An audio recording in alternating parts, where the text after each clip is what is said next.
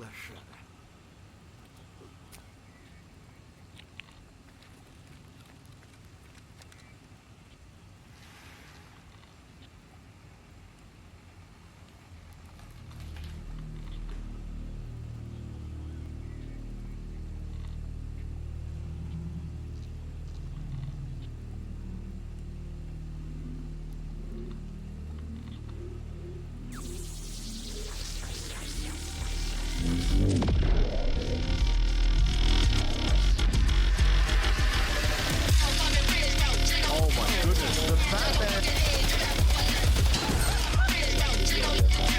Oh my goodness.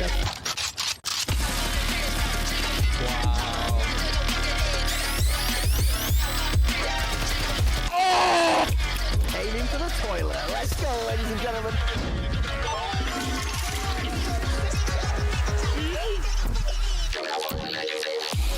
Oh my fucking god!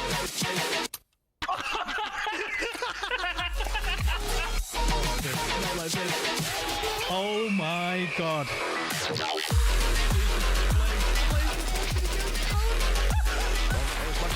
Diablo swings around. Oh, corner with that's the knife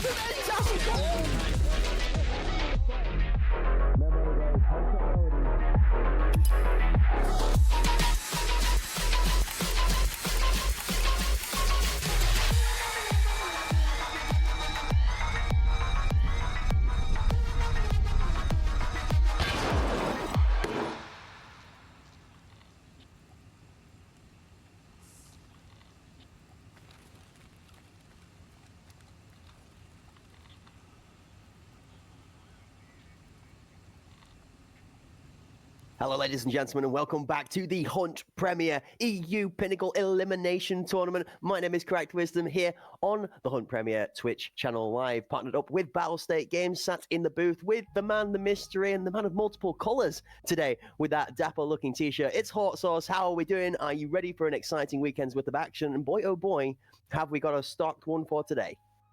Yeah, I mean, after last week, and I've been dying to get back in the booth here for the Pinnacle Double Elim tournament, and I get to be blessed with some Cracked Wisdom here today as well. Also rocking a very colorful shirt, but we are full of action here today. We got a couple best of threes with a best of five to wrap it up, so you best believe we got a lot of exciting things in store. Yeah, and I mean, as we were sort of gliding through that amazing intro trailer that we get to see every time we join in for some of this phenomenal action, I was thinking, is it a bird? Is it a plane?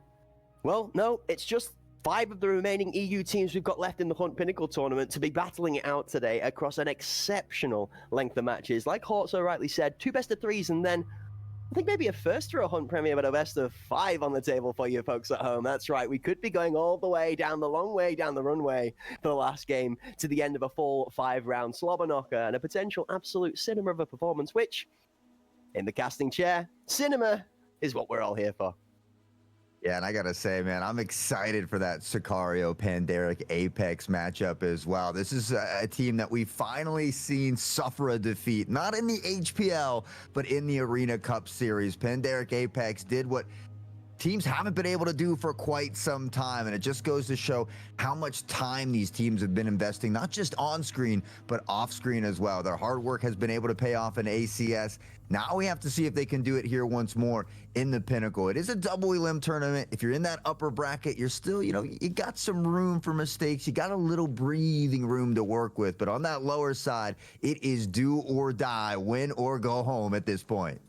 Yeah, absolutely, and I think although we're going to get to talk about that matchup a little bit later on in more detail as one of our later featured matches of the day, let's take a moment to fill in the rest of the guys at home in the chat as to what that schedule actually looks like. Okay, we get to cheat a little bit. We've got our silhouette screen, all right, folks. Yep, we're running our hacks in the casting couch. We get to see into the future, but for you guys at home, here's a display of the table for the day. We've 3 matches total, which have been led into from the results from last weekend. And last weekend was an absolute explosion of activity, right? Well, it just didn't stop. I mean, you take a look at some of these brackets up here and, some familiar faces, maybe a couple new faces to some, but I mean, Ancestral was definitely making some waves against those friendly guys, excuse me. Unfortunately, had a tough time against Sicario, but certainly a team that I've had my eye on. I've seen a lot of growth in this squad for quite some time now. It's going to be a crazy one to look into for each of the two squads as they've developed down through this one. But the one thing we've got to look at very importantly for the focus of today's matches is that the third match of our day today is going to be decided into by the results of the first two, especially this first match starting off from Ancestral and Decoded. It's a chance for Decoded to be able to step up to have another shot at taking down EPA after a close but well-fought battle previously throughout Pinnacle. Decoded's first adversary, though, on the mountain to climb for the day is going to be Ancestral. And the two lineups, as we get to see on screen for you folks at home here, Ashtray Pot, Frost, Duxis, Wraith, and Gore for Decoded. They're going to have to take on the Ancestral boys who, Ancestral have not stopped improving, have they? Nah, honestly, between the whole crew, I mean, Selfish, I think, has really stepped up in that. I don't know if he's technically in that leadership role, but it appears that way because has been having a field day. You take a look at the rest of the crew, though. Kofinas, Gastrus, J4, Zvetis. You talked about the brothers playing together at this point as well, and I think everything just kind of clicking here for Ancestral, but they've hit that speed bump in the road. They found themselves now in this lower bracket, and so they're going to have to pull out all the stops. I mean, we know how talented Decoded is as well, and honestly, we couldn't ask for a better way to start off the day here. I mean, it's a best of three. We're not getting down to these single, one chance and maybe a slight drop of the ball, and that's the match gone. No, not at all. No, today, the match is going to have to be round the distance, and between these two teams, a picking of the maps and the vetoes for the map picks and bans is going to be a large factor as to how we're going to look at this, as to which of the two teams are favored and in what scenario each might find themselves successful. I'll give a little bit of foreshadowing for that one for the folks at home, but after having a little nosy at those map picks, I do find a very well set win case for Decoded here, but also a very heavily set win case for Ancestral. So we're going to look at the fact that Decoded have picked ball. Ancestral will be taking us to Fort Second. Skybridge is gone out of the equation, which is a big shock for us, bearing in mind Skybridge has been very heavily favored so far during the tournament, and it's going to go to Bay 5 as the decider. Now, before we get into too much of the detail, Hort, for the folks at home so they can follow the plan, shall we say, the veto in our minds heavily favors Decoded. The decider, however, is definitely an Ancestral favored map, which says Decoded, they're going to look to close this out in 2. Ancestral might find themselves being pushed to 3. I'm not going to complain about any extra games of Tarkov Arena, that's for sure. I'd love to see it go all the way to 3, but I mean, for me, it's too tough to tell this early in the day. I feel like Decoded must be at least more comfortable on Bay 5 than they are Skybridge, which is why they banned that away. But yeah, Ancestral's been looking so good on almost any map that we've seen them on at this point. I feel like they've been doing that homework. They've been coming with that game plan, and they've been executing almost near flawlessly. So I'm sure both of these teams have a great game plan today. Obviously, it's going to be about who executes better, but I don't know. Maybe I just want to play devil's advocate because I was really thinking Ancestral was going to take it, but after hearing you say that, and looking at the sweet Decoded emblem there, I might just have to lean into them a little bit. It makes me wonder, actually, and this shouts to the strength of Ancestral, of that ban you picked up on. I actually wonder if the mentality is slightly different for Decoded, if it's a case that they believe that Ancestral are both strong on Skybridge and Bay 5, and that Bay 5 is the lesser of two evils in this scenario, where they're like, well, we don't really want to go to Bay 5, but we really don't want to go to Skybridge. So for now, we're just going to go with the slightly harsher of the two scenarios. And like mentioned, maybe play into that mentality that if they do come out of the gate swinging, they can take a 2-0 and maybe upset Ancestral in this. Refreshing to say that it is not EPA. Panderic now, sorry. There's so many team changes at the moment. I'm making sure we get these right. Okay, and Sicario. So Sicario, Panderic, and EPA are the teams to be upset. It's nice to put Ancestral up there now and to consider this would be an upset if Ancestral were not to be able to make it out of this after how well they have been performing throughout HPL 3 and Pinnacle. HPL 4 on the horizon. Ancestral, they're looking to be cooking. Making waves, making strides, as we like to say. And honestly, Ancestral's been playing very well on Fort. I know they took on, I think it was TFG in those opening rounds where they did win 9-6. So Fort, a very, very strong map for them. I feel like, you know, for Dakota, they have to win on Bull. You know, I think Fort could go either way. I know you and I were kind of maybe disagreeing a little bit on this, whereas if it does go to Bay 5, it's going to favor Ancestral. But you know, I feel like Fort certainly favors Ancestral. Dakota, if they take Bull, it could go to that best of 3, but I don't know. I've got a little toss-up for Bay 5. I feel like we've seen so many weird things happen on Bay 5 recently, and all of a sudden we see this map that a lot of teams used to play, you know, formerly Oil Rig, Pandaric, Apex, and now we see these teams getting away from Bay 5. So I don't know what has happened in that transitional period, but something seemed to have changed for a lot of these teams. Yeah, and I mean, it's a far cry and a far stretch away from that of the likes of the action that myself and you were involved in last night in the semi-pro scene with what's going on below the levels of the top ranks. But this tier of the tournament, it's a completely different pace, all right? Call it grassroots, call it greatness. Whatever G word you use as your vocabulary for describing the top tier of the EU scene, it is grandeur and gross at the same time are going to be my 2 Gs for this one, because these teams don't play slow, all right? We don't have somebody sitting on the boxes with about 30 seconds left on the edge of spawn unless it's absolutely vital to overwatching a bomb position. Now, these teams are willing to take those kits up to the table and get in each other's spaces straight off of the rounds, and it's some of the best gameplay we get to see, because if somebody in any moment within a Pinnacle tournament or the HPL scene stops and gets complacent for just a second, we're seeing as the scene grows that the better teams don't let you have that chance. There is no room for error inside individual positioning misplays at this moment in time now. Teams are getting creative with boost peaks, grenades are getting more lethal, smokes are being played around more favorably,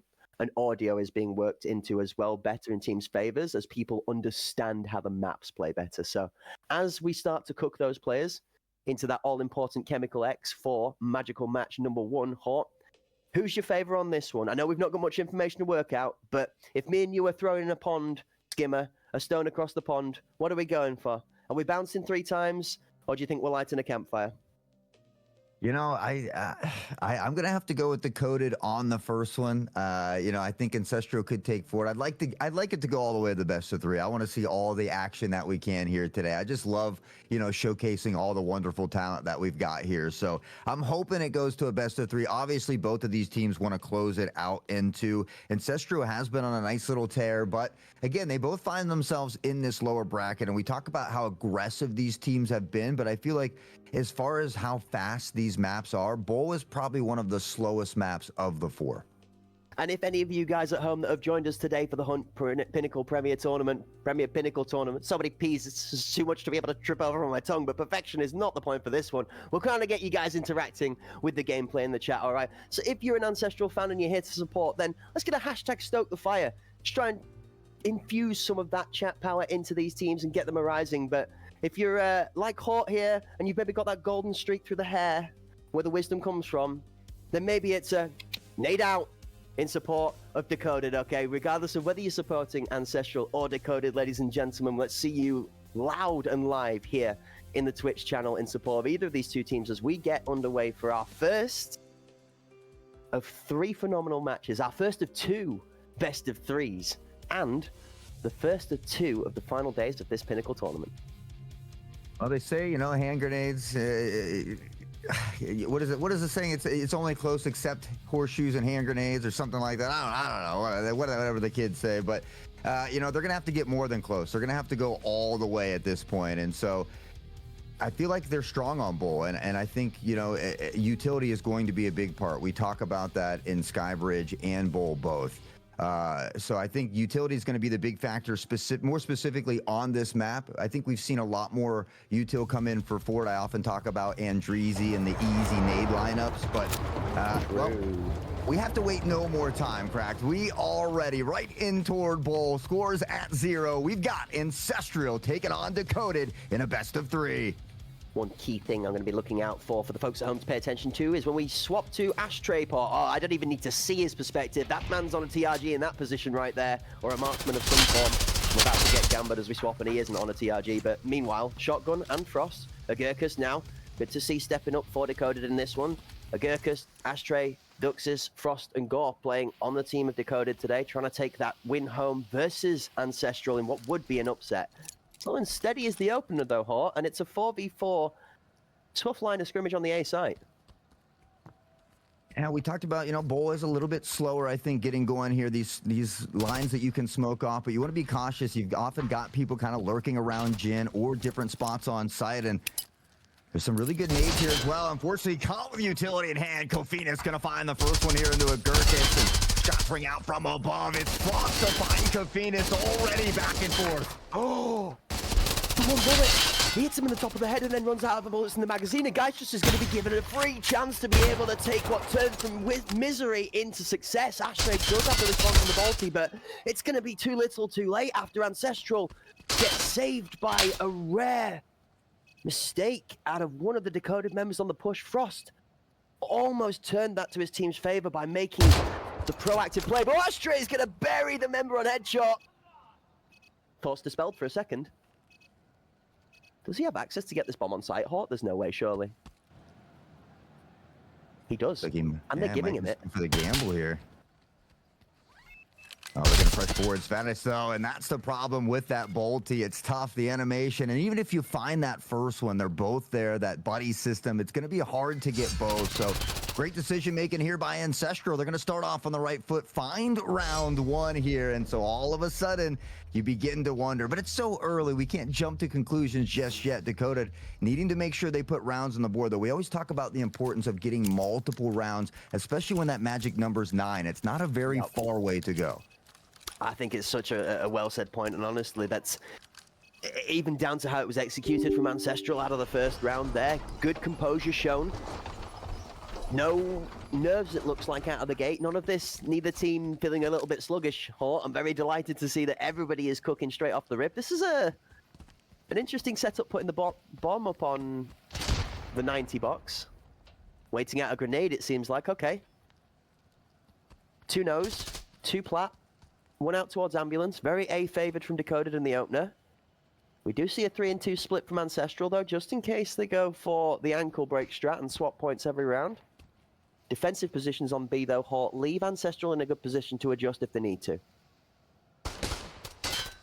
Ashtray remaining patient. They step into the crosshair, but the shot doesn't ring out, and maybe wishing they had that opportunity back. We'll look to rotate around here, and we see a lot of pressure coming up through this mid area. They have to be careful. Ancestral still has one locked toward the B side. Duxies taking out a teammate. J4 will make him pay as well, and all of a sudden, more trouble here for Decoded. Frost, though, able to get a consolation prize and something to work with.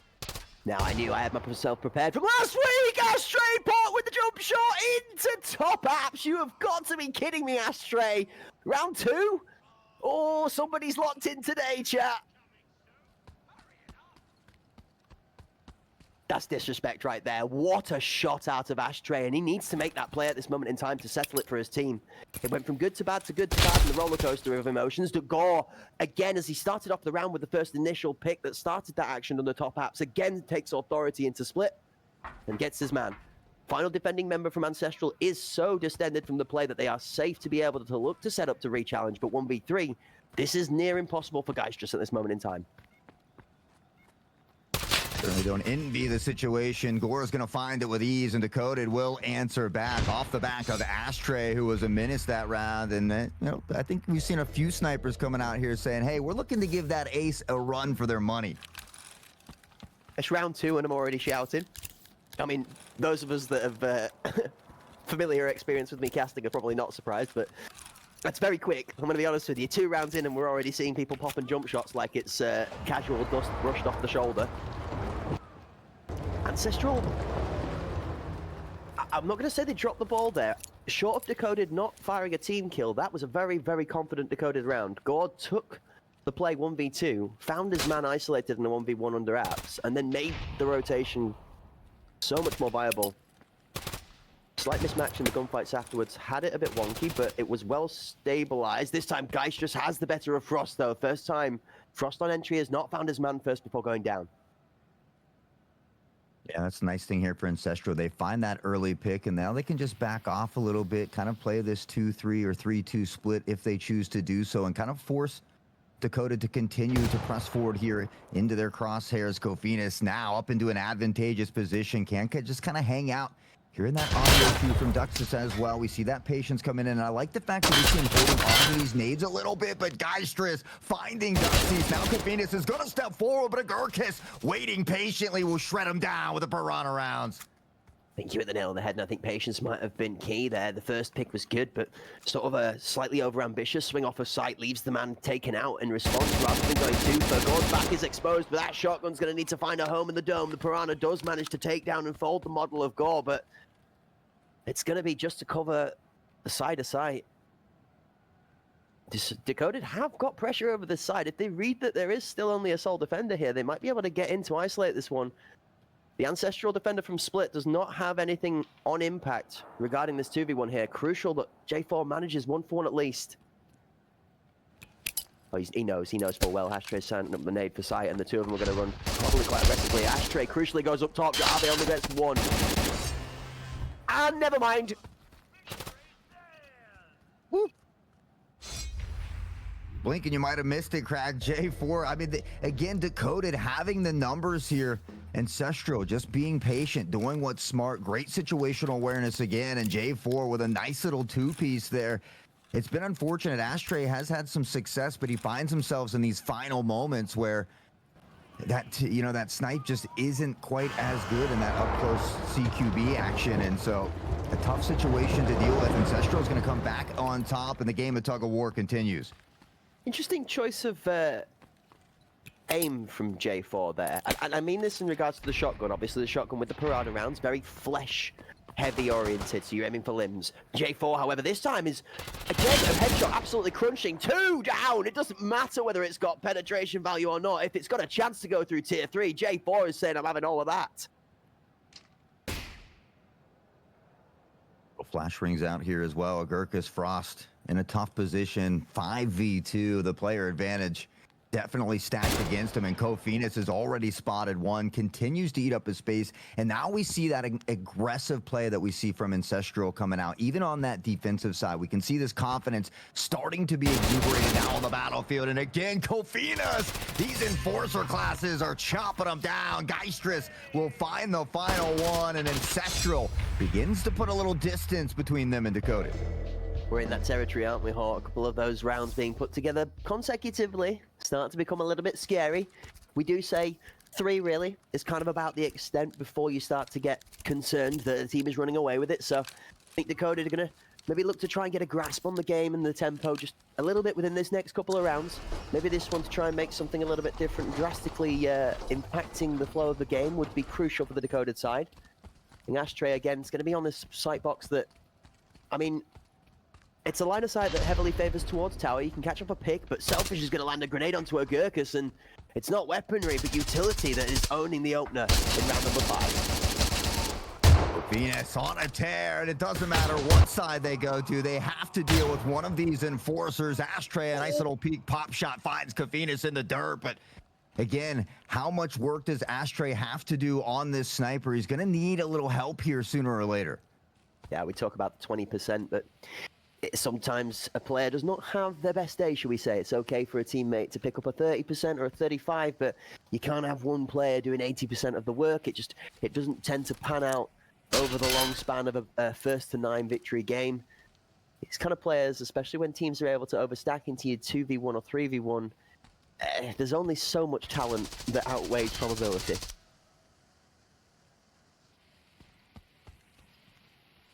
Well, Ashtray will try to shift forward here a little bit, has some help toward Ambulance as they both try to work together here. These lanes just being patient. I mean, Ancestral has this luxury at the moment. The smoke plume's out, going to be able to take control of sight here as well. Selfish has to be careful with that positioning. Shots continue to ring out. Now the pincer play from Jin, but Gore doesn't connect here as well. Runs on through. Selfish able to find Ashtray, but we see Gore in a great spot. Svetis waiting patiently.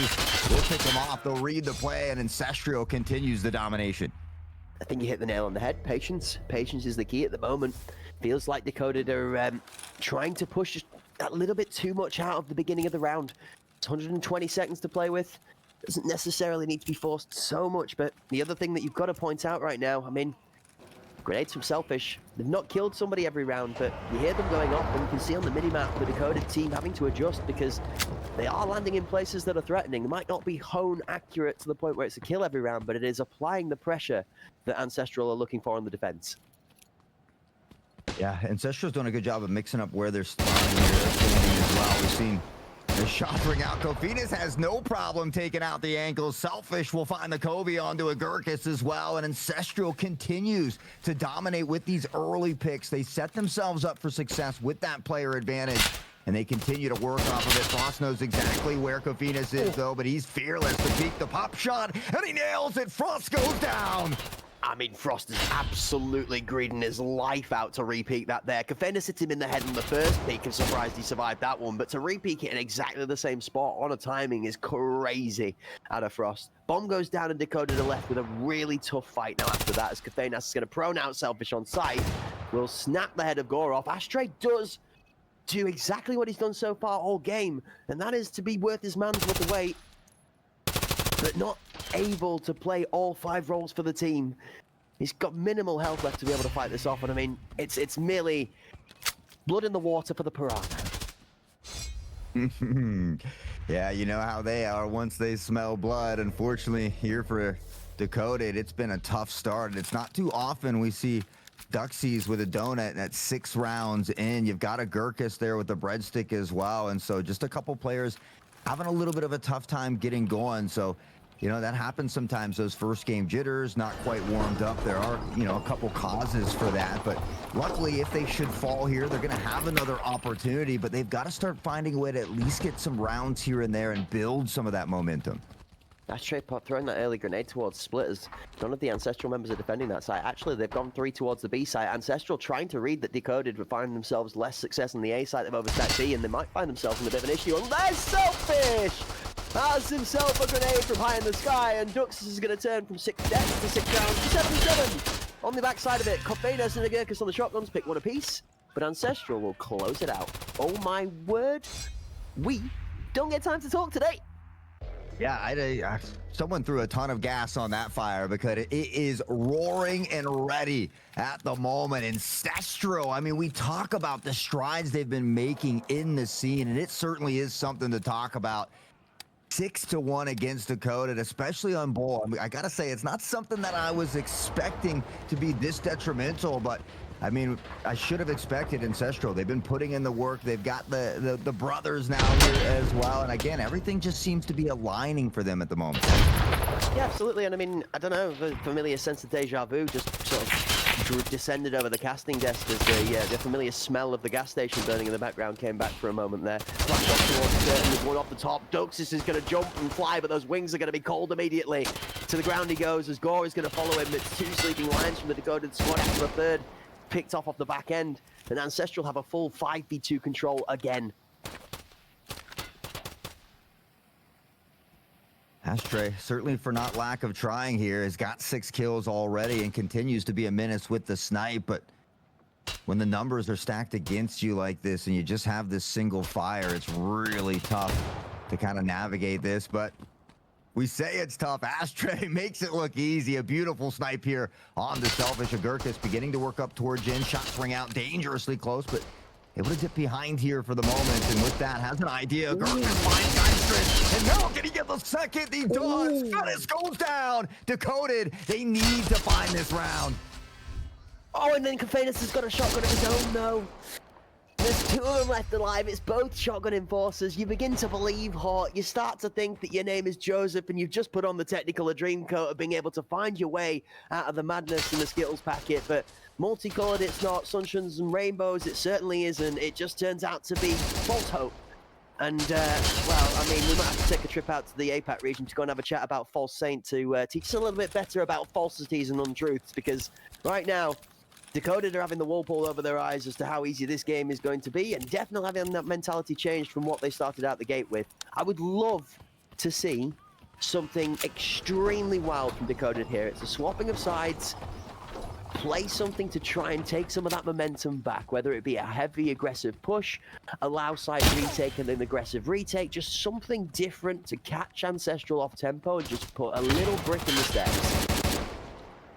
Ooh, Coco Venus, talk about the aggression. It continues. Ashtray, though, will pop the head and put him down for the moment. J4 up near Jin. Shots ring out, and unfortunately, Ashtray caught in an awkward position here with that TRG. All of a sudden, Ancestral again with that player advantage, and they don't look like they're slowing down anytime soon. This fight for J4 is very tough to fight. He's actually going to get himself swung from the right-hand side. Duxus for twos finds himself in a good position on headshot. He's going to get both men. Behind him, though, as the back, Duxus has to respond. Does swing, flick, not find the shots. Protection from bomb on site as Selfish is lurking in the middle of no man's land. Instead of looking to plant, catches Duxus off guard. Gore is left in a 1v2, and the bomb and teammate are going to rotate. Gore is not going to have a chance to pick off the second either, as Smoke is in a great place on split. Oh, big brain Gore. Can you find it? Can you make it count? Oh. So close. So close. Unfortunately, no cigar until he comes around the corner. Glor finds Gastrus, and all of a sudden the round becomes winnable here. He's got to be careful, though. So many places to check. Selfish and a good angle. Shots ring out in both directions, but Gore, that crosshair placement just slightly to the left and off target. Selfish comes up with a big clutch here, and Ancestral already at match point. They give themselves 7 additional opportunities to close this out, and honestly, I don't know how Dakota comes back from this one. It's so close. You said it yourself, it's winnable. It is winnable. And I'm gonna be deadly honest, 9 times out of 10, my money's on Gore in that. But Selfish, again, discipline, doesn't lose his cool, he holds his own, and even down into the 1v1 after 2v1, he doesn't let the confidence drop. 1 for 1, however, to start off with it as plaid. Never mind, screw the plaid stripes, it was only a top collar, the rest is all red from below, might be blue around the neck, but the body of the shirt and the main body of the chaos in the favor, surprisingly, of the team behind. Decoded in a 4 versus 2 for the first time. Surely, I'm not going to say it. We're not cursing them from the casting booth this time. We know what you were thinking, though. We know what you were thinking. Decoded, though, again, they get the luxury of being patient now. They have the numbers. Potentially could play a 2-2 or this 3-1 that they're currently rocking. Selfish spots 1. That'll give them some extra intel as the shots ring out. And with that, just still 59 seconds. I mean, plenty of time for Ancestro to look to find a pick or 2 here. It's a lovely call out in the Outcasts where we would shout zoo here. Well, my teammates will understand that, but it's basically a comm that in the numbers advantage, you settle yourselves. Oh, speaking of settling yourself, Ashtray is going to take his time and he's going to take a life. Trying to swing for the second as he does leave Selfish some space in tower lane, but he has taken off half of his health as well as that shot did connect. You look at the health bar, Selfish bottom left. There's very little left of Selfish to be able to carry this anywhere other than to the grave. Oh, hold up. Wait a minute.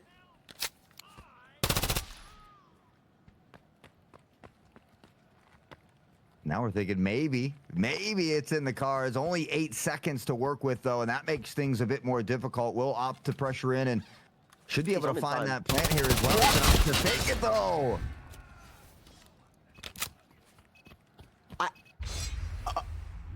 I mean, I'm not going to lie to you. If that had worked and he'd have got off and gotten both from the transfer, that would have been a clip. That right there, that'd have been clipped, shipped, casted in gold, highlighting platinum, get it framed, put it on your mum's back wall. Wow. The confidence to try and go for that instead of just plant, because there was time to plant. That bomb would have gone down. That is crazy out of Ancestral right now. I mean, sometimes you got to take a gamble, and unfortunately this time it didn't pay off, but honestly, he was in a very tough position. He had found 2 kills that he probably shouldn't have got, and that's the 3rd nade kill of this match for Selfish. He's cooking. I think maybe Bakizi might have sent him an authorized copy in the mail. Speaking of authorized copies of cookbooks, Ashtray Pot was also known for writing himself a little novel back in the day with his utility skills, and maybe shades of that have come back to life. Go off the back nose. It's more. 1 for 1. 2s. Decoded find themselves in possibilities again. The bomb is still not with any site control. Oh. There's no way. Hotties 1v2 with 50 seconds on the clock and a full rotation to his spawn. Are you ready for this? Round the outside, round the outside. And Ashtray Pot's going to be Yeah. waiting the whole way. He's got an idea. He knows what's going on here, and so. Oh! Rare form, though. Not able to connect the shot. Frost honestly just has to be patient, allow for the teammate here. This is a good move by Gastrus. As he tries to isolate the one, he's able to nail it, and now Ashtray goes down. He knows where the final member is, and it's an easy decision to leg it toward the B side here. The plant's going to go down, and now Ancestral, an opportunity to close it out. Bombs down, swing, he tucks away in time. He just, oh, what is that from Frost? The last pixel! Decoded are alive again! No, come on, that's 2 in a row. Don't do this to us, Decoded. No false hope. If you're gonna take it, you've gotta wait 6 more. There's no way. Look at these shots in the replay.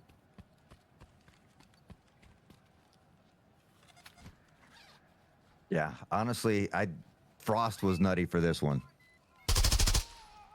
Oh, in a split second. Somebody fetch some ice cream. That man's gonna need to soothe those burns. Oh boy. Oh boy, oh boy, oh boy. This is the game that we were cooked up for, Hort. This is how close we expected this to be. And I'm gonna be honest with you, ball might just be a little bit too far over the edge at this point in time, but for the best of 3, oh, we're cooking now. Flash will rain down. Gastrus just looking for a little pixel peek here as well, working with his teammate J4 as they begin to pressure forward a little bit. One spotted, shots ring out, no damage done, and Selfish yet again. Another nade kill. The utility has been on point here for Ancestral. Oh, hold up, but wait a minute though. The Balti is seeming to be just as bruising as those grenades are. Speaking of which, that one looked good but didn't find any damage whatsoever. Ashtray Pot. Gonna go back to the grenade. Ancestral read it better this time and don't put either of those 2 shotguns that got 2 for 1 last time into it.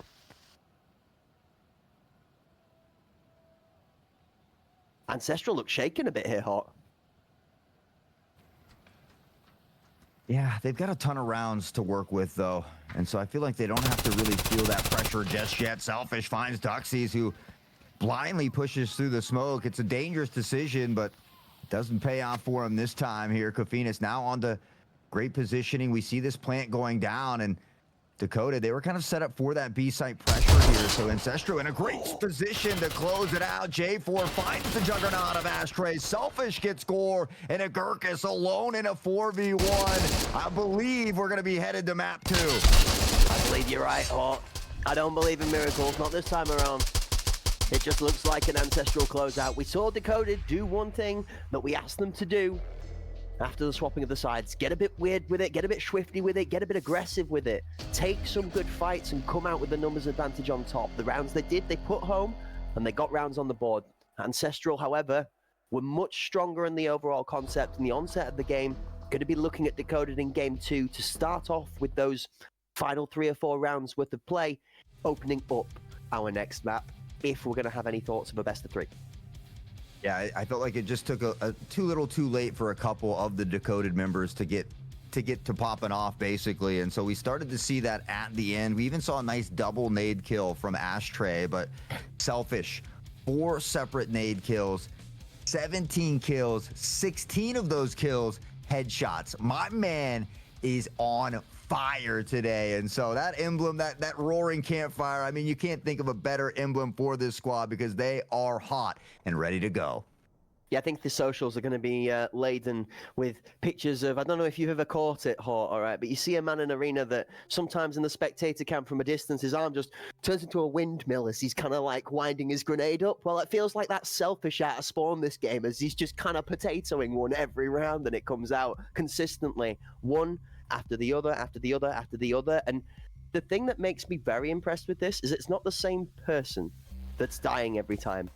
It's a slightly different grenade on a different position so that, let's say they naded the back of ambulance the first round and Agurkus dies to that. If Agurkus has changed his play and moved away from that position and adjusted to it, it doesn't matter. Ashtray, or in this instance, Selfish, has moved on to the next target. We saw Ashtray try and nade Curtain the round before where he got his 2-piece.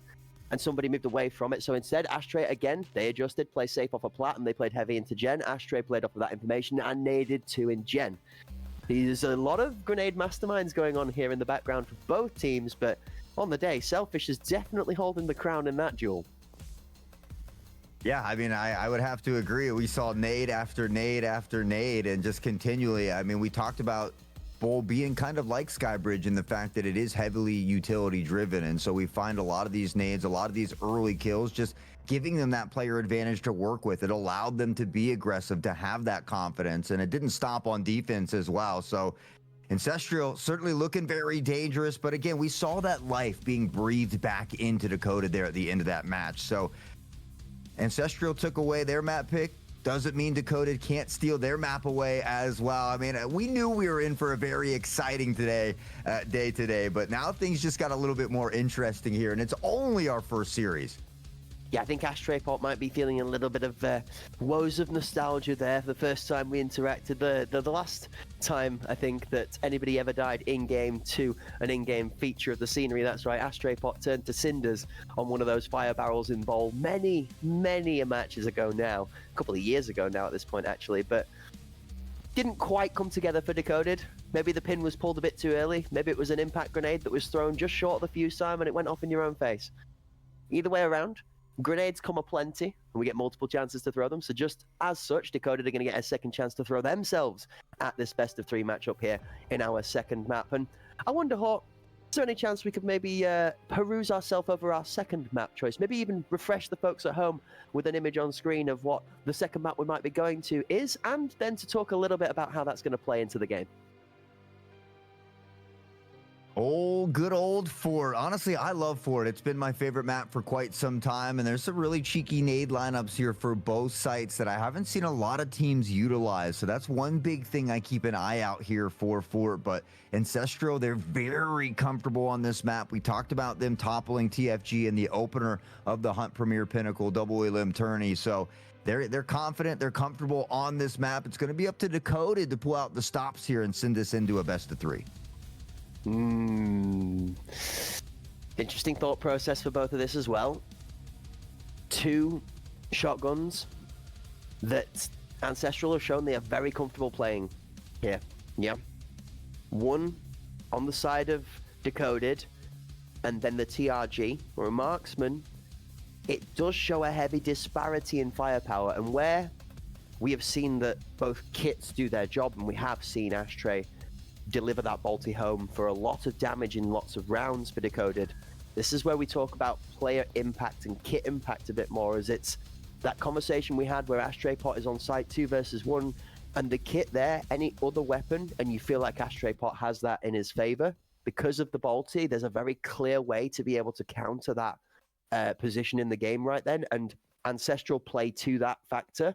And like we spoke about the small, minute mistakes or gaps in gameplay, teams out here at this level will expose you for it. You can't give teams like that a chance, because they will just quick shove, play off the audio, quick peek you, jiggle peek you, force you 2v1, force you 3v1 even sometimes. So it's a tough tempo to face.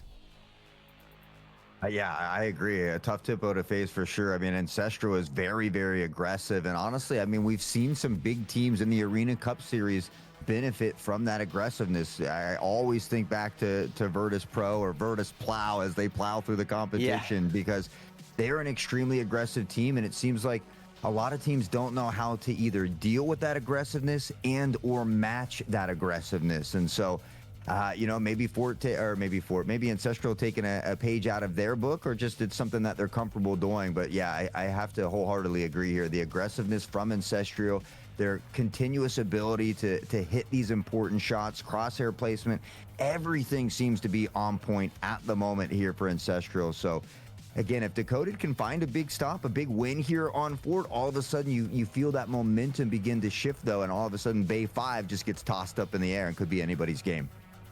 Oh, for a second, I'm not going to lie to you, Hawk, you just tempted me in with entertainment, which you know full well I love me a good bit of spice in the storyline. But let's set the scene, shall we? Let's give the folks at home a little bit of atmosphere to roll through. So without further ado, ladies and gentlemen, allow us to take you on a little stroll through for the next picked map that we're going to feature, and a little bit of a a display of what great work goes into building these maps and the scenery it produces.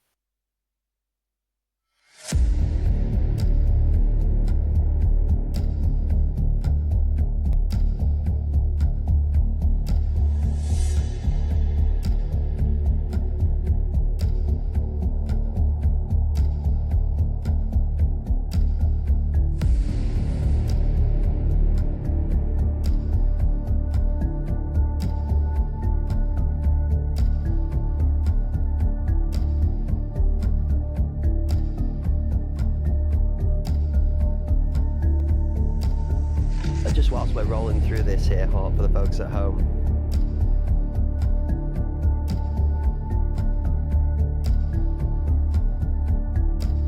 I wanted to just sort of take a moment actually to digest a couple of these angles. So that long journey down garden we saw, I want to talk to the Andreezy factor you spoke about, because that's the spot, right? That's where those nades are coming from. That's where teams are going to have to look to in our next map to really start to elevate that A position playing. Here, B ramp, the other big point of contest, right? You get dominance up that B ramp to this B site, as you can see from the overview. There's a lot of tight, closed, roofed off sections here, so grenades up that ramp are really the only point of access, short of throwing some kooky ones off of angles, and it's a large map. It's a very large, horizontally rotating map. There's not much sort of forward and backward positioning. It's all about this middle box where you need control of Palace, of Catwalk, of Beacon, or you alter your adjustment and you play very heavily towards this A site where the more open angles are. The Balti can play out towards Garden. It is the longer push out from the attacking side, the perspective we're on here, to that site. The defending side have a better chance of making it to the defensive angles quicker, and even a good chance to push out aggressively into that lobby section. Heaven Stairs, key point of feature, centers towards the middle focus of the map, and that top section is very, very aggressive if you're looking to try and play towards the B site. There's always going to be a fight for Heaven versus Palace. There's going to be a fight underneath the headshot box most times, and the defending teams often occupy bedroom. Yeah, a lot of those nades come from lobby, and they either go toward quad or like toward Xbox. And then there's one from yard by statue that you can literally toss in toward mini and or stripper. Oh, the through the window, of course. And we've seen this a couple as well from out on the cannon side, haven't we? The underarm where it's thrown off the wall and into the window to drop down on somebody's head who's not expecting it. And well, I'm talking right out of T-spawn, like right as soon as you leave T-spawn, there's yard, and then there's that statue there before you go up the steps. From that yard, you can throw over donut and all of that stuff and land in the doorway of mini and or stripper. Ooh. There's so many bits and bobs and features there, folks. And as you get to take a little bit of a drive with us in the aeroplane over the scenery and have a look at where the chaos is going to ensue for map number 2, we get to talk about some of the features and factors of what we've seen from other teams. Like we mentioned, you know, many teams from the Arena Cup series we got to see just recently displayed a lot of aggression on Fort. Again, talking about the maps, Fort and Skybridge, Hort, I mean, they've been the two favourite ones so far, haven't they? There've been lots of Fort and lots of Skybridge, but we're not getting Skybridge for the first one. No, I'm ready for some Fort action. I mean, Fort's been my favorite map for a while. We do see a lot of Fort, so I often don't complain. But we were talking about some of those nade lineups where we got to see that wonderful aerial drone footage there of Fort. And so those are things that I look for. You know, I often call them the Andreezy easy nades from lobby, you know, toward quad, toward Xbox that we were talking about. Who knows who invented those nades, but you know, I've seen him dominate with them time and time again. So that's what I've coined him momentarily. You know, if someone wants to tell me I'm wrong, that's fine. I'll take it. Maybe it's anybody with easy inside of the name somewhere. Because I feel like, you know, we've got Andreezy, we've got Buckeezy. I'm starting to get a similar whiff of, you know, Ashtray Pot says when he nades everybody, it was easy. I don't know. It's just... a little bit of shade out there. But no, it's definitely... it's good to see. There are some creative connoisseurs when it comes to utility, and it really is something that does make a drastic difference in a team's preparation coming to a match on the day. If you can consistently, I mean, what, 5, 6 in a row selfish grenades, it's a lot. I mean, you talk about consistency of putting rounds together. consistency of putting one in the bin has got to be frustrating from the side that's losing a team member every round, regardless of who it is going down, because you just feel 4v5 every round. I'm hoping that Decoded have got this presence of mind to be able to dip in and out of some of these grenades and try and bait them out. Yeah, and honestly, I think Selfish did a good job of that. We saw a couple early nades ripped off, not always in the same spot, though. A nade early in this spot, then immediately in the next spot, and then rounds 3 or 4 holding that nade for 30, 40 seconds, waiting, allowing them to pressure into position where they like to kind of sit and hold an angle and then tossing a nade and finding a kill. So I felt like Selfish, Ancestral did a really good job of mixing up those strategies, kind of keeping those opponents guessing. And yeah, I mean, that's frustrating. We talk about the physical aspect of a game, but the mental aspect is equally as important. And if you find yourself getting taken out by a nade, 2 of the first 5 rounds, you're like, hey, I'd like to play one of these rounds eventually. And so you can't allow that affect you mentally, but it does happen sometimes. So, ladies and gentlemen, without further ado, here's map number 2, game number 1 for the day, but Ancestral finding themselves with that all-important golden ticket, the access to the Willy Wonka's chocolate factory from the first success in map 1, and a lead in the best of 3. So Ancestral had an advantage, but on 4, Decoded looking to try and throw a better grenade in the first, and they're going to start off with an opening first and second blood as the shotgun from Agurkus rings out into one of the brothers. Svedas goes down second. J4, the first to pay the life. Dux is Frost. An extremely strong mid-control until Campaign swings this shotgun to bear. Frost has the trade though, and Frost to challenge top mid, nearly finds the second. Beautiful shots from Frost here. We talked about the momentum shift there. We saw Decoded finally finding their way at the end of that last one, and now carrying over just a bit, but Selfish going to kind of find Frost here. I think he was a little caught off guard there, expecting that one through donut. Ashtray in rare form misses a big shot here as well. Gore able to pick up onto it. Now Gastrus alone. Gore on a tear, and Decoded comes out swinging this time on 4. Actually got to give Ashtray his due there, although he doesn't land a killing blow. He does land a hit on the model, and because of the numbers advantage, there's no point in forcing to chase that out to give yourself away as a free isolated one. Instead, comms to the teammates that the hit's registered to the blood on the wall, and that he should be an easier kill because the health bars on teammates are slightly larger than that of the man that's just had his arm taken off by a 300 round that hurts like everything you've ever seen before. That being said, I'm astounded the Balti is here. Not surprised. Ashtray is an exceptional Balti player, but this is a tougher map to play it on, so could that be the deciding factor? Also, Ancestral's aggression off the opener. Svedas goes for a walk out and takes himself a man to walk down. Doesn't stop there. J4 as well. And these Enforcer classes here have been devastating to go against for Decoded between Kofinas and J4. They've been lighting up the competition. Selfish will find Duxies here as well, and that'll allow Gastrus to eat up a little more space. They're going to realize there's no one over toward this A site at the moment, but Ancestral has that luxury of just being patient. They've got a 5v2, and it's up to Decoded now to find a way onto one of these sites.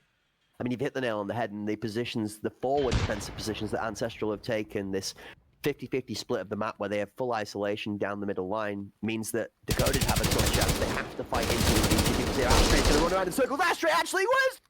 He gets it! He's robbed the shotgun and now he's robbing members. Gore's got one on the back of him as 2 go down. Decoded, are going to lose the bomb though on site after a good response and discipline from Svedas does not overswing. Selfish claims out Ashtray. It's almost there. It's almost. And Ashtray is reaching so far for his team right now. At least Gore, I mean, we see Gore already stepping it up here. 4 kills on the board, so they're getting that momentum they need, but they have to continue to build with it. We really haven't seen Decoded be able to win 2 or 3 rounds in a row yet, and that's that important factor we talked about. You only have to get to 9, so anytime you can really extend yourself from your opponents, it's obviously going to benefit you here. Decoded back on attack, and once more potentially thinking about this B push. Yeah, this is changing a good adjustment. Frost's going to find the first as aggression comes through just from the previous round from the default. They have to split 2-on-2. That, though, in response is going to be gross. The shotgun does ring and sing. 2 members of shotguns. The third is joining it. Are we going to have a barbershop quartet? Where's our 4th? Bolts do ring down, but it's only that of the MCX. Ashtray pops health bar, takes a little bit of a chunk as the smokes go out onto site. It's Decoded, have full site pressure. 3 remaining members of Ancestral are giving that space. Going to allow the A-site member to rotate up to battle buddy and support. Unless Agurkus can get the aggressive push and take that tempo ahead of the time, they need to try and isolate this one off the spawn. Selfish is feeling himself. He's been cooking all day so far. Is he going to play on his own? He is. Selfish is going to look the wrong way. Timing is rough. Gore gets one. Great positioning here from Ashtray as well. Gonna find Kofinas here, and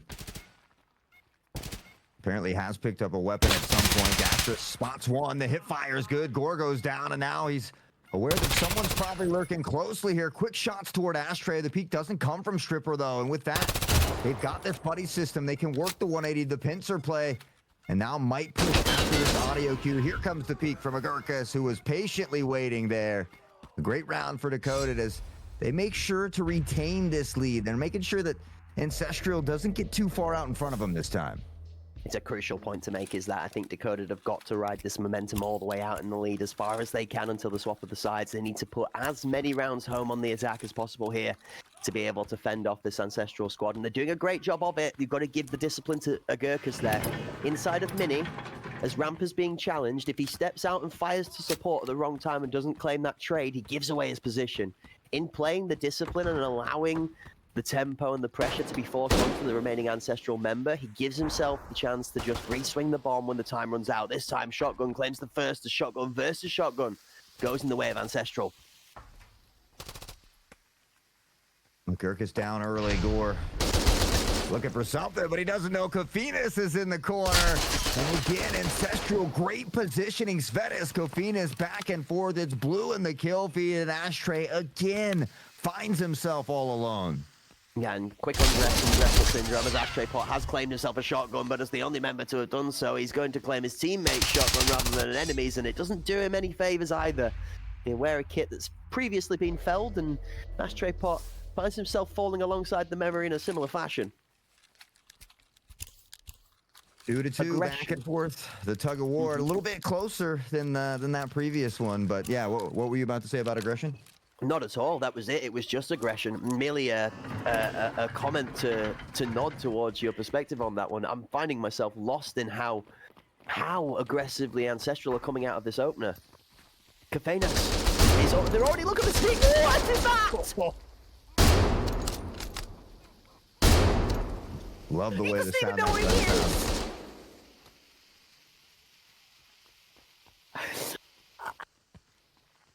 He hits him so hard with the first shot, the teammate's looking into the sky to figure out where it's from. It might not even be the end of the round, but Dakota have found two. Svedas gets one from spawn.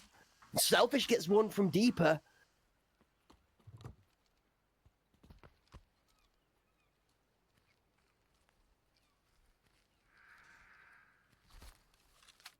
You don't often hear it that quiet. Could hear a pin drop at this point. Ashtray up top. And again, Ancestral just playing smart. They've got the time to work with, but Dakota able to get this plant down. We will see them begin to shift on the mini-map. There is a long lurking flank coming into play here as well. Duxie's on the peak, immediately eliminated by Selfish here. Gore has to dip back for the moment. Over the top. Selfish for jump information. Svedas is going to support and find the one into Con. Do they have room to just pressure defuse this? They do. It's done. Dakota don't have enough pressure on site to be able to trade it out, and Ancestral are going to close the round with a great defuse. What an absolute back and forth round, though. Woo, tug of war again. It continues, and this is what we're here for. The action doesn't disappoint. That shot from Ashtray. Oh my God, so dirty.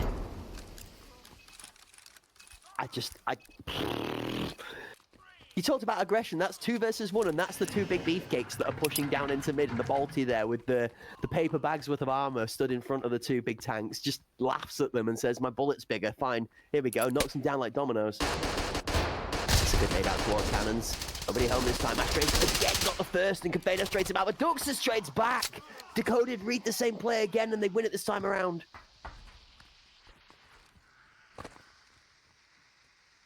Yeah, we see Dakota almost starting to match that aggressiveness there. And this time we see Duxies with Ashtray making sure to find that trade at a bare minimum. And it allows Dakota to retain this player advantage here. Shots ring out. Svetis will take some. They'll kind of do the little switching A little switcheroo here because Selfish has that full health. Svetis maybe an opportunity to heal up just a bit, but Decoded again has taken control of this B site, and it seems like they're a little more comfortable over here on the B site.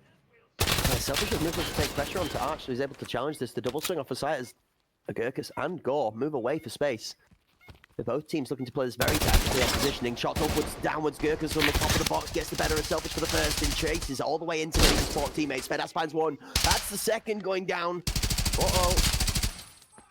Frost has got the response. Back alley. Geistrus, 1v1. Gives himself a chance. Duxis is ready. Duxis closes it out. Dakota to even it up again and bring it to 3-3. Once more, all tied up. Duxis, everybody starting to find that momentum they're looking for. The kills fairly even across the board, and this is what we are looking for Decoded. But Svetis this time over there, that 8 kills, the shining star at the moment. And we saw it was Selfish last time. We haven't seen as many nade kills this time, but as you mentioned, some of these lineups here on Fort a little bit more difficult than maybe some of the other maps. This mid-fight is one we're going to be on board for. And again, this time Decoded are feeling a bit more confident about this up top. Palace has gone quickly. Palace has gone and out of Dux's sight. That initial clash not happening this round. Ancestral trying to play that tempo just a little bit slower.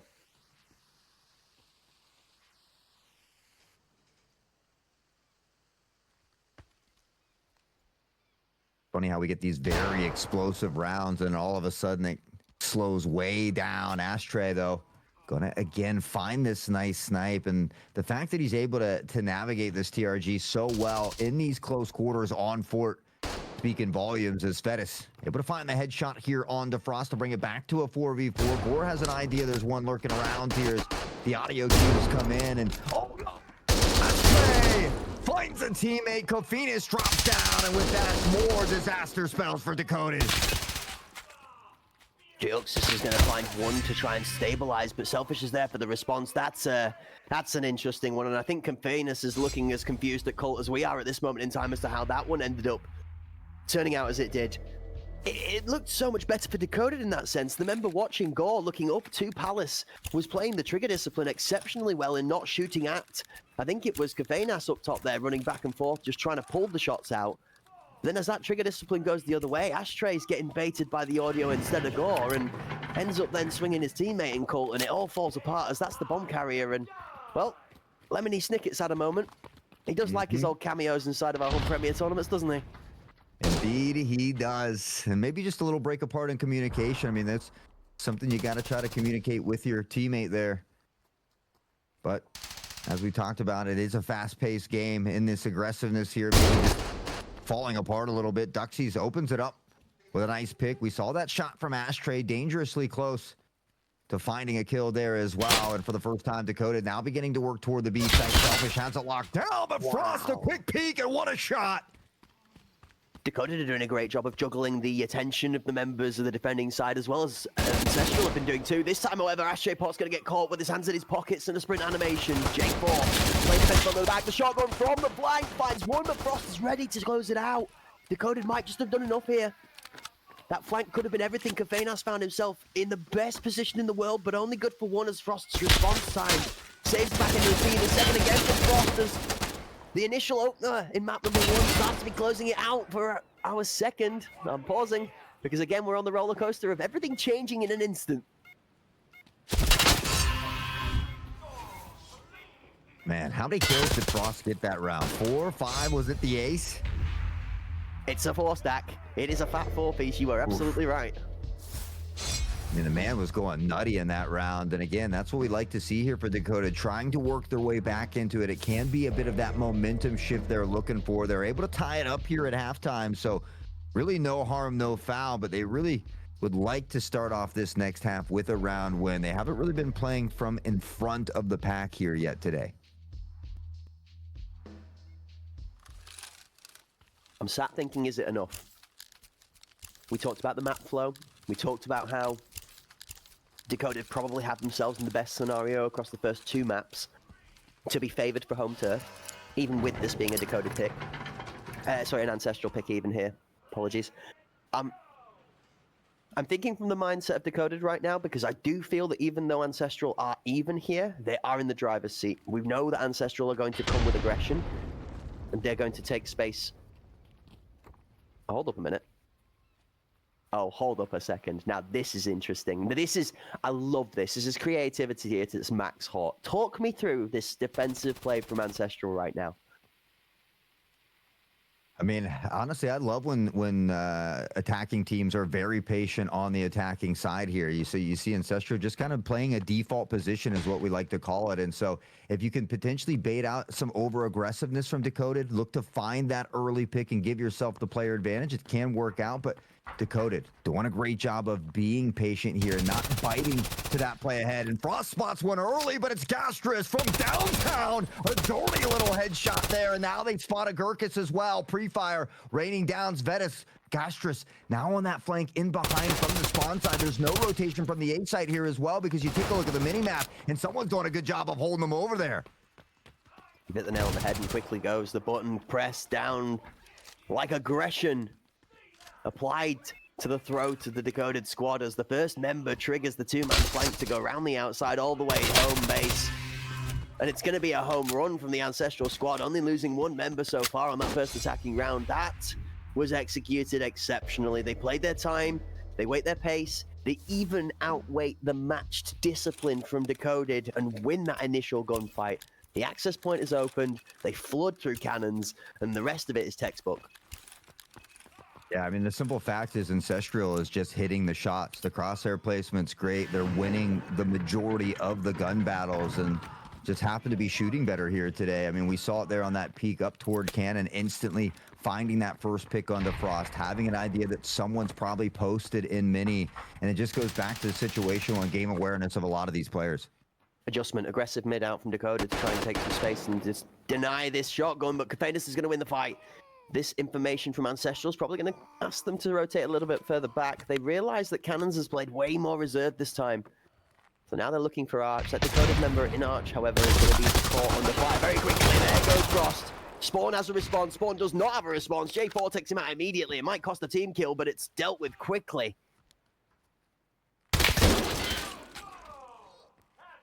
We're wasting no time dropping Kafinas there. The plant does go down, and Gastrus again finding core. I mean, these setups from Ancestral have been so good. Astray trying to take matters into his own hands, storming onto the site, finds one, and he nails him through the wall. You've got to be kidding me. Can he find the last one? No, Gastrus. And again, it's so many moments like this. Astray so close to the clutch. Insane shot. I mean, we got to take another look at this one, Craig. I mean, we almost got debated out by the fact that the kill feed was a little slow to catch up with it. I think the kill feed was lost as to whether the kill had gone through or not. That astounded at such an insane shot being hit by Astray through the wall bang. It's just unfortunate the guy just plays an exceptional positioning on creep walking outside of the dark corridor, just to give the fake that he could have dropped off. So Astray's crosshair placement is heavily out of position compared to the last challenge, but like you said, it's fractions, millimeters away from the success that Decoded might need to just be able to flip this on his head. The fearlessness. I mean, Ancestral just doesn't care. They are in your face, blowing out the legs, blowing off the heads. J4, Kafinas, the Enforcer brothers. I mean, how do you slow these guys down? They're Hans and Franz out here. They've literally just figured out that the defensive positioning from Decoded holds a very similar standpoint, and if they're not going to adjust enough to maybe overstack or double stack something, well, Ancestral say, that's fine, we'll go through the door again, except this time, we're not even going to hold the people on A, we're just going to send all 5 through, and force it is. Force full, force through, door slammed shut in the face of Decoded on the third of these attacking rounds. This is getting dangerous. They need to find a way to adjust now, and I'm concerned that if Decoded throw a heavily overstacked B this time, this would be just the time for Ancestral to swing it A side. Oh no. Oh no. Oh, hot. Tell me it's not real. I mean, Ancestral, they just don't care. Look, if they're getting killed at B, they're going to find some at A. It's Gastrus, it's Kafinas, it doesn't matter. You can say anybody's name at this point, and you're most likely going to see him in the kill feed. Ancestral working like a beautiful cohesive unit here today. And it's so cohesive that it's perfection. They cause aggression, they pull defense, they set rotation, the bomb's waiting for it, the bomb executes exactly on timing, and it's now 5 members versus 2 after the first is executed on site. Out in long, shots are going to win for both Decoded members actually. This changes things slightly now. Ancestral have a chance to make mistakes for Decoded to take it back, but that's not going to happen with Selfish holding, and Selfish has been absolutely slamming all match long so far.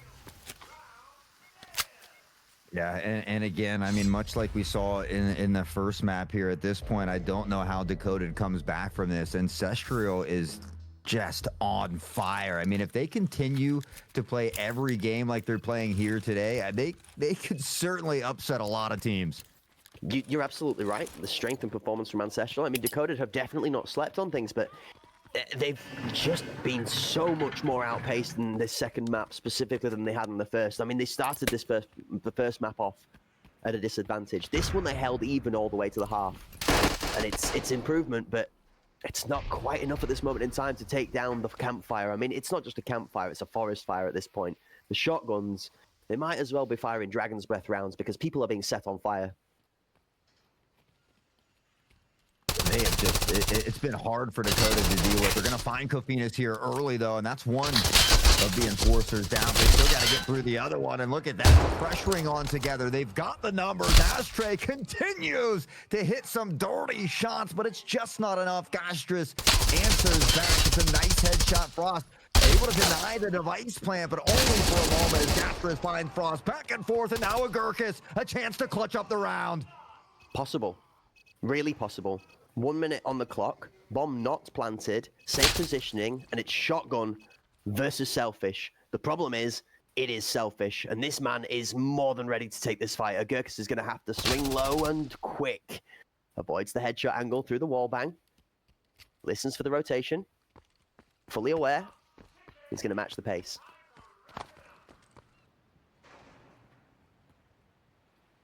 Look at this. Gotta pay extra for that camera angle. Look at the read as well. Agurkus might as well be sending some extra in for it too, because it's capturing the big brain. He's read it too. He's back. He's here. Selfish might find himself in a tough spot. He might need to get off this. He doesn't get off. Wise. What a battle back and forth. Agurkus or Selfish. One of the two is going to decide this right now. Agurkus takes the chance to swing. Taps on the head of the ricochet. Goes for the low blow on the legs. 1, 2. Running out of bullets. Oh. He's done it. Time on the clock. As long as he doesn't die, he's fine. He can't plan. He's got it. Agurkus is going to save Decoded for another round. Oh, I don't know about you. I mean, I might have to get a heart monitor over here. They say I'm getting too old for this, but these guys toying with the heartstrings. Agurkus, talk about situational awareness, phenomenal decision making, and all while that's happening, the ability to just stay cool, calm, and collected, to win that gun round, to continuously make those smart decisions there in that fight, again, speaks volumes for Decoded. But is it too little, too late? Is it going to be enough to get them back in it? Yeah, I'm supposed to be going to TwitchCon. I'm going to be a flight risk for my own high blood pressure at this point in time. Made out. That one sounds like it's dangerously close to doing damage. Doesn't quite find out if it tickles Duxus just a little bit. Cabenas, though, however, is not down for tickling. He's down for slamming. Svedas is the back of one, but Duxus who's going to calm it down. Hold up. Aggressive push out of Duxus, just trying to bait some shots from Geistras. The bomb is secured from Decoded, which is big, but Geistras is more than ready to change that opinion. Frost, though, a little 2K of their own, and all of a sudden the round becomes winnable again for Decoded as Astray wants to cheat forward. Oh. Hey, you've got to be kidding me, Astray! Look at that flick of the wrist. My man said, cue the music, he's on fire. You can call him a DJ because that's not just the remix, but man's doubled down for a Flipside album and a full platinum on both sides. Unbelievable. Ashtray Pot absolutely locked in at this moment in time to try and make the difference. The bomb is within earshot. And with the SVD as the backup here, I wouldn't want to be challenging this. No, he doesn't even swap to the other weapon. He says, nah, I'm more than good enough. A natural disaster, a marksman master. Turn on the beats and I'll rock that ghetto blaster, baby. Look at this shot. My man is insane.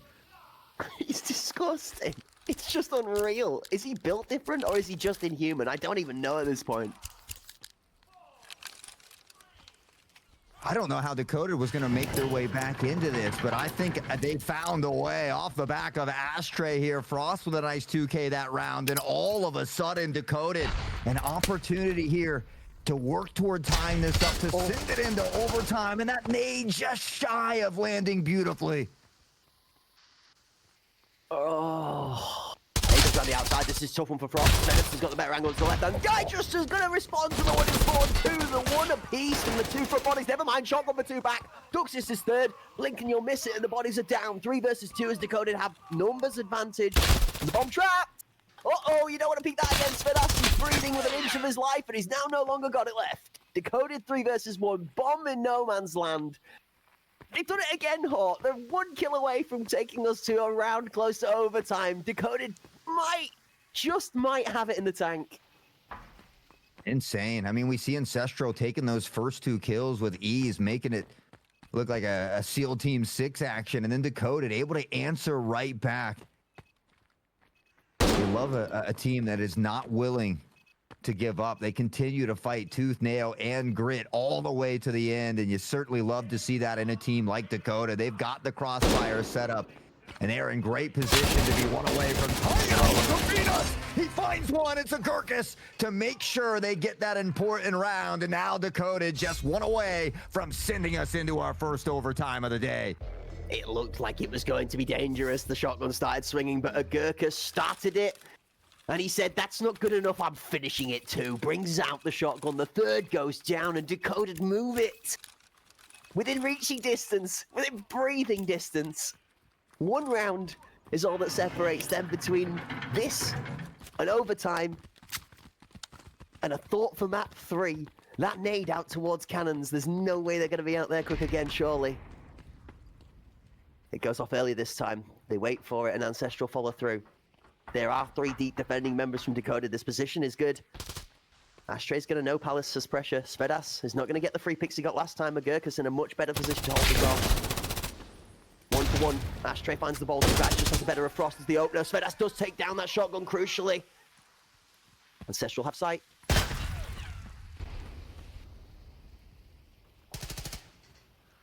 This is going to be dangerous here for Ashtray. Does he check these steps here? Going to hear the footsteps, and he does. Unfortunately, the shot just misses. Now pressuring onto the side here, and that is a tough position to be in. Svedas finds the first score. Quick trade back, though, and they know that there's one down here below the steps. Geistrus just remains patient. Svedas up toward Mini here as well, but they've got the numbers advantage to work with now in favoring Ancestral. Timing. Duxis might just find Geistrus tucked away here. Geistrus knows full well that this could be a possibility, but Duxis is there on the time. 25 seconds left on the clock. This is going to get close to it. They might be able to walk on site here and look for a pressure diffuse if Duxis can get up this ramp without dying.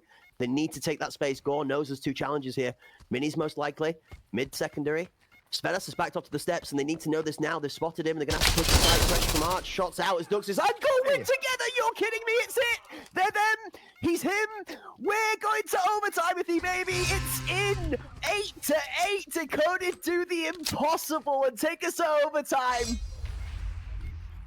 I mean, they find both of these kills within milliseconds of each other. And you talk about teamwork here from Dakota. And all of a sudden, they've turned it around. They've done the unthinkable. And we are going to overtime. We knew we had just a day full of bangers coming, but all ready to start out in an overtime just in map 2. Again, just kind of reiterates how close, how tough the competition here is in this Pinnacle double elim tourney. I mean, they had to win their fights literally simultaneously and consecutively, and they had to both pick the right fight to be able to win. And it works. Dakota are alive. And now they're back on the attacking side. This is where they went even on the half. Overtime works as it's a best of 4 rounds. You have to be ahead by the end of the 4th round or lead by 3 at any point. Duxis opens up. First blood bin, it's top mid. The shotgun out of J4 though, however, is going to take out that and the counterpart of a Gurkus. My heart is racing at the moment. I'm sure these players try to deal with it as well. And Frost spots the barrel. A nice pick here as well. Looks to hold that flank, or that rotation rather, coming in from spawn side. We do see 2 on that mini-map, but Duxie's in great position, has Ashtray on the snipe as well, who finds the first one. Gastrus all alone, and with that, Duxies will wrap it up. An almost flawless round for Decoded, and all of a sudden, they're looking mighty dangerous. Does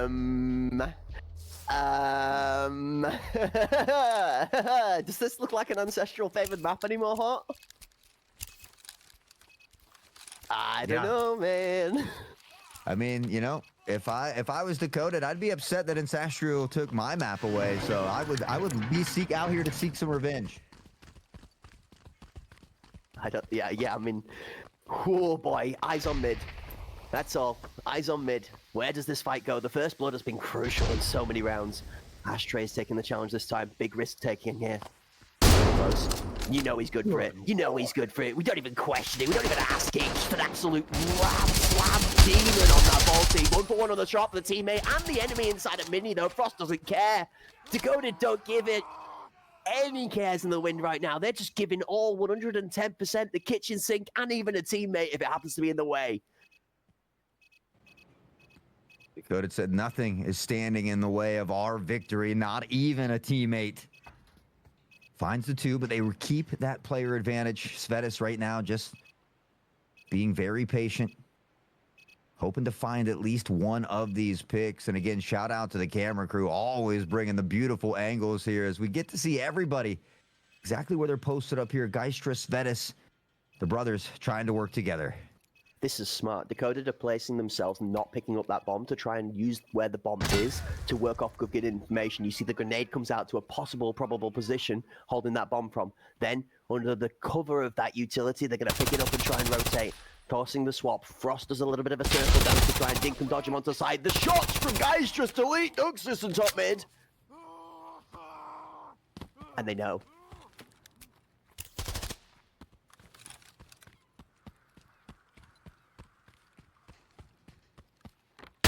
Plant should go down, steps in, Ashtray not able to hit the shot though. Geistris on the transfer, finds one, can't get the second. Frost dangerously low here though, and now finds themselves in a 2v1. Geistris equally as low. He's going to have a teammate to cover to be able to top himself up a little bit. And Frost is going to know that he's got very minimal room here to try and peek for one. He finds one in a 1v2 and isolates this, it's possible, but with 30 on the clock, we've seen how well Ancestral have double retaken site together as a battle buddy system. Widespread, not too close to easy transfer. Moving on to site, tucked in, Svedas is down. Defuse starts, cover is given. 1, Frost to the second, gets him off. Svedas just needs to get the kill. Svedas does take his time. He realizes that he has enough to get up off the defuse. Cover from his teammate for the animation will give him time to pull the gun up, and Ancestral tie us back up 9-9 into the half. I feel like Frost didn't realize that they were both together there. I mean, we see him shooting, he finds the first kill and quits shooting. Almost looks away, does a double take, and then unfortunately not enough rounds left in the mag. We know the spear is a favorite. It certainly can drop bodies, but I think that is one of the maybe lesser liked factors, is that you only have 25 in the mag. And the other thing is we're kind of behind the perspective of him in that sort of spectator seat where we see probably a little fraction more of that helmet over the wooden box than what he actually sees from his angle there. So there's every chance that that helmet is fully blended into the model of a teammate stood behind him, which, like you say, there's a potential that if that's read well enough, Frost just pulls down aggressively on that transfer and catches the top of Frost's head for a headshot and cleans him off the bomb in the one spray. So either way, on the edge of a knife, on the tip of the edge of the knife, it's balanced right now. This next round could be crucial because one team needs to win 2 in a row here to stop us extending to another overtime. Yeah, that magic number of 11 here for OT number 1. Svetis and crew, they continue to work up cannons here, so we'll see if Dakota, they've been setting up for it here recently. Frost is going to find the first one on the Gastris here as well, and now things get a little bit easier for Dakota, but J4 finds the answer back.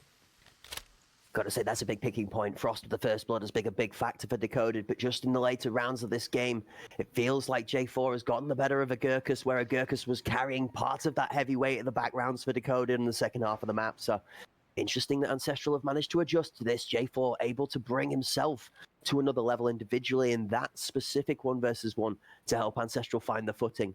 It is still a 4 for 4 though, as Frost consistently on that first blood has put Decoded in a place that trade of kills doesn't actually leave them down members.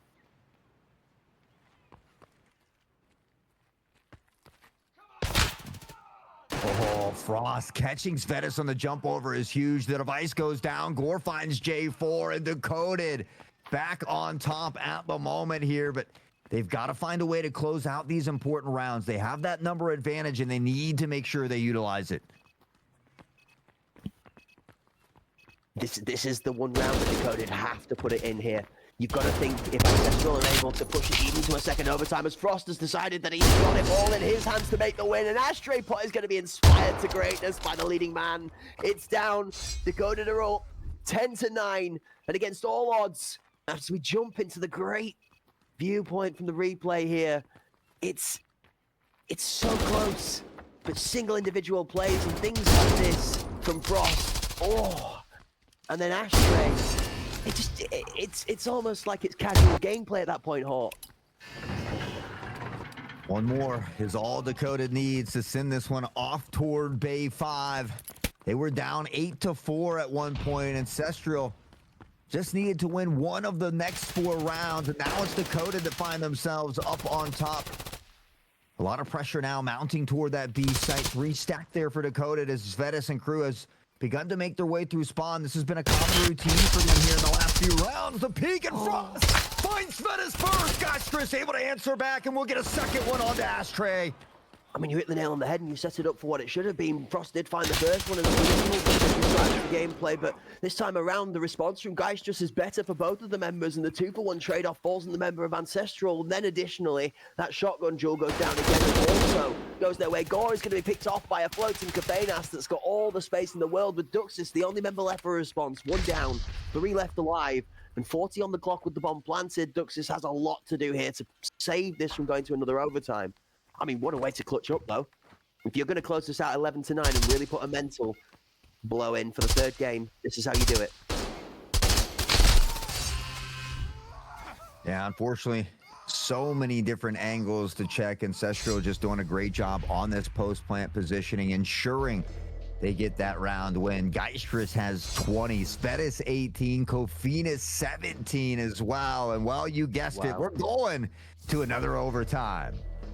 Now, big point here.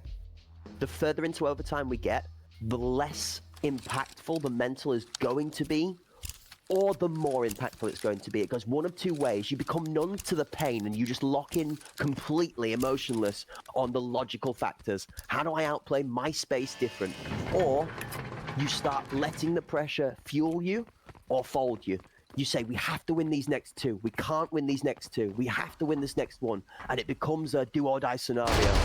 The more complacent members, the people that play under that pressure better, tend to strive and exceed. But a well-composed approach is going to see success. And the shotgun from J4 again rings string, strong and true. 2 pieces of kills together, backed up by the 3rd.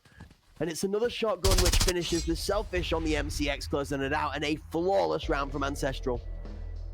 Yeah, and I couldn't quite see which one. It looks like I think J4 is running the Flechette and Kofinas is on the Piranha as well. So interesting to see the 2 different kind of takes on it, but nonetheless, both equally as devastating. And those early picks, again, allow Ancestral to have that early success. For overtime 2, it's 13 is that magic number, and they're just 1 step closer after that round. Yeah, so there's an argument for Flechette or Piranhas, even a good conversation about salad mixing or having a couple of magazines of different for each use case, but we're going to talk about that later as the Balti booms out together. We're able to describe as Ashtray Pot claims 2 lives down mid. It's the nice thing about that TRG. It's great at dropping the Enforcer class, and well, Ashtray has found them both. Duxies in a great position here as well. The flank potentially coming in from behind, or just going to hold this rotation. It's going to catch Svetis in the spawn. The shots don't hit though. Luckily, the double take is there. Selfish will find Duxie. Svetis was able to get 1 before being taken out though. This is where discipline needs to come in. They were thinking about rotating because it was getting a bit hectic on the point, but instead they stick it. They plant the bomb down, Decoded, do the right thing, and they hold their ground. Gore's going to run into a Selfish that's actually running, sprinting. Selfish slams the gun up in time, though, to find 1 versus 1 and not enough health left alive. Doesn't know where Agurkus is. Agurkus has played his time. Decoded. Level it up again. 11-11. Yeah, I felt like Selfish just expended too many of those rounds out in the open. Once Agurkus heard all of those shots ring out, had to have a solid idea that that reload was near. And unfortunately for Selfish, there was really nowhere to hide in that hall there. So does fall to the wayside. We find ourselves tied up once more, and well, they're gonna have to win both of these rounds here if they want to find a victory for one of them. Otherwise, we might just find ourselves in yet again another OT. 2 rounds in a row. But it's 2 rounds of Ancestral attack, and it's 2 rounds of Decoded defense. When we got into overtime, Decoded managed to put 6 rounds together, with Ancestral only taking 1. Since then, it's gone back to the back and forth rounds, one after the other. Now, the last time the momentum swung, it was Ancestral 8-4.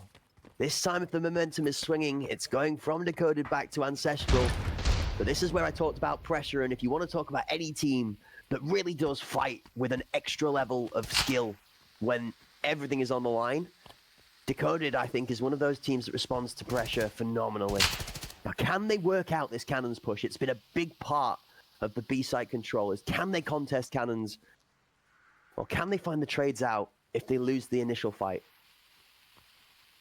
And the fact is whoever wins this round is guaranteed at least one more overtime. They get a little weight off the shoulders here. A nice peek from Frost off the nade. Selfish, the first to fall, and Decoded has that advantage, but J4 quick to answer back. He'll find the pick of his own, and just like that, that quickened pace slows down once more. If you take a look at the minimap, Ancestral has now gained complete control of the A site. God needs to win this fight against J4. He's on his own at the moment. There's no support from teammates, and Decoded know full well that they cannot rush into this site because they don't have pressure. This time, Gore plays exceptionally well. He doesn't play for the J4 and the close member. He gets the bomb planter. Shots from the shotgun and Cabanas closes that long. J4 and his shotgun nets his fight towards favor. Net positive as Cabanas is good for 2 out in long, and the shotguns, they're singing for the song of Ancestral on the floor. J4, he's fallen in the last, and Ashtray's elbows get in the way of the site. Ancestral take the lead. Yeah, they get all that breathing room. Now they know they're guaranteed at least another overtime. They can take it a little bit easier if they should choose to do so here in this what could be the final round. Ancestral needing one more to close it out. Decoded needing this one if we would like to go to a third overtime here. But again, this aggression from Ancestral, and they really drew everybody over here. They've continuously been pushing Cannon, and so we saw that rotation from A finally come in. They were able to get that control and find that plant. Ashtray, though, open it up with a nice snipe shot. I mean, we could talk analysis of the previous round, but I don't think we're going to get a chance to. It's one of those blink and you'll miss it games, and I'm not about to be caught not doing my job.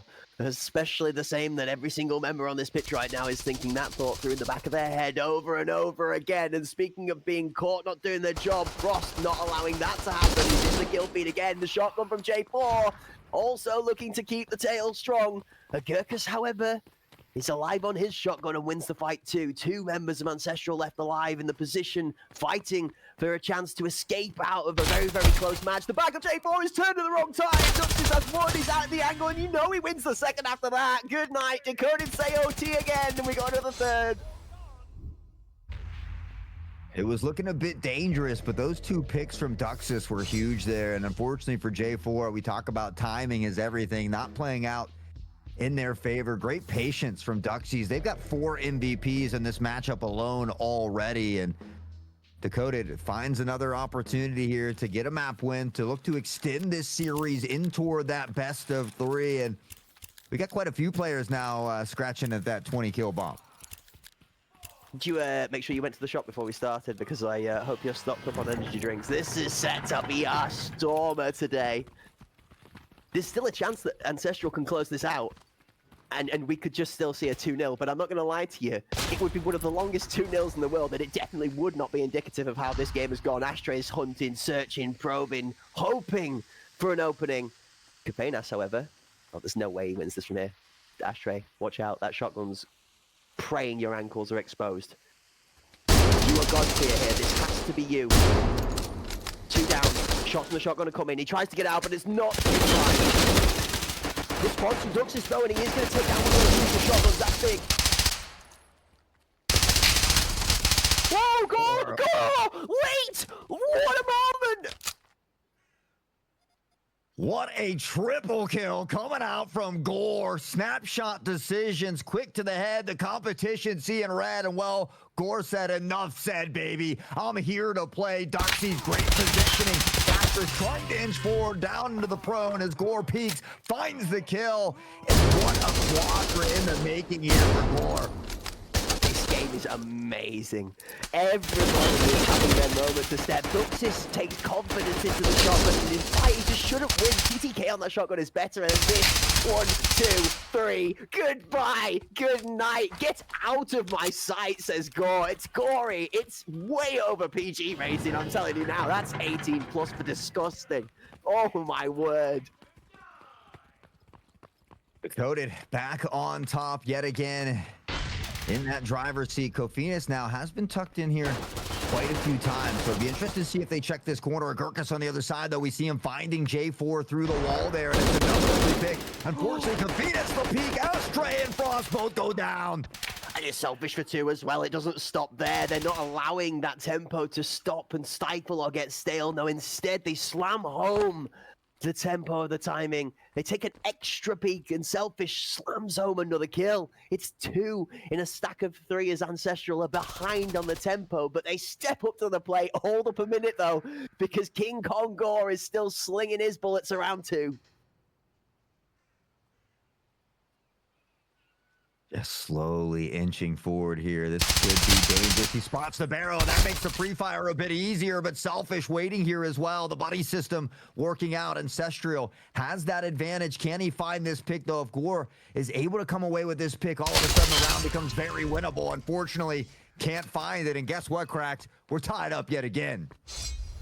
Oh, shock horror. The one thing that isn't absolutely blowing my mind right now is that we have a potential that we could go to the 1-for-1 round and be in overtime number 4, but we are 13 apiece, and Kafeinas on 23, Geistras on 21, Svedas on 20, Frost on 20. Everybody's dropping double plus doubles, and it is insane to watch. The shotguns are going down and killing in equal measures. Astray's got the better of people in Baltis 2 or 3 rounds in a row, and then Ancestral find the crucial adjustment to pick anybody off, because nobody is allowed from Decoded to have space to shoot at an Ancestral member, because if they do, it's instantly flipping it in their favor.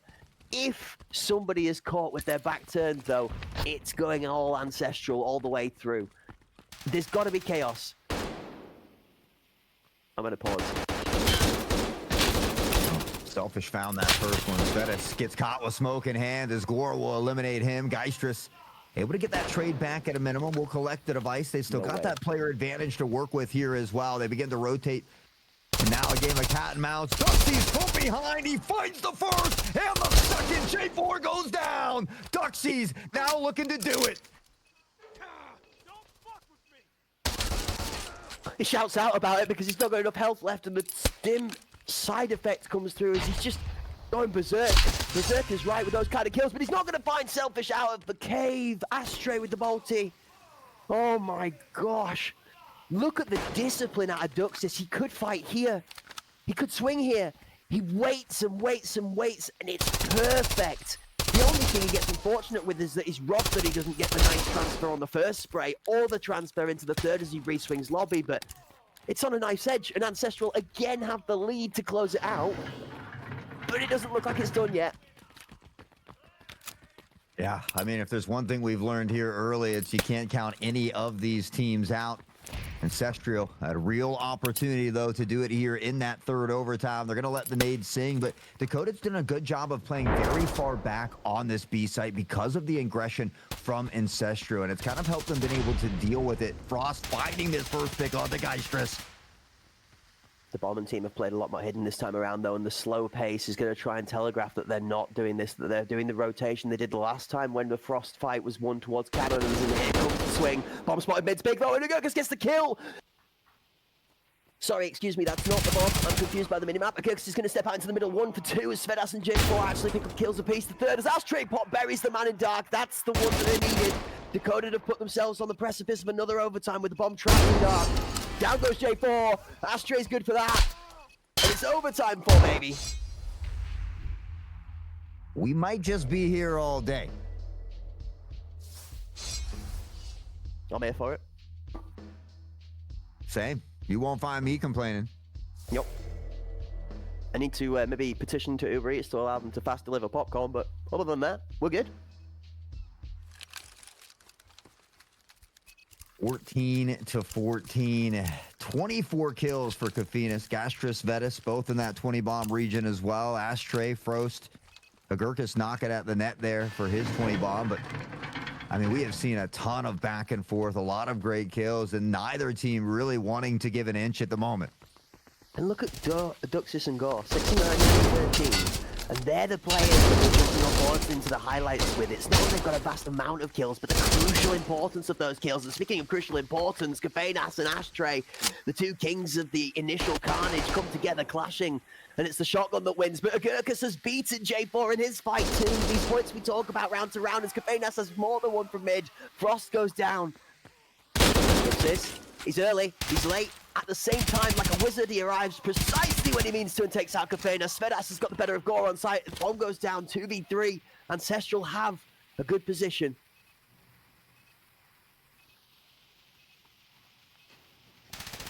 Now all of a sudden things slow down for just a moment. We can hear some shots ringing out in the background there as well, but Svedas inching forward, Dakota able to grab the device here and potentially look to find that plant. There is one lurking here through Donut as well. We see that rotation coming in from the A side, and now Ancestral looking for a 3v2 retake. I mean, don't overcook it here for Ancestral. That's the play. This is the play I like to see. One anchor on each site, both deep and safe. One floating member rotating from spawn to just be ready to apply pressure and pincer in when needs be. Agurkus also, knowing full well that life is tough in his spot right now, he needs to play as sensibly as possible. He's taking the timing well. The swing is huge. Svedas does, however, win the fight out, and it's into a 1v1. Agurkus knows that he's going to be tucked in. Shot into the knees, pre-fire, goes down. Good shots. Piranha snaps away. B-site is open, but has he got time to plant? Definitely not. 8 on the clock. He has to. He's no choice. One goes down, but the other member's just going to stay safe. 3 on the clock. No time to plant. The guy just knows it. Away he goes. 15-14, Ancestral take the lead. It was a good attempt by Agurkus. Unfortunately, just not quite enough time to get that plant down. Did find 3 picks amongst the chaos there, but again, it's Ancestral able to find these early round wins and put themselves in that advantage. Of course, 18 now the magic number for overtime number 4. Yeah, that's right. It's not a typo. It is overtime number 4. I had to remind myself that yes, we were still in overtime number 4. I'm not going to lie to you. I thought we might have gotten to 5 already. No, I'm just kidding. We're reaching a little bit there, but it's not that it's not on the cards. It might just be on the cards if Ashtray and Duxis come together with combos like that. Uh-oh. Winter's coming. Frost has won. Selfish is down. 5 versus 2. I mean, this is spoken for. Svedas, I'm sorry, my friend. You just don't have any right being here. Down he goes. J4 said, line him up. I'll try to knock him down. Agurkus had other plans, though, and now Dakota again answering back. And it's crazy because we see Ancestral come out. They win this round pretty decisively, and it looks a bit rough. Immediately, Dakota comes back. They only drop a member, and they equally have a dominating round yet again. So 15-15 once more. Hit the nail on the head. Could not have said it better myself, and the kill feeds describe that exactly exceptionally and well too. 20 on Agurkus, 23 on Frost, 22 on Ashtray, 23 on Svedas, 22 on Geistras, 26 on Kafinas. Selfish hovering on the edge of a 20 on 19, and J4's not far behind by 4. Take the 4 out of his name and add that into the kills, and he's on a 22. It's crazy. The stack of how the spread has gone based off of the action and who's needed to fight is way more even than I thought. Phoenix gonna find the first one on to Frost. The Piranha rounds continue to eat up the flash. Now Phoenix, Ashtray caught in an awkward position with utility in hand. Phoenix on a tear. Agurkus will get a consolation prize, but that's all they're gonna get. J4, Svetas combined for 2, and Duxis all alone yet again. I mean, Duxis needs a miracle. It's 1v4. The only favor he's got is that Kafinas is already half hurt.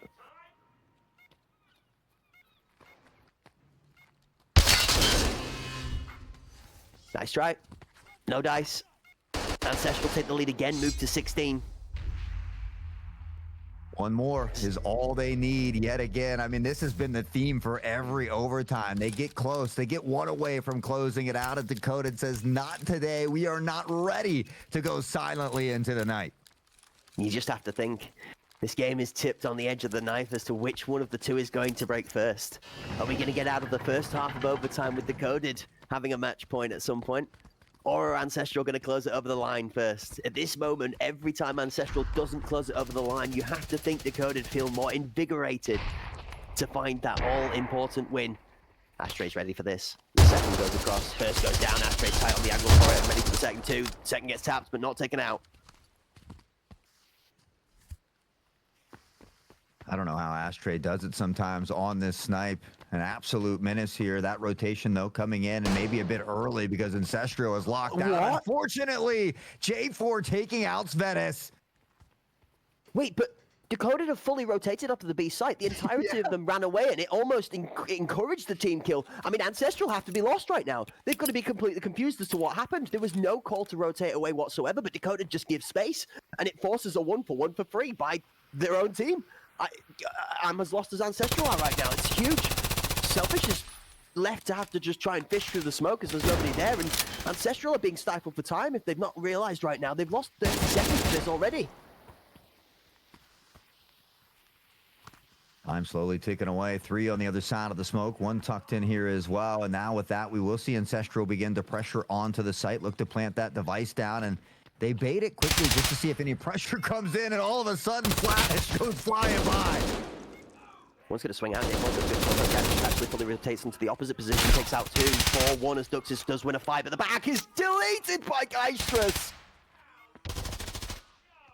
It's 1 for Duxus. 1v1. This is such a high swing. It's not going to happen. And after such a ridiculously long match in the 4th overtime, it comes down to a 1v1 and Geistras versus Duxus. Geistras finishes the 3-piece and closes out match number 2 to win the best of 3, 2-0. What a game, 28-8 from Kafeinas.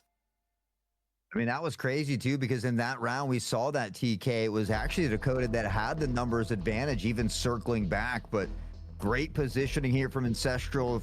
Just quality shots and kills across the board. They squeak it out in 2, but man, was that a nail biter. 4, 5 overtimes. I mean, I don't even know what to say at that point. Look at all of these players with 20 plus bombs on the board. I mean, almost every single one of them.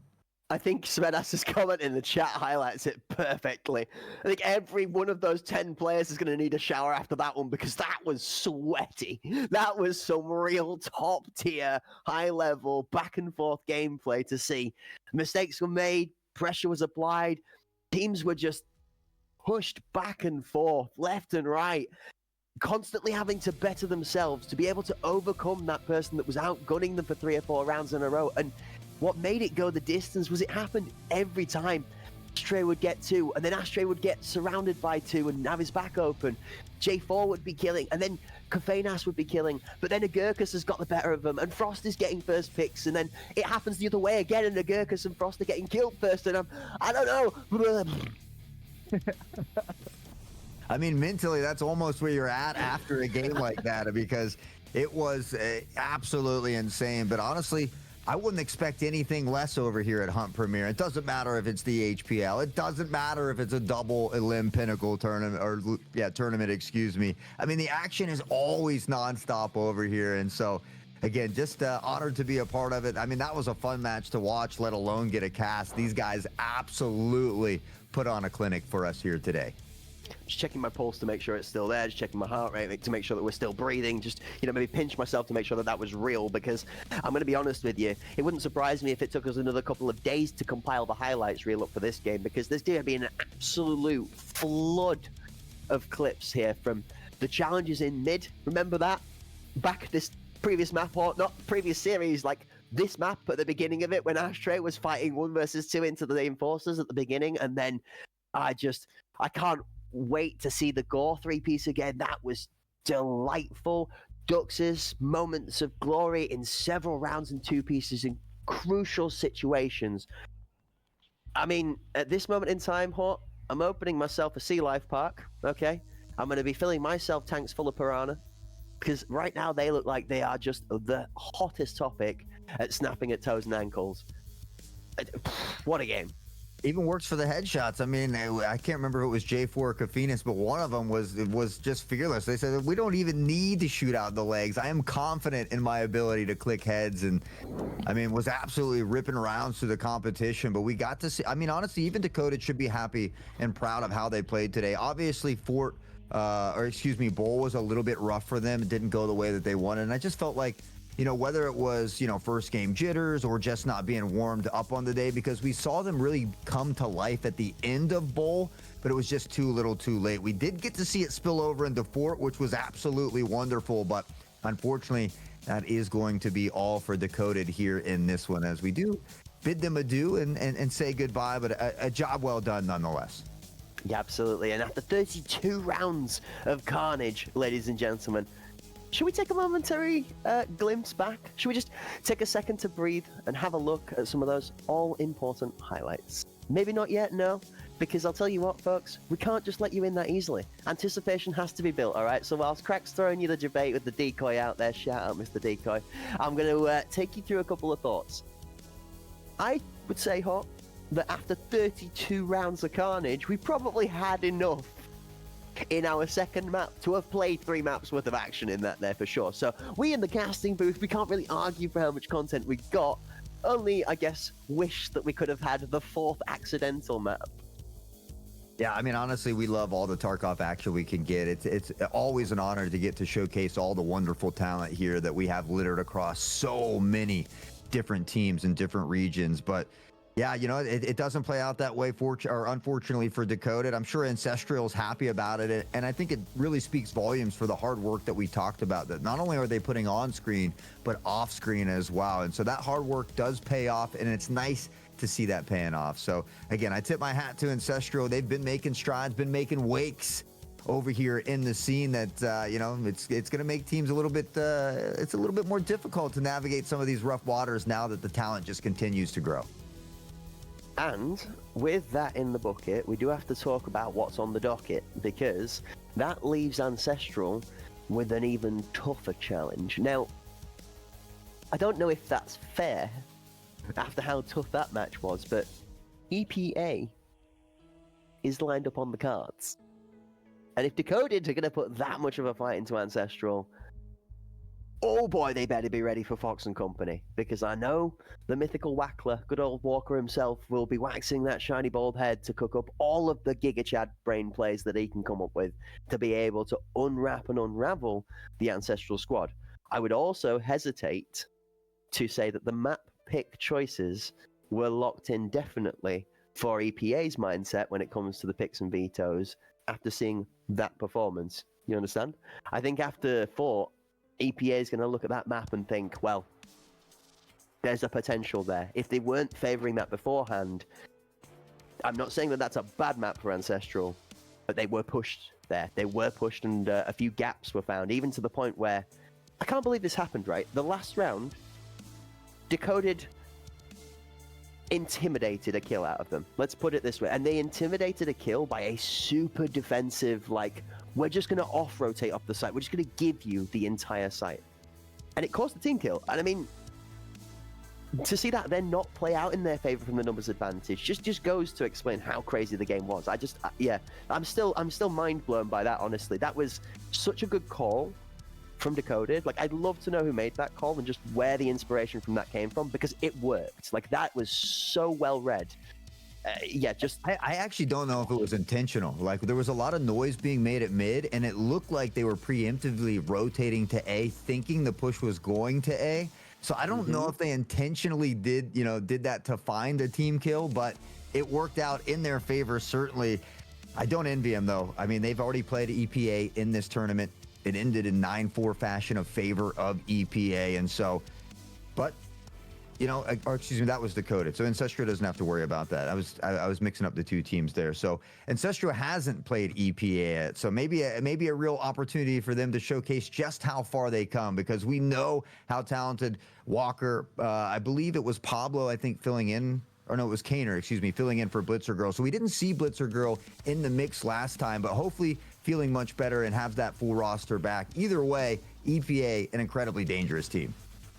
Yeah, and a little shout out to Snowlax. I think Snowlax has been under the weather. I've had some information passed to me that Snowlax is currently very, very unwell. So for those of you that are looking to send some well wishes to Snowlax, please, make it known, drop on the socials, just send a message out there, because I think he's currently at pancreatitis, something rough, basically, bless him, in the hospital. So our thoughts go out to Snowlax, hoping for a speedy recovery, and the biggest of love from everybody that's knows him from many interactions. All right, we've seen Snowlax play on screen in the SPL, even in some of the HPL events as well. He took place here last weekend, so just a thought out to Snowlax, hoping he's better soon. W comms from that one, and again, some more W comms chat. You guys have been killing it today so far. We're keeping a keen eye as we can in the casting booth, and guys, we are extremely down for all of your involvement. So to say thank you for that, we've decided to get you involved just a little bit further, and that's right, ladies and gentlemen, the whole prize line is open. That's right, exclamation mark raffle. Oh no, sorry, exclamation mark pinnacle to go into the raffle. So ladies and gentlemen, whilst we cook on into the break, we need you to get yourselves involved in the raffle. Exclamation mark pinnacle to get yourself involved in grabbing an Escape from Tarkov standard arena key. And without further ado and no wasting of time, we're going to send you off into an interval, so don't go anywhere too far, because there's more Hunt Premier Pinnacle action right after this.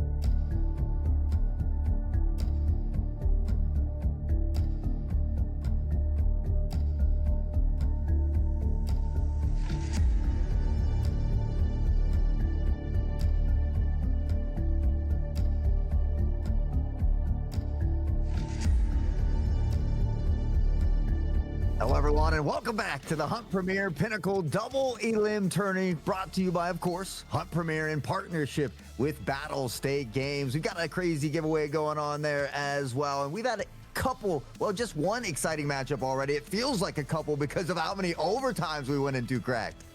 Yeah, it's been unreal. The last match that we got to see, the first best of 3 of our 2, then followed by the best of 5 we've got in store for the folks at home today, was a barn burner, even though it didn't make it to 3 maps worth.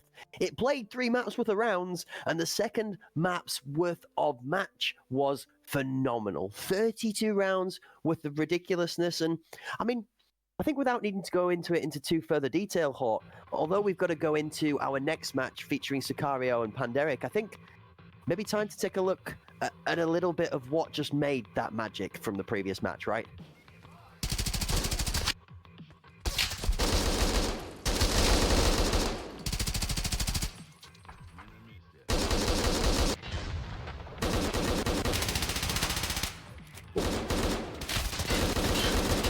Also, Cracked, I sent you that thing for Rivals.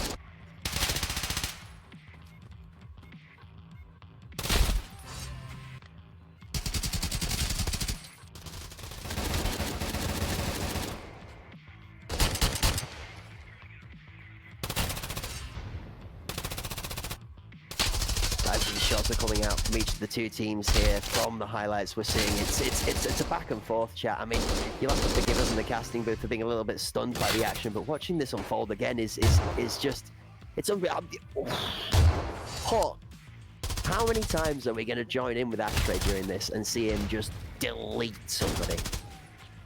I mean, he's looking to step up the competition. He wants to be the next that ace, or maybe even better. But honestly, there was some great shooting from every individual out here. You take a look at it, and we're kind of see highlights from player after player after player across. Zvedas, there's Ashtray again, and I'm waiting for that nasty jump flick as well. Oh, yes. I mean, you just get to the point where you remember so many highlights that you're like, oh, and this one, of course, and this one. Like, there is such a vast volume of deletions there. Duxis for great shots. This one from Gore, man. Even still, Duxis with a big brain gets 2 from behind. Selfish again and again and again is slamming people. There's that little Balti pick who gets shots out as a Gurkhas, brings the shotgun to bear. Short pixels, Duxis crushing skulls in the final finishing blow from Geist just to close it out. 17-15, by the way. 17-15. Yeah, I mean, we knew it was going to come all the way down to the wire, but this is that matchup that I was excited about. Sicario taking on Panderic, Apex, Codex, Cacao, Rapid. Yeah, we've been talking about him already, and he hasn't been on screen. That ace and our man Bikizi look to see if they can topple Sicario once more. They haven't been able to do it in the HPL. They did it in the ACS, but now we're into the Pinnacle tournament where they get another opportunity. Yeah, this is going to be an absolute barn burner too. We've got another Stonks match on store for the guys at home because Panderic, Apex, and Sicario, I mean, I feel like the Pandas, they've become the one team that has shown consistently the ability to be able to challenge this Sicario squad. We've seen ACS most recently was an absolute crushing response from them coming out from the lower bracket, but Sicario's Kiyoshima, Luki, Zaki, Furlex, and Goes, they've got a very tall order on their hands against the Panderic squad that showed an adjustment in an ACS that I don't think they're ever going to look back from. That shotgun, Cacao and Codex, hot sauce, oof. Recently, they have been popped up to another level. I mean, Rapid relished the 4-piece in mid from Fort versus EPA previous weekend, and we talk about that ace time and time again, inconsistent. And then the cookbook captain himself, Bikizi, leading the charge.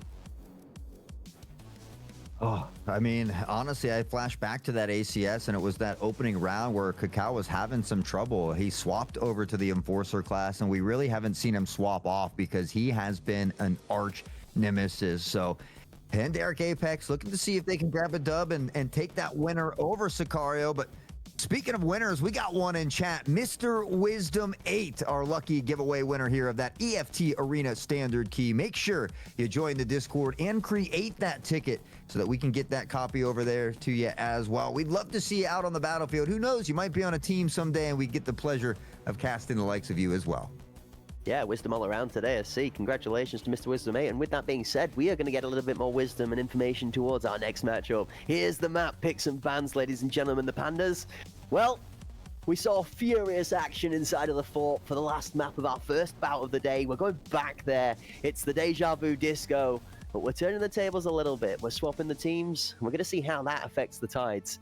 Second in the stairs, going to be Skybridge. And speaking of stairs, those all-important escalators you see in that lovely picture on screen, going to be a crucial visual vantage point from each of the two teams. Maybe somewhere we're going to see a kooky flank from, or some aggressive plays out of either of the two sides. It is the Skybridge Sicario selection where the sword is looking to swing true, but they've said that they are going to deny Bay 5. Sicario not interested in that action. Banned out there, which finds us in a similar scenario, Hawk. We're looking at the bowl for finishing us out. Not starting this time, but at the end of the series, should we get there. Honestly, we've seen Pandaric kind of shift away from Bay 5 and go toward this bowl. They have a nice setup there where they stack 3 toward A. That ace kind of rotates from lane to lane looking to snipe, and Cacao post up on B. I mean, we saw a nasty ace from Cacao alone on that B site during the ACS where Bull was a big decider for them. They're very good on Fort, and honestly, they're good on Skybridge as well. So I'm looking forward to it. I mean, Pandaric is a team that has continuously grown. I mean, all these teams really have, but we've seen a lot of teams struggle to deal with Sicario in the past. That hasn't really been the case for Pandaric, where they've had a couple close showings, even in the HPL. But as we talked about more formally, taking them out in the ACS, they got another opportunity to do so here, and I'm getting excited for this one. Excited? I'm not sure the English dictionary currently has words inside of it to convey the anticipation going into this one, bearing in mind what we got delivered by both Ancestral and Decoded in our first best of 3 of the day. This is the second best of 3 we've got in store for you folks, and if you thought that was good, well, one of those amazing blockbuster teams from our first best of 3 is going to take part in a even bigger best of 5 in a little bit. That's right. More action in store for you in the back end of our first of 2 days in our final weekend for the Hunt Pinnacle Premier Tournament, which I'm apparently convinced the words are swapped around for today. Speaking, not the strong shoot. That's why I'm sat in the booth and casting, not shooting the gun, apparently. This being said, I don't know which of the two teams are coming out on top here. I've been looking at my predictions for this back and forth on my right monitor, and the extended waffle chat is me grasping for time to make a decision. I'm going to be honest with you. I have always been a sharpened Sicario sword fanboy. I do think that the Sicario squad is just at another level and has been for a long while. But I'm one of those gods don't show a way to fall, Titan's armor is not broken until the dent is created to open the floodgates kind of guy. And we did see a chink in Sicario towards the back end of ACS.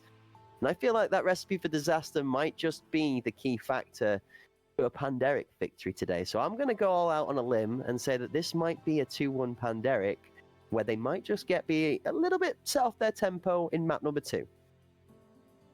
I'm a huge Sicario fan. I love what they've got going on, but I've just been leaning heavily into Pandaric lately, and I don't know what it is about something right here, but I'm feeling Pandaric. They've been looking so good. They've been putting in that work. I've had a chance to stop by a couple of Cacao streams as well, and I mean, they look phenomenal. As long as they can continue to execute the game plan, we very well could see them take it in 2 yet again. Well, without further ado, we shall not hold the action from you. Here we are, Sicario versus Pandaric, first map in the best of 3, and it's on 4. Zaki Kiyoshima goes Entas and Furlex on the table today. Rapid and Makizi, however, they want us to be looking at the Pandaric lineup, not that of Sicario. Furlex has one back, and it's Cacao down. Shotgun on Furlex, though no surprise for us to see, but it's that ace that brings the Balti to bear, puts down his adversary that would normally be holding that weapon too. Already off to a great start, and we see Go's able to answer back, but that ace comes in with an 8. He says, I do more than snipe. I snipe with nades too. Rapid to clean it up. They only lose to Pandaric. Off to a nice start there, and you got to wonder if maybe not having Lukey could be a big factor here for Sicario as well. Oh man, that ace buries one with the Balti. Lets loose one of those painful pinballs out of the wrist, and then raises the hand to the temple in an angled fashion, says 07 as the man in 90 falls to the floor after some exceptional utility execution. The Pandas come out of the gates swinging strong, and it looks like the bamboo might be sharper than the sword today. Time will certainly tell here. It's again pressing in toward lobby. Rapid. Oh, Rapido. It's been a minute. Intox opening up with the first one. Rapid. Able to find a pick of their own. Furlex ringing out the Piranha rounds as they find Cacao here as well. And a bit of trades go back and forth, but it's Sicario that come out on top. Obviously, Entasby in for Lukey today, which is the one that has me a little bit stunned. Obviously, a very familiar member of the Sicario squad, has worked closely with them for a long time now. More than able to pull their weight. You see a slow Jewel actually hanging on the edge of the knife, but it's Rapid that's going to find an ulterior angle to be able to find an access point and pick off the kill. Level 3 to 3. Bomb cross is over. The hold doesn't find the shots. One again, a piece per team as Furlex and Codex take the X's on the end of the name and put them on the head of an enemy.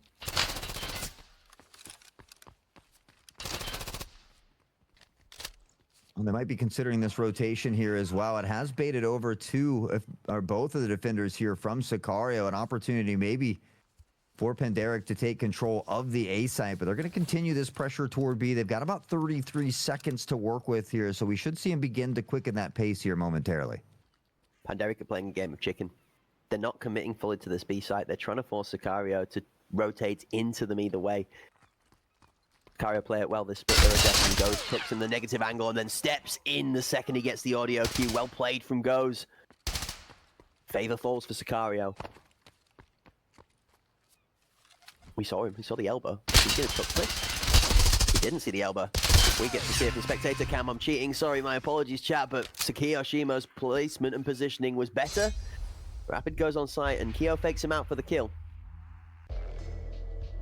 1-1. You know, you were hoping for a series like we saw in the first one. We might just have it some more back and forth. Maybe we'll be blessed with another overtime here. But again, I keep thinking about one of the first times I casted Arena. It was Lukey with 27 kills and 27 headshots. But Sicario's shown that, you know, they have a deep roster and they have members that are able to step up and fill those big shoes when needed. It's all about consistency, though, and you're going to have to be able to do that for at least a full 9 rounds in your favor. A very reserved... Oh, look at the lurk, look at the lurk. The Sicario member, the defender that's pushed out, might just overextend into it. Bakisi finds one on cannons, and he's all alone on the other side, causing a distraction now. This might encourage Zaki even further and sell, but Zaki's discipline... Oh, man, if he plays this right, do they know he's here? They know he's here. They're ready for this. They've been reading the strap once the textbook has been cooked. The one goes down to the shotgun. Zaki's going to swing for the second. Rapid needs to find this. He does get the trade. Oh, unfortunately, Rapid eventually going to go down there as that ace will find a nasty little snipe on to Furlex, and nothing short of what we normally expect from that ace. Bakisi and crew looks to pressure on Intox in good position. He's going to flank from behind. Bakisi able to find the pick. It's a 2v1 as Goes begins to shift toward the A site. It's an assault on forefront. Sicario find a member to go through statue to rotate to pick one off of the back. That ace folds it out. Bakisi's gone the other way around B, finds an initial pick and then comes back through long. It's 4 different points with the pressure in Sicario. The 4th corner from Colt is the only one that's not been defended off by Pan right now, and that's where the last member remains alive. 2 positions, Bakisi and that ace able to cover on the cross. Goes has got a really tough ask from here, but he has to try and play this position all 1 versus 1. He has the isolation out towards that ace, and that's a good flash. Fake it. That ace cooks 2. Shots in left and right. Neither trades. That ace has very little health left on this, though. Buddy system works out once more. Great positioning here as Bakisi will do what needs to be done. Finds a big triple on that round as well. And with that, it'll be Panderic back in the lead here on the attacking side thus far. Rapid's already got 5 on the board, and Cacao, not too often we see him with that donut, but it is only 3 rounds, so a little bit too early to tell here. We'll see if they can get things swinging in their favor.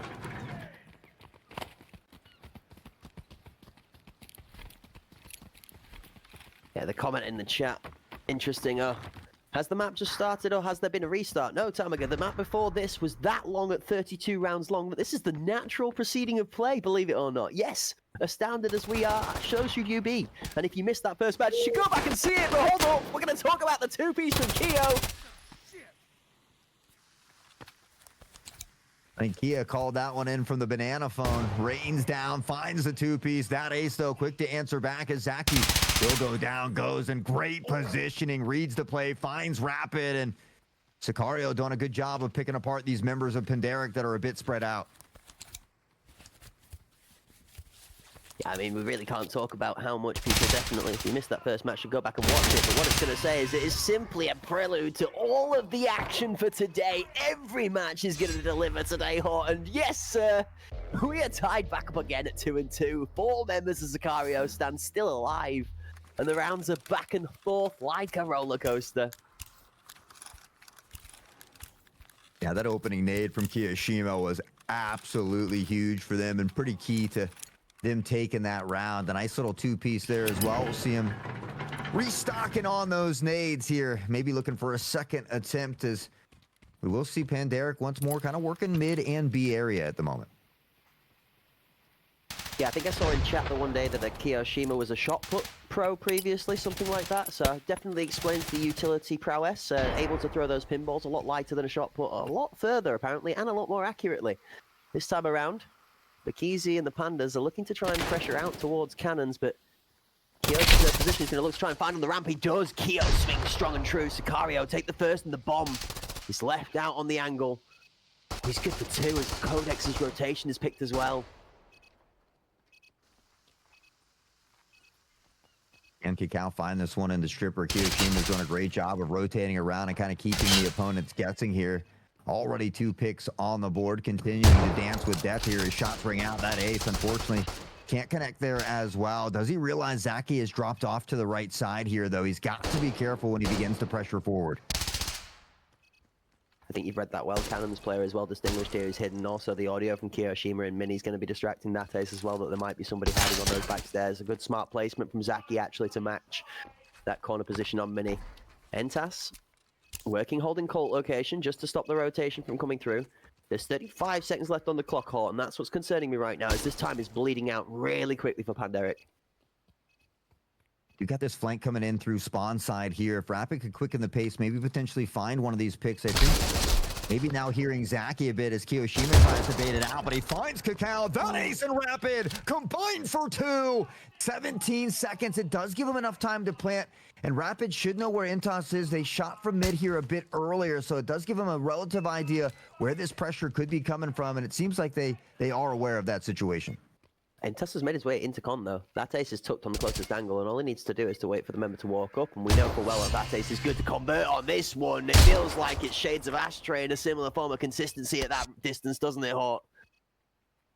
I mean, I feel like if anybody's standing in someone's shade, it's probably standing in the shade of that ace. He is that Correct. glowing sun that when it comes to the TRG right there. I mean, it's time and time again. And if you happen to see that ace miss, you might want to play the lottery because it's not something that we see too often on stream. Hit the nail on the head. You're absolutely right. It's great to see. It's one of those highlight things that we love to have about the EU community, is that there are in certain teams members that are selected for being that kind of DMR ace, the marksman prowess player that is able to fold members time and time again through quick scope, shotgun style quick scopes, and the close range battles as well. That really hold up, shotguns out, Piranha's snapping, and Kakao's ankles are folded. Fortunately for Kakao, he's having a bit of a rough time here to start things off on Fort. Luckily, Panderic has been able to step up and fill in those roles as needed. They still have a lead, but they're going to need Kakao to find that momentum here at some point. We'll hear those nades being thrown across the battlefield here as well, but nothing really hits that mark yet. Sicario will retain the player advantage, and they've got one lurking back here on A side. This is a nice nade from that ace, but it is going to be just a bit to the right. Interesting that the Sicario overstacked towards the A site that had Colt controllers, rotated towards top mid. There are members from Panderic playing actively in lobby and towards garden, which could be being called out to Colt. That's what's stopping this rotation flooding towards the B site. However, Bakizi, oh man, he's sneaking, man. He is sneaking like a slithery snake. He is going as smoothly and as slowly as he can. Oh, here comes teammate. Look at the camera work. Oh, brother. Well, there goes the audio. Now's the commit. Here's the speed. Here's the pace. First point of contest. Middy's out. Holding from mid. All back and forth they go, but it's goes to find two. Furlex gets that ace, and all of a sudden they begin to fall like dominoes. Rapid doing rapid things, though, and if there's one person you want in your corner for a clutch, it's certainly Rapid. They have had some amazing performances here.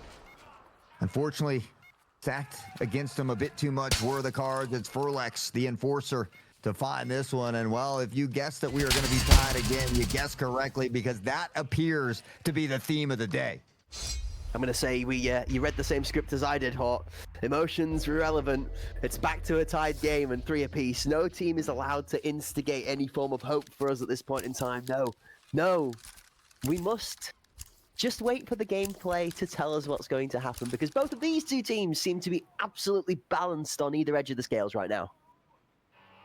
Yeah, honestly, if Pandaric can find a way to get Kakao rolling here, they very well could start to extend that gap. They've got to find a way to get Kakao into a position to find a quick pick or two. It's only going to take a kill or two for Kakao to get rolling here. But the Stampede heading, Zach in great position. Pakizi, though, catches him early, and there's the kill from Kakao. The Enforcer onto Enforcer violence as Furlex goes down.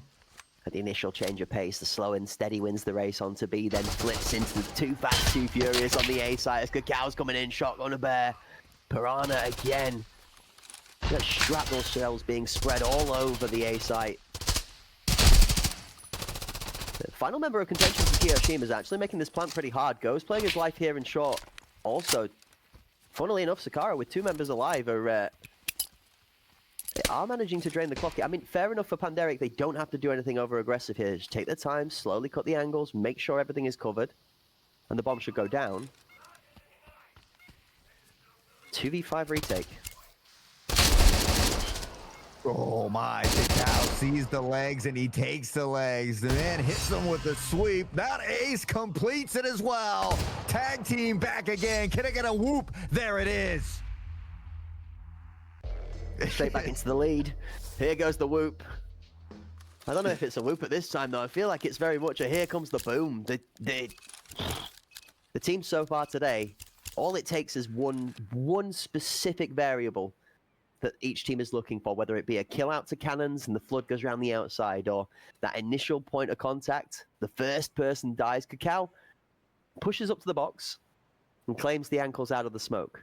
He then checks for the battle buddy reswing from long. The second it doesn't come through, you know full well he pulls that ace to be looking up short. This time around, the fight goes the other way. 3 blue names still the kill feed, and it's going to be potential tough fight to get the 4th. It is the 4th for Sicario. Codex, the last dead. That ace, the last alive. And I don't think there's any thoughts of an ace this time around. Wow, that was quick. 4-4. And again, I mean, as soon as Pandaric finds an explosive round that they dominate, and Sicario says, we can do it too, equally as quick. And at 4-4, I mean, you couldn't ask for a better start to the day. Well, it only continues here into our second series, tied up at halftime yet again as we get ready to swap sides here. Sicario and Pandaric are absolutely going at it. Hunt Premier, the first ever EU Pinnacle Elimination tournament, and it's delivering. Like the postman, every day, on time, as expected. The only thing different to the post is that every time this postie delivers, it's always a surprise slammer of a gift that way over delivers on what we expected. Everything from the start to where we are up to right now has been another level of performance, even from what we saw last weekend, and last weekend was top tier. It only continues to get better. We talk about the competition and the work that these teams have put in, but they don't want to let us talk because it's Rapid, Furlex, and Codex all up in the kill feed. Codex for 2 as he finds the 2K all day, and now things slow down once more. Zaki Intos the device down in an awkward position, and well, Bakizi only on page 1 of the cookbook, and he's already found an 8 kill. Zaki on the Enforcer finds Codex, but he's got a lot of work to do. Well, he's trying to get swifty with it. There's real quick tap peaks, and he's not going to claim live straight off the back. He goes for one and the other on either side of Mini and Arch, but not able to bring that shotgun true. The one place that the shotgun does fall a little prey to is if you've got some of those limbs tucked behind angles, it's very hard to fight yourself out of a tough corner. You like to be on the offense on the shotgun. You like to play the forward tempo and be the person making that aggression so that you can catch the wide angles and get that big swing. This time, Panderic play exceptionally well and took themselves into that aggression as well as the opening kills. I mean, first blood in the two-piece, it only tends to favor you pretty good. Indeed, it does. And honestly, we haven't really seen any team find that 2-point cushion here just yet. It's been all back and forth. So looking for the first team to be able to find a way to put rounds in bunches on the board. Zaki on the pop quick lead here. Nice to find the first one, and now shots ring out the free fire. Back off it easy, floating with disaster, but somehow comes away still alive.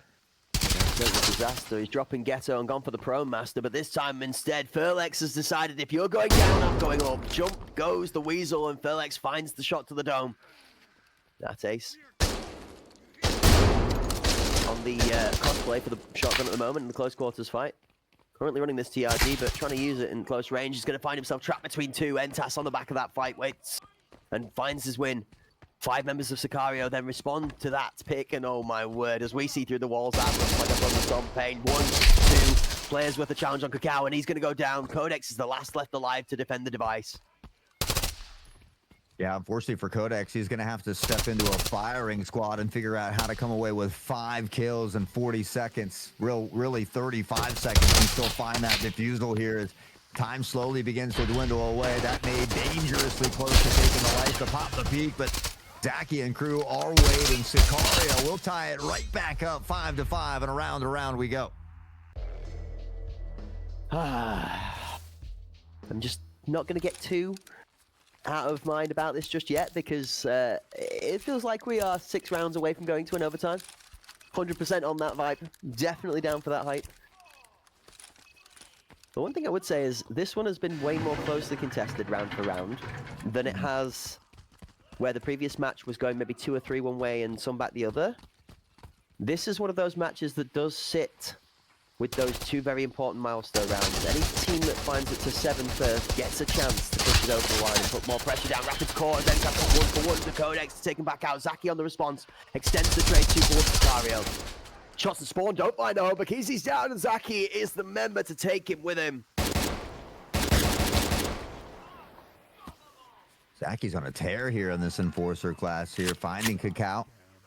That ace again, all alone in a 4v1, and again, it's just not ideal with that sniper in hand. Not sure if that ace will be able to pick up maybe a secondary weapon that's a little more suitable, but Furlex, I think, has, we saw the swap kind of off that snipe toward this SR3, and he has been having a field day in these last couple weeks.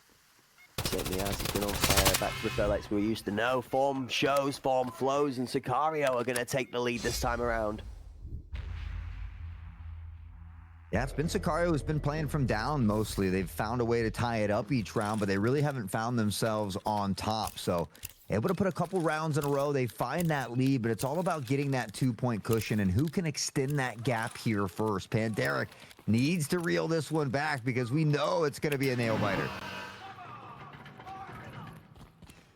Out of spawn, keeping a very keen eye on the minimap to watch this defensive hold. We've seen it be so crucial. The matchup as to which strategy the attacking team is bringing versus how the defending team is choosing to adjust to the previous round. It's 2 deep cannons for Panderic this time. Bomb's already out and towards the left-hand side. Sicario have committed here. If this ends up going wrong, they could find themselves overcommitted. Codex gets 1. Nades out towards this cannon location, including a smoke, but Rapid's got the better shots, and that's another one going down. The bomb's dropped. Trades back. 2 from Furlex. Codex for 1, though. Easy spots the rifle. He's waiting patiently here for the quicker swing. Unfortunately, Crosshair a bit too far out and still able to find it, though. Quick decision, snaps to the head, and that leaves Furlex dead. Now they've got that 3-player advantage, and they're looking to tie it up here once more. That ace doesn't care if it's close quarters combat or not. He can use this TRG in almost any situation. Yeah, Entas going to need to be hit with a think fast really quickly now. 3 members have to deal with. That's a think fast, that's a think dome. 1 tick on the board. 2 left to pick up, and only 45 seconds to find them in. Bakizi is going to rotate safely away, smartly, whilst Kakao tucks on site for the anchor. He has time to rotate if Entas is able to read or find the gap, but rather than try and face, he's going to challenge onto side shots onto the helmet, do Rico, but not find a home. Shots out of final member, Cario. Not going to claim them a lead, and not that important 7th we spoke about. 6-6, it's tied again. I mean, this is great. This is absolutely great. 2 top-tier teams coming out in an absolute slugfest here that continues to find us at times only separated by 1 point at any point throughout this map here on Fort. Neither team able to find that breathing room, that extra cushion to get into that driver's seat to look to close this one out. And already we see in the nades ripping out the device, kind of lingering toward the A site, but both teams split up just a little bit here. Okay. Again, a good choice of positioning from Panderic. They are going to move some forward pressure with 2 members, but they're also going to play it in a position where they're not overcommitting. Overcommit on the A site is pushing out Garden into showers without good formal information. They might be falling prey to this here. The quiet play from Cario, unless Kakao is ready. Now it's tough. One guys, he's got the world to do. He's only going to find 1 of the trades out. Codex does manage to get to his member in B in time to allow the rest of the team to rotate freely, but it's 3 versus 3 with the bomb in good control of A site. No, it's not. Bakizi finds a miracle shot down short. Bakizi, he often makes it look easy, even though we can assure you it's not. They've got the buddy system to work with here now as well. The device is down in a bit of an awkward spot here. And so now Sicario maybe potentially just looking to find a pick before they try to get this plant. We see Furlex. I mean, he's pushed up very far in a nice advantageous position, but we see Kiyoshima in the background, just cautious, a little bit leery of picking up this device that's stuck out in the open, and it looked like he was grabbing another weapon back there. I mean, on any other day, that might mean slightly off the at the end, but the aggressive push for Furlex is going to need to be good for 2. He is good for 2. What a demon! Furlex folds the adversaries, and he's got 1 left to deal with. He saw all 3. He should know the 3rd was up there. Maybe the 3rd actually has distinguished themselves in the scenery. He's actually disguised camouflage. Codex comes in and kills the king. Now, can Kiyoshima be the one to take out the clown of the court? Codex catches the captain of the chaos, but he's going to have to wiggle his way out from Kiyoshima. All the wisdom coming to bear. 1 versus 1. Both of these guys clutch kings when the chance comes to bear. Is it going to be Codex? Is it going to be Kyo? The olive drab. Codex ducks, dips, dives right, and pushes for the aggression. 20 on the clock. He needs to find the kill now. Shots are going to win for Kiyoshima. The tanky enforcer does its job and absorbs the damage. The shots look so good too, but honestly, it was these 2 picks from Furlex that was the game changer in this round. Furlex, again, and we talked about him on that snipe and how good he's been, but this swap to the SR3 has done numbers, not just for Furlex, but for Sicario as well. It's really good play from Panderic. Got to give it to them there. The 3rd member of that short push actually hadn't exposed to short. They tucked in mid so that even if the 2 went down, they'd still hidden that positional rotation. So Panderic even left themselves after the huge play from Furlex with a chance. But, I mean, you're right. It's single individual play for 2 at that point in time really does flip that on its head. What a performance out of Furlex. We see things slow down just a little bit here, at least toward the A site, but the explosiveness already through many here is Sicario tucked up toward B. We see Rapid in towards Stripper here as well, and now spots the barrel, but it's Furlex who's absolutely on fire. Shots has held Codex for 2, and now Bakizi finds Furlex. Just back and forth trades the crossfire. Great comms from Panderic on the B site, and they eliminate all of the threats. There is 1 anchoring member in Kakao on this A site where the bomb and friends are, but he's going to swing when it plants, so he didn't realize they left an anchor. An anchor, he will. Anchor down, anchors away. Panderic are going to close that gap back to 7. Yes, back and forth and back and forth. You talk about a slugfest. Both of these teams certainly showcasing all the wonderful talent here, and Kakao has really come alive in these last few rounds. Here's that play going down, a nice easy pick, and then, well, the hip fire up close and personal with those Piranha rounds. It's only a matter of time before you put your opponent into the dirt. 7-7 once more. Sicario, Pandaric still duking it out. Slightly late out to spawn this time, Pandaric with Keezy dropping, swapping nades, not quite picking up the lethal we wanted, so making sure that that utility is properly dispersed on the Pandas. Rapids pushing aggressively, Rapids taking a risk here, he's looking to be the difference maker. Two are going to swing, one doesn't quite get the second, Rapid almost manages the transfer, 2 for 1. Sicario have a numbers advantage. The rotation, but Furlex is going to catch one off guard. It's Bikizi to go down, that ace. The shot here as well, and a beautiful controlled shot from that ace onto Furlex through the sky. He said, not today, my guy. Back to a 2v2. The device has been planted here, though, and they've got to be careful. You've got to check your corners. Yeah, they do. It's Cacao to find the first one. Now they just got to get through Goes, who finds Cacao. 1 versus 1. That ace versus Goes. In a very crucial round for Sicario. There goes. Has to find the difference. That ace is going to step up and challenge. Tap fires, pre-fires, checks, peeks, knows he's going to be on the close steps. Shots from that ace, push him off. He now has space. Oh, Ghost is going to win it out. Sicario are going to be the team to claim the match point. Are they going to be able to push it over the mark? They give themselves the chance in map number 1. Look at that. You can't jump into those. I hit those every day of the week, says that ace, as he has Furlex for breakfast and a snack just in the back of the action. Oh, so close for that ace. And honestly, I felt like maybe should have considered backing off and going for that device defusal once the player fell off that ledge there. Maybe see if you could teeter him in. But, you know, it's always easier said than done when you're sitting in the booth up here. And so you got to make those split time decisions. They do the best they can. And, well, that's why we're sitting at 7-8. They certainly haven't been disappointing. But as you mentioned, Sicario, a real opportunity to close it out here. We'll talk about in a moment because the action's going down on side blink and you'll miss it. It's the first of the blue. Furlex 1 goes for 2. Pandas are down by 3 to 5 as the Sicario squad has the site strength. The bomb is planted quickly and 130 goes to 50. Exceptionally fast. Now Bikizi has to be careful. Furlex just laying prone, will find the dome. Bikizi gets a free 6 feet dirt nap. Cacao on the other side. There's a call out the window. No, he's going to step into it. He still finds it. That ace with the snipe, and all of a sudden it could be feasible. 2v2 challenge tries to go into mini to 2v1 isolate, but the first is 1 out of mini under the pressure, and then Sicario find a way to swing the sword straight through the hearts of the Pandas in the first map. 9-7. Sicario escape out of the first one after pressure all the way.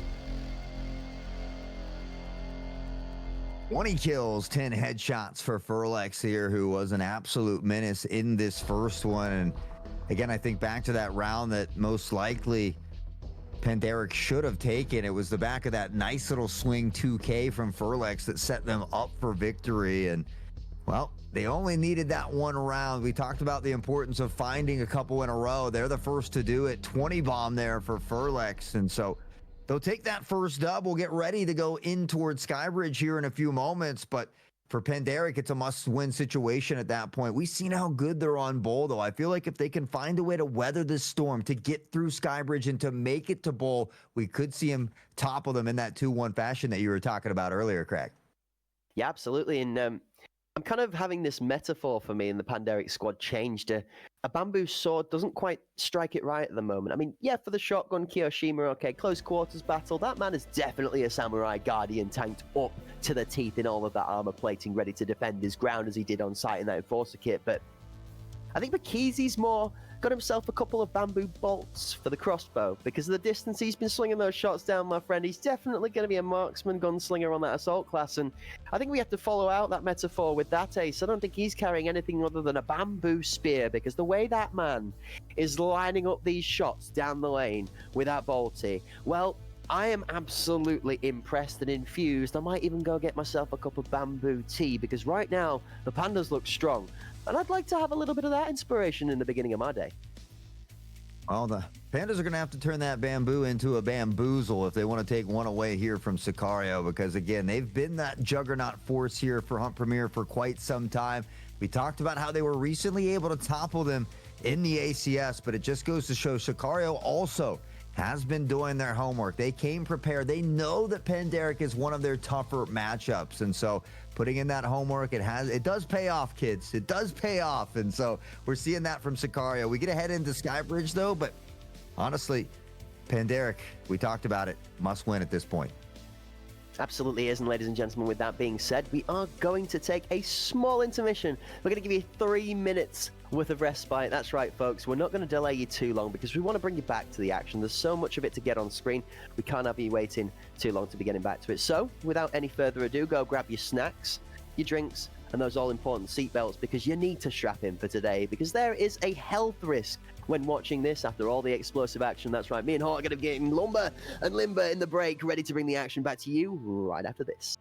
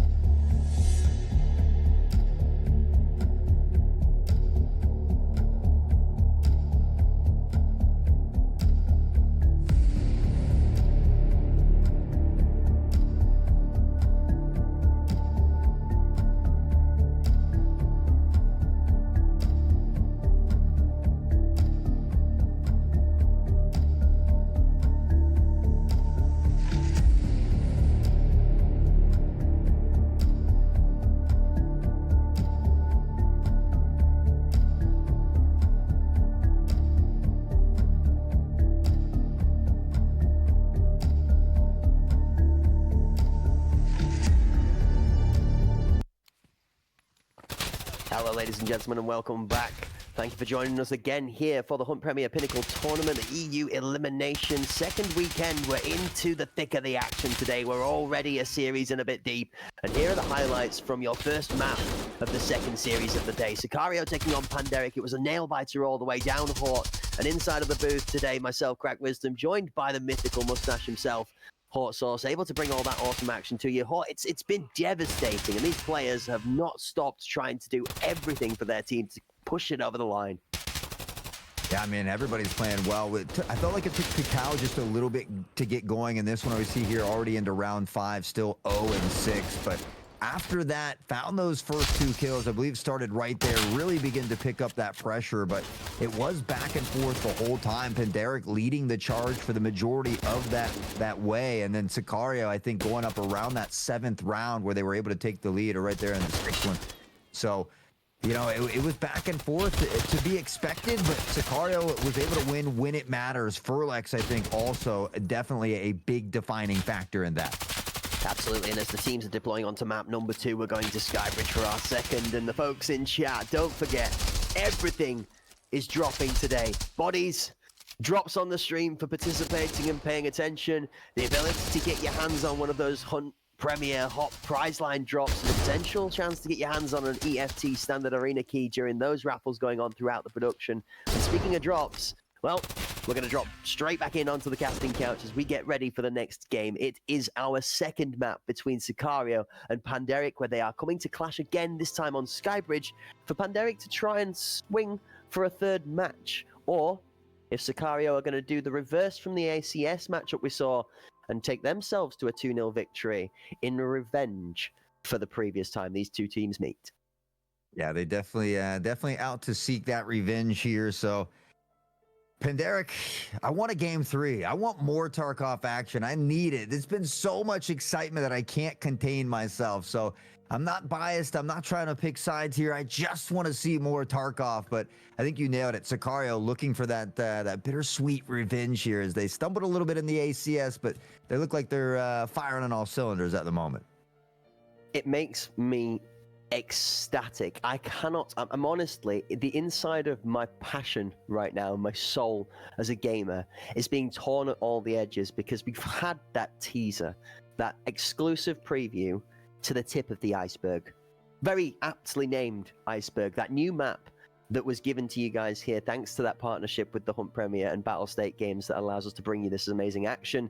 You guys got the first peek, all right? It was exclusive to you here live on the channel. Nowhere else, not even on the socials, was it teased, spoiled, or posted in advance. The first look was here on the Hunt Premier channel as the leading flagship for competitive arena gaming. And not only that, it gave us inspiration for what's to come, right? It's one map of a timeline that teases a potential 3 by the end of the year. And I am just eager to get my hands on this 5th map, especially in the context of what we're going to get to have a look at today, which is a best of 5 series after this one. Yeah, honestly, I mean, the pictures did great justice and made me equally as excited. And I'm a kind of an impatient person, but we shouldn't have to wait too much further. I know they said sometime into summer here, so I'm absolutely hoping for it as well. And I think it's something that is needed here because we talk about those best of 5s, and yeah, you can replay a map when needed, but it is nice to have a new scenery for all 5 games. And well, ladies and gentlemen, as we prospect over the future, we're instead going to be delivered a reminder that right now in front of us on the table we have a present, and that is the current situation. Sicario trying to strike for the second time against Panderic to take themselves on in the Pinnacle tournament. Remember, this is elimination, folks. For Panderic, this is the last chance saloon. Wait a minute. That's not the way the attacking side should be looking. Hold up. What's going on? And also, Panderic get a second chance potentially as well. I'm cooked.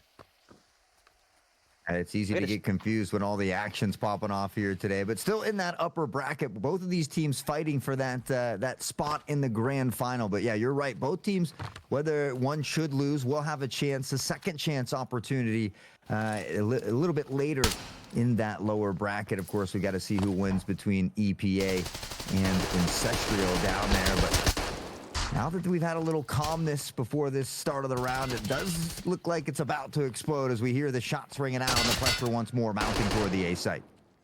Sicario being squeezed here, actually. They've not taken enough forward positioning or defensive positioning as the flanks come in, and they're actually going to find themselves trapped inside a sandwich. Rapid for the first, and Sicario are losing space. They're being suffocated by the Panderic movement right now.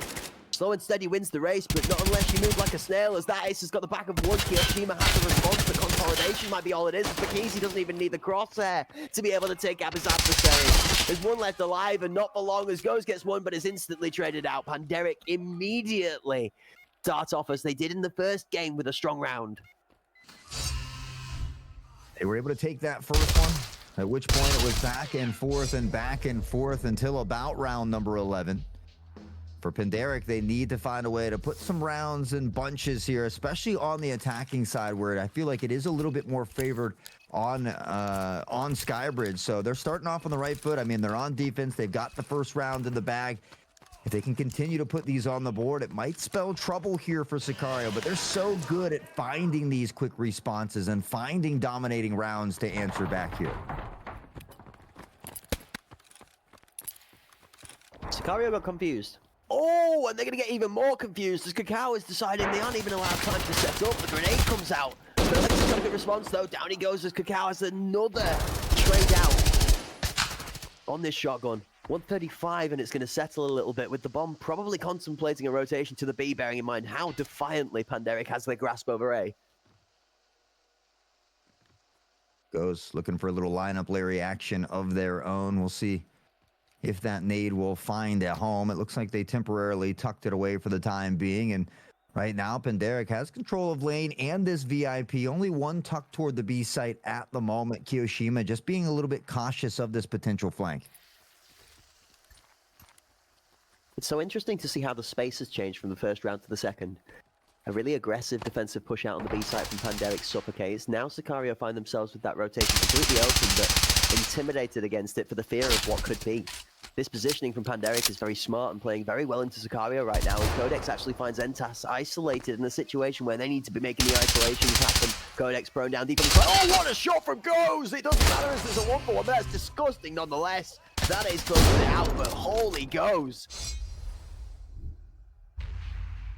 And I feel like this map is a little bit more suitable for that, Ace. I mean, obviously has some phenomenal snipes on Fort, but I feel like Fort maybe not as viable as a map always for this TRG. I mean, that Ace always finds a way to make it work, but we already see Panderic having a little bit more success in these opening rounds. Kakao popping off with 3 already as well. And so maybe Kakao taking a little while to get going could have been something that hindered them in map 1. It doesn't seem to be an issue here at the start of map 2. I'm going to slightly, not disagree with you, but I'm going to err on the edge of caution and say that I'd like to see Panderic take home a consecutive confident third, and then I'll agree. 2 is fine, but we are still in the first couple of rounds of the game, which do normally get traded quite volatile. Also, speaking of volatile, is going to push in. The Enforcer again tanks the damage, 2 apiece back, as that ace makes it just an even trade by ending the sequence with the Balti. Oh, it is a 3v3. Kakao, not a ton of health on the cards here. Shots continue to ring out. The device does go down. That ace held up to some utility. It's a nice flash. The pop peak, though, and the shot just a bit behind to find that one. Begins to inch forward. Nozer's one probably on site here. Cool, calm, and collected. That one on to Zaki. Almost finds the 180 toward Goes here. They've got the numbers advantage. Time still on their side, but ticking away. 2 versus 1. Goes is bleeding. That ace did connect to the thorax when he took the shot the first time around. Doesn't make any damage on the second, but doesn't find the crucial kill. Kakao, however, is there to finish off the carnage. He's going to crush the skull of his adversary on the way out, and Panderic do find that confident third. And now, Hawk, I just took a step off of my seat to sit on the bench with you. I think I'm starting to believe that the Panderic squad might find themselves a little bit more home on the Sicario map pick than they did in the first.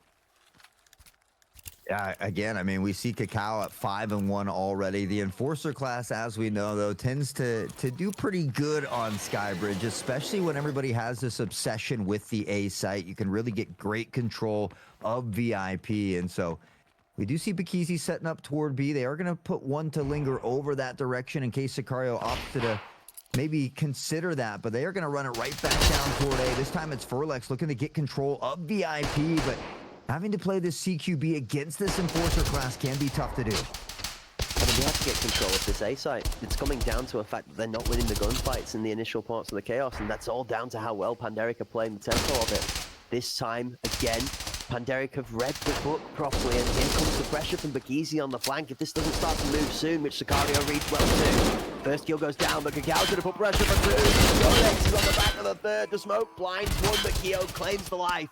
Codex is there for the refrag, though. All down to Intus. Tries to step out from VIP. That ace, I think, has spotted him, so the call out will come in. Intas knows there's going to be one peek in here, though. Finds Codex and now has a 2v1. They have to make sure they use this buddy system together, but this flank coming in from behind, Intas seems to be a little bit aware here as well. Maybe looks to bait it out, but Bakizi, I think, a little bit too far away to hear that audio cue. The smart positioning from Panderic here not to pressure the bomb. The plant is fine. It actually gives Panderic more time to play this now, with 30 before the plant, now 45 after the plant, to be able to find this one kill. They know the defuse is essentially not necessarily part of the bargain. There's more than enough time to complete it with a 2 versus 1 push here. What I am scared for is the isolation. Bakizi, however, as we have shown through both map 1 and map 2, is going to be one player that is not going to allow the pressure to force him to overcommit to an angle. He slices, he dices, and the very important player he is, closing the round out. Okay, that's ace. Okay, brother. You know, he's always got to get fancy with it. He said, I didn't get a kill that round, so I feel the need. I'm hungry for kills, and I can't seem to get full, so he'll collect one on a teammate after the round is over. But it's 4 rounds in a row for Panderic, and man, have they come out swinging here on the defensive side. It seems like they've read these plays from Sicario. We really haven't seen Sicario mix it up or even just tease the idea of B. Even if they don't go there, we really haven't seen any noise, any nades, anything thrown in that direction to kind of force Panderic into putting some more resources over there. Now here's interesting, 4-man stack and they have fully committed to this A side. Panderic have fully read that there's not going to be an adjustment and have heavily pushed into this. The 2 towards that tough. Going to be very pressure heavy, and that ace is going to open it up with a bolty shot. Burlex is going down. He to make space for his own. The first goes down. Zaki does win the shotgun fight. Goes has got one on the back of it, and this feels more red in the kill feed than any of the rounds we've seen so far. Sicario have a 4 versus, well, 3 and a bit versus 2 advantage, as Zaki is feeling very, very, very sorry for himself at this point in time. There's Panderic, who had a nice setup there as well, but Sicario hits the shots. It forces that rotation from Bakizi away from B, and with that, Sicario can just go ahead and go over there and take complete control. There's nobody around. They can find deep positioning, find this plant, and honestly, they've got the numbers here. Panderic's going to have to pull a rabbit out of the hat if they want to steal this round away. You're as confused as I am. We went from a 3 versus 4 scenario on site in favor of the attacking side being the one that's going in the favor of the lesser numbers, and now they go into a 4 versus 4 on site where they have theoretically a weaker position and they come out on top. So it definitely does come down to the gunfight. Sicario deciding that better positioning and slow placement is going to find them successful. Keo gets his man, but Bakizi does manage to find an elusive Zaki in the back of the gameplay. Bakizi, however, is going to drop past Furlex. That is going to be all said and done. Sicario, they like themselves Italians for a round. They fancy a breadstick and they're on the board.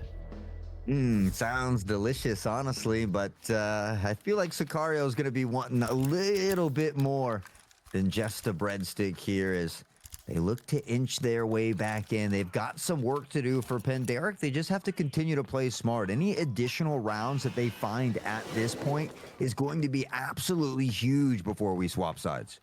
You could feel sorry for Panderic here to feel tricked as well. You went 4 versus 4 on the A site. You committed to a play that actually probably should have worked, and I'm glad that they've read that it was more a case that it just went awry than necessarily not working. They 4-stacked the A site again to read into this Sicario strength of just continuously playing this side. Pressure coming in though, good. The 2-man battle swing out of Sicario is playing like a lot better into Cacao. They've even brought in Rapid giving support too. Rapid for the first, then Cacao is elevated, escalated, and enabled. Only for the 1 though. Kiyoshima does play his life well, but then falls over because the damage done is more than enough. Fortunately, it does bleed out. Yeah, so maybe slipped on a pool of blood there in VIP after the beautiful chaos came raining down. And honestly, it was great help from Rapid that allowed Cacao to find that additional pick there. So Zaki will toy with the idea of some audio cues, see if he can bait something out here or find a pre-fire. But Panderic doing a great job of just being calm. You've hit the nail on the head, and Rapid not playing the win more scenario, plays his life and tucks back out of VIP, doesn't go for the extended retrade into Kiyoshima to lose his life on the extended retrade for himself. Instead, he plays aggressive passively out of Rat and picks on the rotation and gets another kill for his smart play instead. Then further repositioning and rotation just leaves Zaki isolated out on an island in VIP and nothing to be able to do about it. I mean, the smoke in hand is needed to try and force somebody to make an over-aggressive play, and with 30 left in the clock, Hort, neither Ming nor you is going to be betting money on any of these pandas moving unless necessary. I mean, it just benefits them to stay put here. Look for that crossfire. You've got the flank coming in. You've got time on your side, and you've got that ace who just continues to find these snipes downfield. And I mean, Sicario keeps pushing it down this A site. I feel like they've only had success that 1 round, and it was the 1 round where Cacao opted to not go in to take control of VIP, but instead to pressure forward and see if he could find a cheeky pick. But Panderic 5 now versus this 1 of Sicario. You feel like it's certainly favoring them at the moment, but with the way today's gone, I feel like you can't count anybody out until you hit that 9. Yeah, well said. A little unfortunate there for the last member of Sicario, trying to jump out of VIP, forced to try and jump on the left foot to get that elongated distance jump instead of the right foot that pushes you more up into the air than forward, and the timing catches him off, forcing to hit that left foot jump. Actually hasn't jumped headfirst into the top of VIP, and bump goes the head off the top. Speaking of bump goes the head from behind as Rapid takes Verlex out. Oh, that ace able to find Zaki. Zaki got a pick in the mix though, and now that ace will continue to jiggle around. He spots the one up top here. With that though, the Vice dangerously close to being able to find this plant. The smoke will plume out, and that'll make things a bit easier here as well. So plant will go down for the time being, but Pandaric still has the numbers to work with here. The numbers have played an interesting position though. This one on its own up top on Heaven. Rapid, nearly as I said, taking off jumping for information. Second peak on top of stairs. Just going to put pressure down. Entrance having to rotate because there are 4 members to deal with here. Makes life very hard. That case doesn't quite connect with the shot. One does go down as Cacao has got the swing for 2. Pandaric is 6-1. One more round away from a Brazilian half. Certainly not ideal for Sicario, but I mean, they're a team that's full of great players. They have the talent, they have the ability to kill by kill, round by round, begin to inch back in it. But I mean, we talk about how 6-2 can be a tough thing to overcome. Now you think about 7-1, Pandaric certainly making some great shifts from Fort to Skybridge, and they're another team that's really good on bowl as well. And so I feel like if Sicario doesn't at least find a way to take a few rounds here, it could maybe spill over in toward that bowl just a bit. I mean, this would be a confident way to respond to the first map loss, especially with the close game jump over the top as Intas got the head of Cacao up high in the sky, but Rapid on the pro! Bid for 2! Oh, shades of Stripey the Tiger there as the sleeping lion comes to bear. Zaki's got the nade onto him though. Oh my, that nade was close to that ace. It does take a little bit of damage. Sprays come out, but it doesn't find the mark. There's still one lurking on the other side here. Unfortunately, that smoke hasn't dissipated yet. Kiyoshima will find this one on the flank as well. The shots don't quite connect though, and it does look like maybe considering backing off here is Pandaric. Yeah, Kyo tanks the headshot whilst trying to trade out in that 2. You see the small fraction of his health bar's gone. Well, no fractions being taken from Goes. That ace wants the top heavy fraction. He's up alive. Oh, Zaki's got the ankles though. And 2 versus, the jump shot almost finds damage. Heavy can't deal with this, but blood pressure again is going to be flying out. Zaki's got the ankles for 1, these ankles for 2. Prone is the play in the theme of the round. Sicario do escape the half with the second. Well, I feel like that was a much needed round. We talk about how crazy it is to sound. It's only 1 round, but it's kind of that same difference we talk about from the 5-3 to the 6-2 here. So Sicario will have an opportunity to slowly work back in from that defensive side, but I feel like with the explosiveness that we're seeing from Pandaric, specifically on Skybridge, it's a map that might favor their play style a little bit, and a little bit easier of a job here to do on this one because Fort was definitely a lot closer. You've made the all-important comm there, and this is something we've talked about for the extent of our time in the casting booth together. The 6-2 golden score line, and where I'm going to put it into relativity is in relation to where we were last game at a 4-4 standpoint at the split half. Now, there's 4 rounds with a difference. Obviously, it's actually only 2. You win a round, it changes the scoreboard by 2, right? 6-2 goes to 5-3 and closes the gap from 4 to 2. Pandaric were only 2 rounds short of getting it over the line last time, so now with a 4-round buffer here, they've given themselves the best chance possible. Cal was looking for the jump shot. He's going to find Zaki, though. Can't get the second. Kiyoshima on the Enforcer class as well. Does at least find that trade back. Rapid is a bit hurt here. Sees the spot, or spots the gun and the muzzle flash, but the jump shot won't quite connect. So what Rapid have to do, he has already tanked a grenade, but that's trying to help. Looks like the explosion. Felix is going to do swing into the 2 of them, tucked in the corner together. They're trapped. The Sicario members smell blood in this swing. That ace for 1, Bakizi finds Ferlex as he's not paying attention to Hole. The defensive positioning from Pandaric here has actually leveled this properly. Bakizi needs to win his fight into the tank, and down goes Kyo. That ace, don't do it. That ace, don't do it to him. You can't. Not like this. this not when Sicario needs mentality? Oh no! Yeah, you could have guessed it. We need to take another look at this one. I mean, Bakizi finding this pick onto Kiyoshima, that Enforcer class in towards VIP, but the jump shot from that ace, my man is going ballistic. Well, I mean, what better fashion to cross to the double digits in the kill feed and hit that 10 with the jump shot? Lovely. That ace is firing on all cylinders, plus the nitrous canister that was installed yesterday in the tune-up shop. Nice custom tank is going to actually see the gas being applied extremely quickly out of Cacao this time. That is for one. Cacao onto side as the second falls. It's going to be devastation on B. Bakizi finding Q as well, and I gotta say, Panderic is one of the most fun teams to watch when they're popping off like this. Everybody working so well together. Cacao up into the face here. See a little damage in both direction. Furlex is going to be able to find Bakizi as Cacao picks off Intos, and he's on an absolute tear with this saga.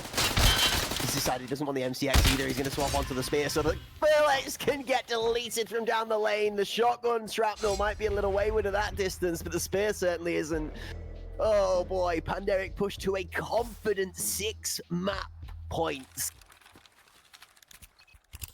So many opportunities to close this one out, and with the way that they've been playing here, more specifically on Skybridge, you have to have a strong inclination that they should be able to do it, but we have seen crazier things here at Hunt Premier, so again, you know, you better buckle in just in case. Oh man. This is completely a turning of the tides comparative to what we saw in the first game. Sicario look smothered, just almost struggling for space. And Panderic think freely about taking it. The shotgun rings again. Goes down. That ace is also consistently picking up one, if not more, on entry. Short on sight, rapid for one, Keo goes down. Almost full entry.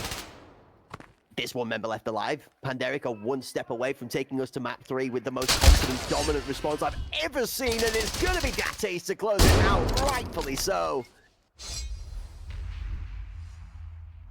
Well, a much different showing than we saw there on Ford, and honestly, I feel like heading into Bowl, that's got to do wonders for the confidence here of Panderic, your MVP there. 16 kills, 5 shots, Cacao on that Enforcer class. A force to be reckoned with. Okay. Okay. I'm just gonna breathe for a second. I'm just gonna deflate. That noise, I think, was exactly the best way to put it. Like, what did we just witness after that first map? I mean, shoulder shrugs. See this one? Is all we could do. Yeah, see this one? Gone. See this one? Yeah, gone. See these? Yeah, also gone. Don't care. Paperwork, irrelevant. Thought process, denied. Access to site, nuh-uh, not today. Not if the Balti's still in play. Shouldn't be doing the kind of thing we're doing at the end of the round to just close it out as if you've not played one of the more hotly contested rounds of the day. Yeah, okay. Pop goes the weasel. Bonk. I don't know what to say. It's just a different Panderic. I'm not saying they didn't play this well in the first map, but Sicario were way more put out of place by what they brought to map 2 than they were in map 1. By a long shot. Yeah, well, all members for Panderic are popping off as well, and they're certainly feeling it. You can see that confidence being exuberated on the battlefield just from that ace jump shot alone. But when you take a look at Fort and you go, 5-6 rounds with Cacao not getting a kill, it does make things a bit tougher. He found his stride at the end of Fort. He never looked back. A dominating force here on Skybridge. I mean, everybody was popping off. You can't just pick one member, but I think the fact that Cacao was struggling a little bit in Fort might have been why we saw that outcome, happen the way it did, because even with Cacao struggling, it was back and forth, one round at a time, and Panderic was able to stay in it. Now everybody firing on all cylinders, as we like to say, working like that well-oiled machine. Dominating performance there by Panderic. I think that Panderic have maybe hit themselves with the new stim that should definitely be introduced to the game, the Hunt Premier Pinnacle, all right, which is definitely the one that has injected like pure Red Bull to the veins, or any other energy drink of choice, I guess, whichever whichever takes your fancy, whatever flavor you like, lemon relentless, or I don't know, for many phases I've gone through myself, but just an injection of energy. And like we can't be any more blessed with better performances than what we've gotten to see so far, and what we're going to continue to get to see later on in this day. We've got another match coming up after this, where not only is Bowl going to be our deciding map, which I'm excited for, because Bowl was a tough one when we saw that first visited first of the day in our first best of threes. Didn't go the way of the team that chose it, and in a similar scenario as to what we thought here, Hawk, we've seen maps dropped by either team of their choosing. The decider doesn't have a person's choice against it because it's a last of 4 in an elimination process. But let's talk about who we think is favored going into Bowl from the experience we've had. Where would you personally look to the advantages in Panderic versus the advantages in Sicario in this matchup on Bowl? And what do you think is going to be the deciding factor that's going to put either of the two teams over the line here? Yeah, I mean, Panderic's popping off right now, and now that Cacao is popping off, he often holds down that B side alone on defense. That ace, a menace with the snipe. Where is the snipe best at? Probably Bowl. I mean, this to me shouts Panderic. As long as they come out, execute their game plan, they should be able to come away with a dub. But again, we've already thrown that paper out the window because it doesn't matter. Sicario has proven time and time again, repeat HPL champions for a reason. They have the skill to do so. We're all human. We all stumble at times. But how do you bounce back from that loss? That mental, what's being said in between games, all important key factors here. Knocked it out of the park. Whoever that was in the box in between game 1 and game 2, and I think you knocked it out the park just as well as the coach did. You've hit the nail on the head. Bowl, Balti, dominant, if your player's able to make it happen. Are we putting an if in front of that ace's name? I don't think so. I think he's more than fly swatted that down away from us many a times on screen to be able to prove it. As you've mentioned, the shotguns are firing on all cylinders, as are the players carrying them now. And as we talk about that, let's waste no time in giving the viewers a second look at exactly what's been happening in map number 2. Well, I mean, it was highlight after highlight. Unfortunately for Sicario, it was a little bit more on the Panderic side here. And I mean, we saw him take these first 4 rounds. They controlled the A site. That ace, not afraid to snipe up close and personal. Furlex continued to play well, but it just wasn't enough. Cacao in that kill feed constantly with those Piranha rounds. It's just slam after slam, and this is actually a little shade of the map we saw before. Furlex not necessarily having a bad game, but it felt like Panderic just didn't take the action to Furlex, didn't give him a chance to thrive as much as they did in the first game. They instead targeted other players and made things look exceptionally good in the response. This is where you go from glorious highlight as Entas rips the head off a jumping model to finding himself going down as a 2-piece. I mean, you feel almost robbed in Entas's position there to come away from that not being the most victorious scenario. And back and forth went that VIP brawl. Furlex, as we said, when given space, took it well, but Makizi, I mean, you know, you can't not blame it on the captain for burying the bullets inside a VIP. He's absolutely one that the team will look to respond to when it comes to tight, close scenarios, and somebody needing to step up their game to match it. I mean, it's a tip of the hat again, Hawk. The only thing I'm surprised at so far is that, unlike last weekend, I've managed to super glue it to my head so it's not been blown off just yet. I mean, it's like you said, apparently Panderic, that ace, they've taken that Hunt Premier Himothy Stimothy, man. It'll turn any him into Himothy because they are monsters. That jump shot snipe from that ace, all I can say is, sheesh. I'm telling you now, people are going to be having their eardrums ringing from that dome shot for the rest of the week in each of everybody's memories that's paying attention to the clips from the Hunt Premier Pinnacle tournament. I mean, it's not our fault, guys. You can't blame us for being a continuous feed of producing highlights, all right? Blame the players. They're that good, all right? It is their fault. Absolutely entertain you to go and tell them exactly how frustrated you are at the fact that you've got countless hours of footage to be able to watch these players showing up in all the glory. and to allow us to wind down on the nighttime after it, because I think we can only watch these in fits and bursts, right, Hort, at the end of the day, because if we watched it all again, I don't think any of us are making it out with our health. And, you know, when in doubt, you can always blame Philbo. You know, we've got the emotes down there, so feel free to use them. We can always blame Philbo. He'll be our scapegoat for the day, but honestly, we should blame him for all the wonderful action that we got to see here today as well. And it's only going to continue, Cracked, all the way into a best of 3. We've been blessed with overtimes. Now we get our best of 3 as well. Pandaric, Sicario, they're not out of it just yet. They'll get a second chance opportunity, but it would be nice to be that team to punch that ticket into the grand final first. Yeah, and ladies and gentlemen, if you thought this was going a little bit of the distance, this is merely a sprint compared to the marathon you're going to get to feast your eyes over on later at the end of the day. Rapid opens up. Wait, hold up a minute. Rapid opens up with a grenade kill.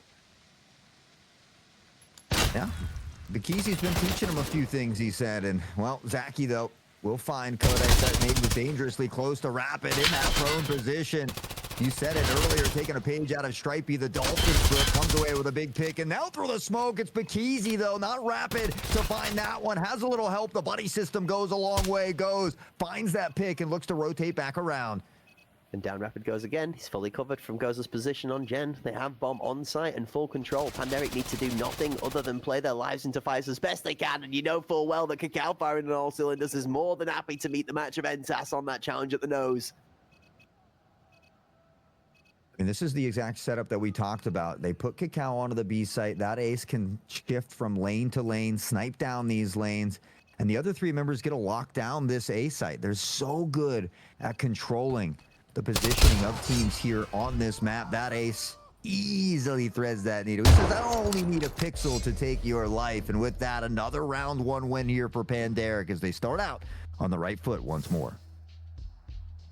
Again, not a fan of caster cursing. We've seen Pandaric take the first round in all 3 maps now, and it's gone both ways. Favorably for them, completely close all the way down to the neck. The other alternative, we would be completely against them. So rather than cursing that onto the screen, we're just going to see how it develops. What I'm looking to right now is Sicario's adjustment. They've seen how Pandaric have played out. Round 1 is always normally a good read of each side's play and how they're looking to approach the map as a whole. And then the team builds in the adjustment. So smoke towards Gen, as that was heavily pressured last time. Pandaric put members towards site, one aggressively towards curtain and one deep towards the back so they can rotate off to headshot or play in front of it like this, actually. This is a good off angle being held here. I was going to try and pull that. Here comes the boom, here comes the slam. Sicario, step onto site and step over the pandas of the process. We'll be able to get this plant down here with ease. Although, Crack, I like to think I've never cast or cursed a team. I've only just cast or blessed the other team, as we like to say. In top great positioning, though, here. Shots ring out and almost gets a bit sketchy. Does find it. Bikizi on the backside of things will find goes. It's still a 2-player advantage here for Sicario as they look to get us a little bit more of that back and forth tug of war action that we saw on fourth. Yeah, Entas escapes with a McShaky, and that's going to be about the only point of concern for the round for Sicario, though, as confidently in 4 members left alive. They do close out the second one apiece, but it looked a little dangerous for Entas there on the nose, didn't it? We went back and forth a little bit. We took a moment to play Worms 3D, and then we found ourselves figuring in 4 dimensions of pain, but not quite either member finding the killing blow. Entas's magazine doesn't run dry before he does find the crucial headshot. And it got a little bit close there, a little dicey. Just how we like it. Sometimes you got to roll the dice, and sometimes you just got to pay the price, usually with your life here. Pandaric looks to get set up one more time. Rapid, we saw that crazy nade earlier, and again, maybe he's been taking some pages from the Bikizi cookbook, looking to line it up toward med side here and might just find one if he lets it rip. The vertical game of Beyblades falls in a different way, but it still receives and deals the same amount of damage. The aim of the game, put X on top of the spot that you want to blow up. The Rapid is taking his moment to enjoy looking at the sun. Don't do that at home, folks. Bad for your eyes. Guillotina falls prey to the counter curse as Rapid and Codex together delete the curtain push. Got park there, mate. Exactly. Can't park there, buddy. Goes, though. Able to return fire. Does find Bikizi. Looks to work back in it. Unfortunately, Intos doesn't realize they've eaten up a lot of space here. Will come away unscathed for the time being. Shot spring through the smoke. That ace going to keep it cool and not let the shot rip because he trusts in the teammates. Kakao Rapid popping off here, and it's another decisive round win for Panderic. Now, decisively back and forth we go. We look to round 4 to give us more information on the flow of the rest of the game. Currently, we've been in this position again. We're back and forth, and game 1 led us all the way to 6-6 before it started going either side favored. Second game, however, Panderic took this one as we spoke about, Hort. I'm hesitant on 2. I'll start sitting on your couch again at 3. I'll keep it warm for you over here for the time being.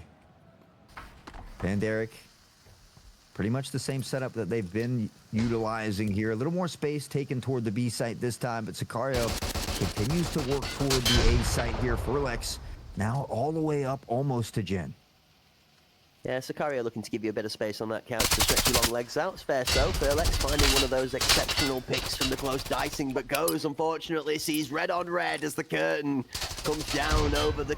Oh, Rapid. Takes out Ghost from the gem position as well, as I thought he was going to be able to walk up upon him from behind. Ghost gets picked off.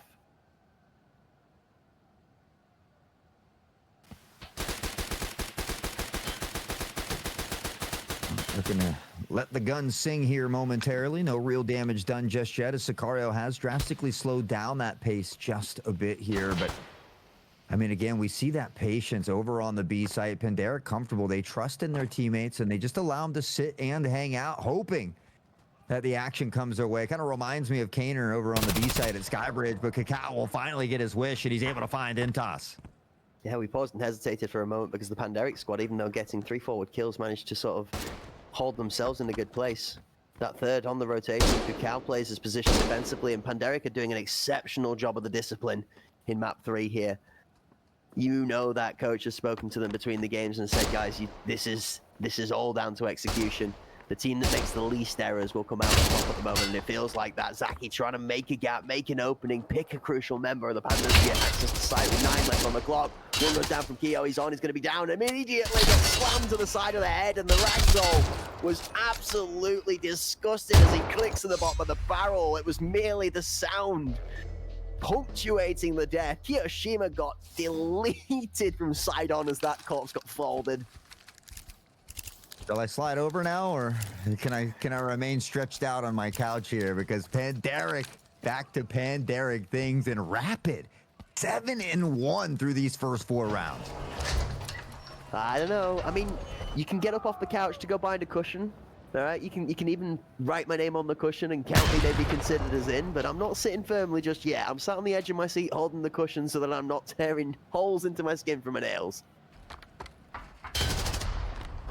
Well, we'll see how she plays out. Sicario looking to gather another round here. They've been doing a good job of finding these answers back here. Furlex from above goes, finds Bakizi, and now a potential dominating round, this time in the favor of Sicario.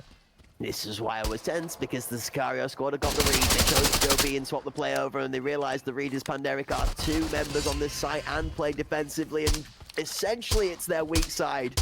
Well, you want to see what happens when you slam 5 members into a weak side, Hort? It's called a full flawless round. A full flawless round. Sicario inches back in, and now maybe a little bit more of that action that we saw on Fort here, as that game of tug of war could potentially continue even further now. Sicario just needing 1 more to tie it up, and maybe considering switching up the strategy just a little bit, or maybe just toying with my heartstrings here. It's just why I don't like to sit down if I'm not on a couch on either side, because the fence is uncomfortable. And I feel like I'm going to be here a while. Okay.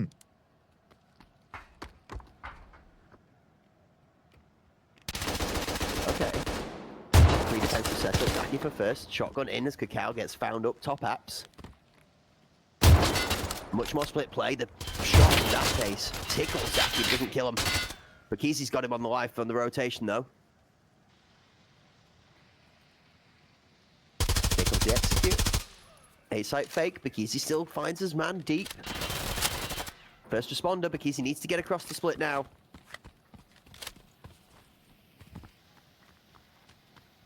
Well, they're going to be able to get the device here. They've pressured up pretty far here as well as far as Furlex goes, and maybe an opportunity to find a pick, but that ace, you talk about the situational awareness yet again. He came prepared. He knew the game plan, and he finds Furlex. They've got the player advantage, and about 40 seconds to work with here as we see Rapid beginning to pressure forward. Spots one, the shot for good, and goes down. Yeah, but the smoke retake towards Curtain's going to push the members forward from the Sicario squad. They can't stay in those defensive positions because they have the smoke for the retake, and as Bikizi executes it, that ace executes the tower pressure. Inside goes the Pandas. And the round goes in their favor, 4-2 hot. You might need to pull those legs back up to the knees again, because where you're allowed to relax for a round, it's going back the other way. I'm not convinced, but I'm definitely leaning on the arm of the chair. Yeah, I mean, if one thing's for certain, like we said earlier, you know, we can have our fun with it, but we certainly can't count Sicario out. They have shown time and time again that they are a master class here, class act across the league and tournaments that they continue to enter and often perform very well. But Pandaric, they've had their number as of late, more recently coming out on top, and now maybe looking to be repeat offenders here as they look for a dub in map number 3. It's a lot of utility and a lot of pressure toward B site this time. Much more reserved position from that ace out towards green gives him a good chance to be able to take multiple picks. Never mind, Furlex is going to close him out before that's even allowed to happen. Bikizi could be able to pick this off. He's being pressured from the left-hand side. He's trying to find a gap to find the kill. It doesn't happen. Entas does come from the left and find his man. Marked down. Nearly shots to a teammate. 1-for-1. Entas finds Codex. Rapid for the response. Rapid for 2.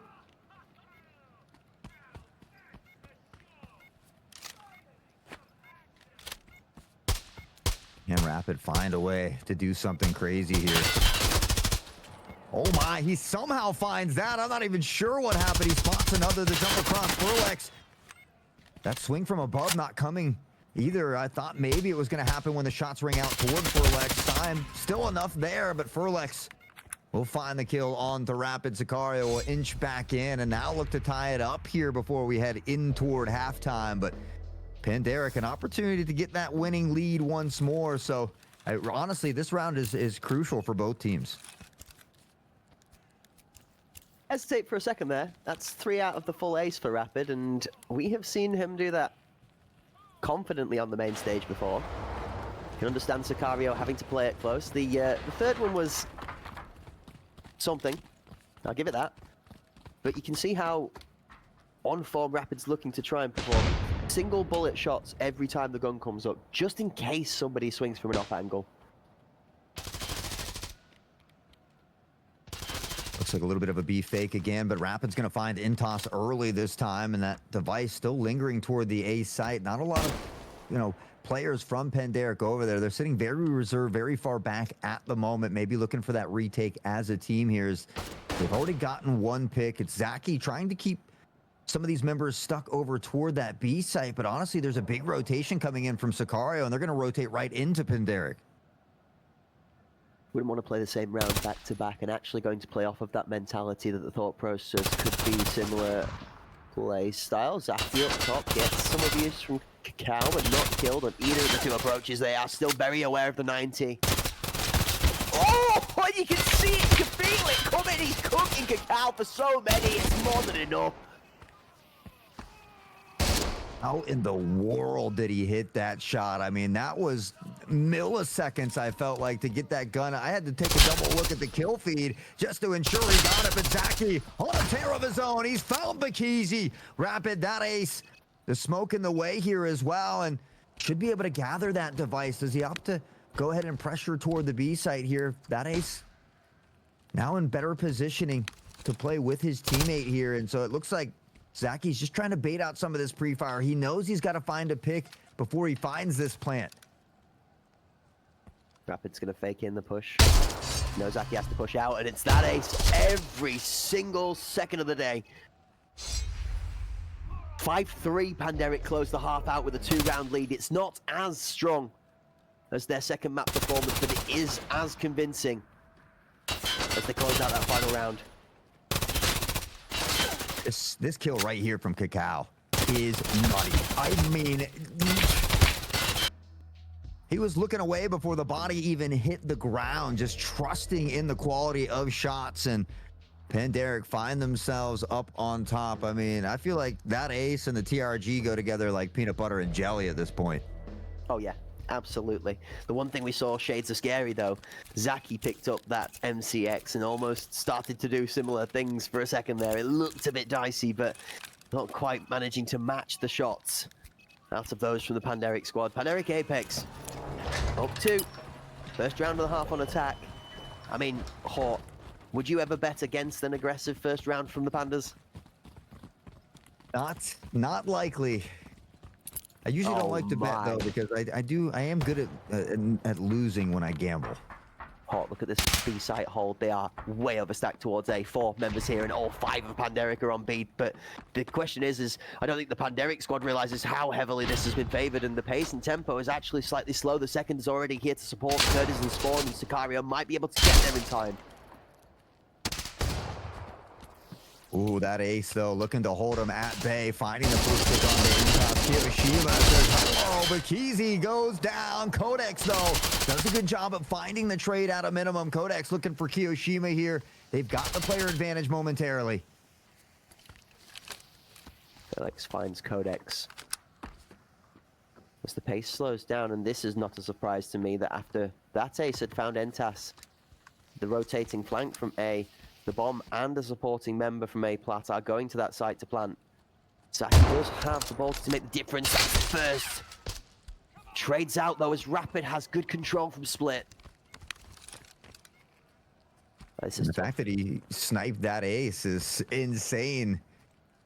Maybe a little sniper battle in front of us here to come, but time stacked against them. They've got about 30 to work with here. The quick peek from Codex finds one. Goes. Shots look good. Unfortunately, has to deal with Codex and Rapid.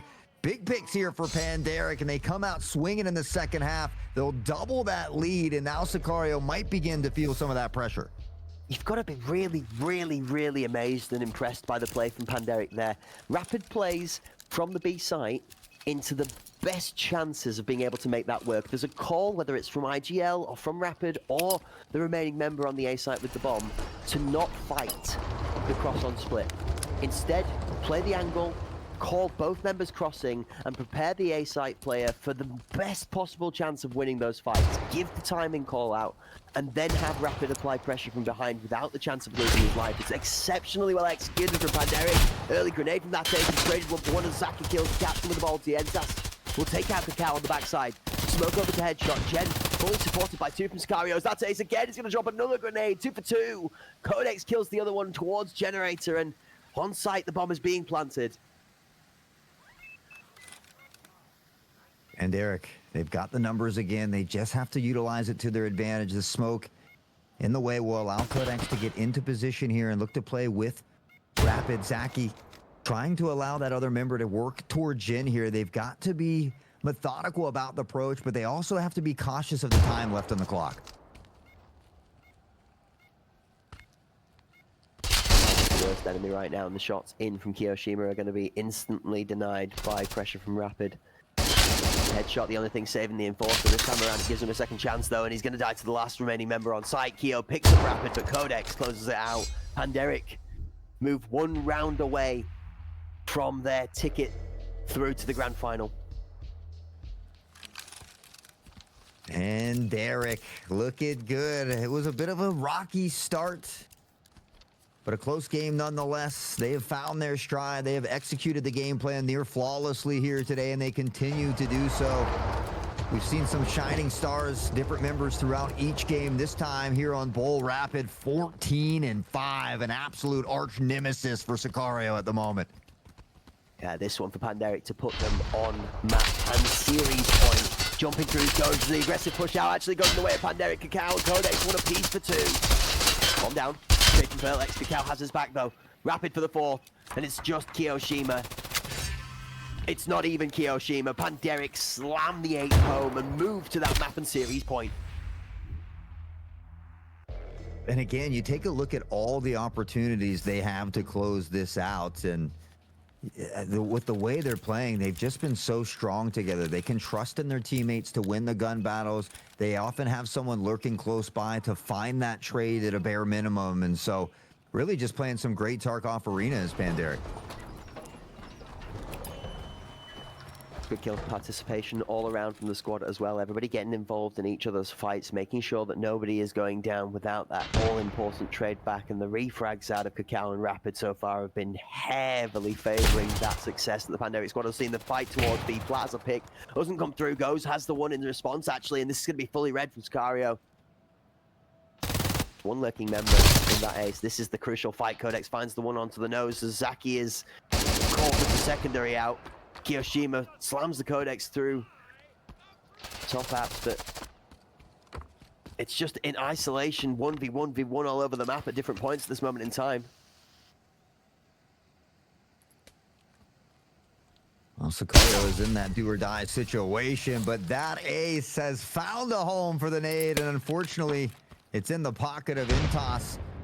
Panderic looking to bring it back. Need to find one more to get that equalizer. Furlex patiently waiting on the other side. We will see a shift through spawn as Furlex finds Rapid here. That ace needs to find this first initial pick. The flash doesn't quite hit the mark. Nice shot from that ace. 1 versus 2. Picking up the bomb safely. Pressure in. 40 on the clock, so more than enough time to play with here. The device is going to go down comfortably. That ace looking to find one on the cross. No tag. Tough spot. Drop. Pick. One. Close. Tries for the hip fire, but it's not quite going to find a home enough to hit hard enough to take out the Enforcer. He does land the shot, but it's lower center of mass. And that's not a one tap. I'm a little glad that he missed that no scope, because I would have felt sorry for everybody in chat's ears and maybe my Superman skivvies, because I might have soiled myself after that if he would have pulled off a clutch that insane. That ace continues to impress with this TRG time and time again. Panderic, they don't clutch up the round. It was close, but again, they've got 4 additional opportunities to do so they don't really have to sweat the bullets just yet. I'm not surprised Blue's in chat asking to the mods for a refund of his points because he meant to bet them on Panderic. Ah, dear. Blue, today is not your day, sir. That is not this day. This day the Pandas will fight. And at this moment in time, they have 4 more opportunities to close this out before a minimum of overtime.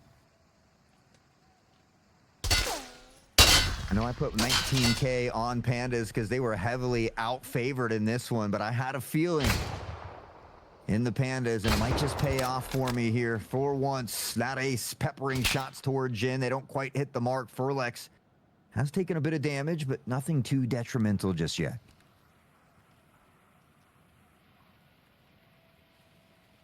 That ace is cutting these angles with so much discipline right now. Just makes you wonder what the recipe for success is. What does that man put in his cereal bowl in the morning? Now give me a bowl of that. Shots ringing out from both of the Balties as each team looking to try and bury one of those humongous bullets and make the difference. One thing I am a little concerned about is with 35 slowly coming up on the timer port, Sicario are slowly leaving themselves in the situation where they're about to get flooded. Here goes the one. The Balti has found the pick, the top site. Member stays strong. 2-2. 2 for 3. 3 for 3 as everybody hits the floor all at the same time. But Furlex, I think, has got every single kill for his team so far. And in the best position to be able to stave it off. Is it another match point? Snuffed out. Furlex for a full 5. 8 on the clock. He's done enough. He can get the kill too! Furlex! Is that the full ace? Are you joking me? Not quite. He's one shot goes snuck in one there, but Furlex, I mean, said, hold on, boys, hop in the backpack. I've got this round in the bag. You can get me for the next one. They inch closer. We talk about trudging through the trenches. Sicario looking to weather the storm. They are starting to see the light at the end of the tunnel here. Potential to push it to overtime. Panderic just needing one more. You watch the kill feed and it's just blue, blue, Furlex, blue, Furlex, Furlex, blue, Furlex. Huh? Wait a minute. Shots 2. Furlex is feeling himself. It doesn't matter about the utility from that ace because the bomb and teammates down. Furlex over aggressive though. Slight mistake as he pushes too hard into cards. We'll slow it down a bit. Panderic hold their discipline slightly better than Sicario. And what looks like it could have been an absolute run out from Sicario in this one slows down to a 3v3. Oh, Rapid finding that pick on the Zaki is absolutely huge now here as Panderic has an opportunity to close it out. They've got 2 more members to get through. They're both tucked onto the A site, though. With 1:08 left, they potentially could rotate all the way around, but it doesn't look like they want to. Both teams feeling that confidence here and now wanting to pressure forward. First time we see that ace go down without even being able to pull the trigger. Entas just a little bit faster this time around. Kiyoshima has one, and Entas has another, and Sicario do survive another round. Oh, brother. Do you remember an 8-4, Port? Do you remember an 8-4 from earlier today? Oh, yeah. Oh, yeah. A couple of them. Did we not find ourselves 17 and 15 by the time we were at the end of one of them? Look at these shots from Furlex. Oh.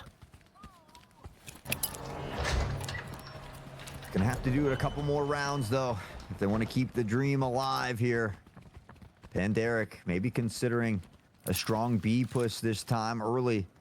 Smoke going out here from Rapid. Kiyoshima beginning to shift slowly forward here as well, and I think Rapid did spot the one on the jump over.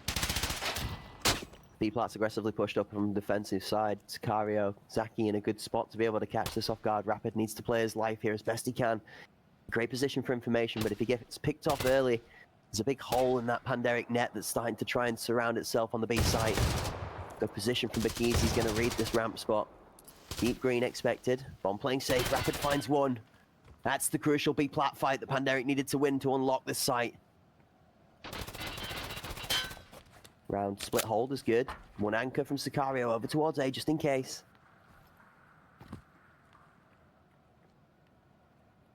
That anchor beginning to shift forward here and maybe considering a flank of their own. We'll slow down just a bit here. Kakao hearing the audio cue from Kiyoshima on the other side, trying to bait out from Bakizi, and he's going to find one. Codex, though, does get the trade here at a bare minimum to keep that player advantage. Panderic know they have the numbers. There's no need to take that swing there unless there's somebody to back it up. Even if they don't win the fight, better way to play it. Great call from the Panderic squad. 1 for 1. They take space. They trade a life for a player. Furlex, however, is going to find himself 1 for 3. No response on that.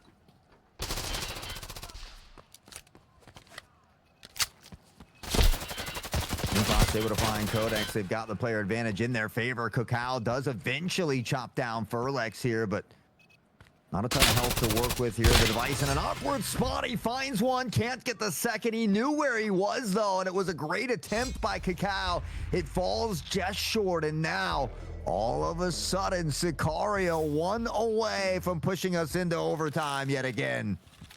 Crucial pick. The bomb goes down in the worst spot.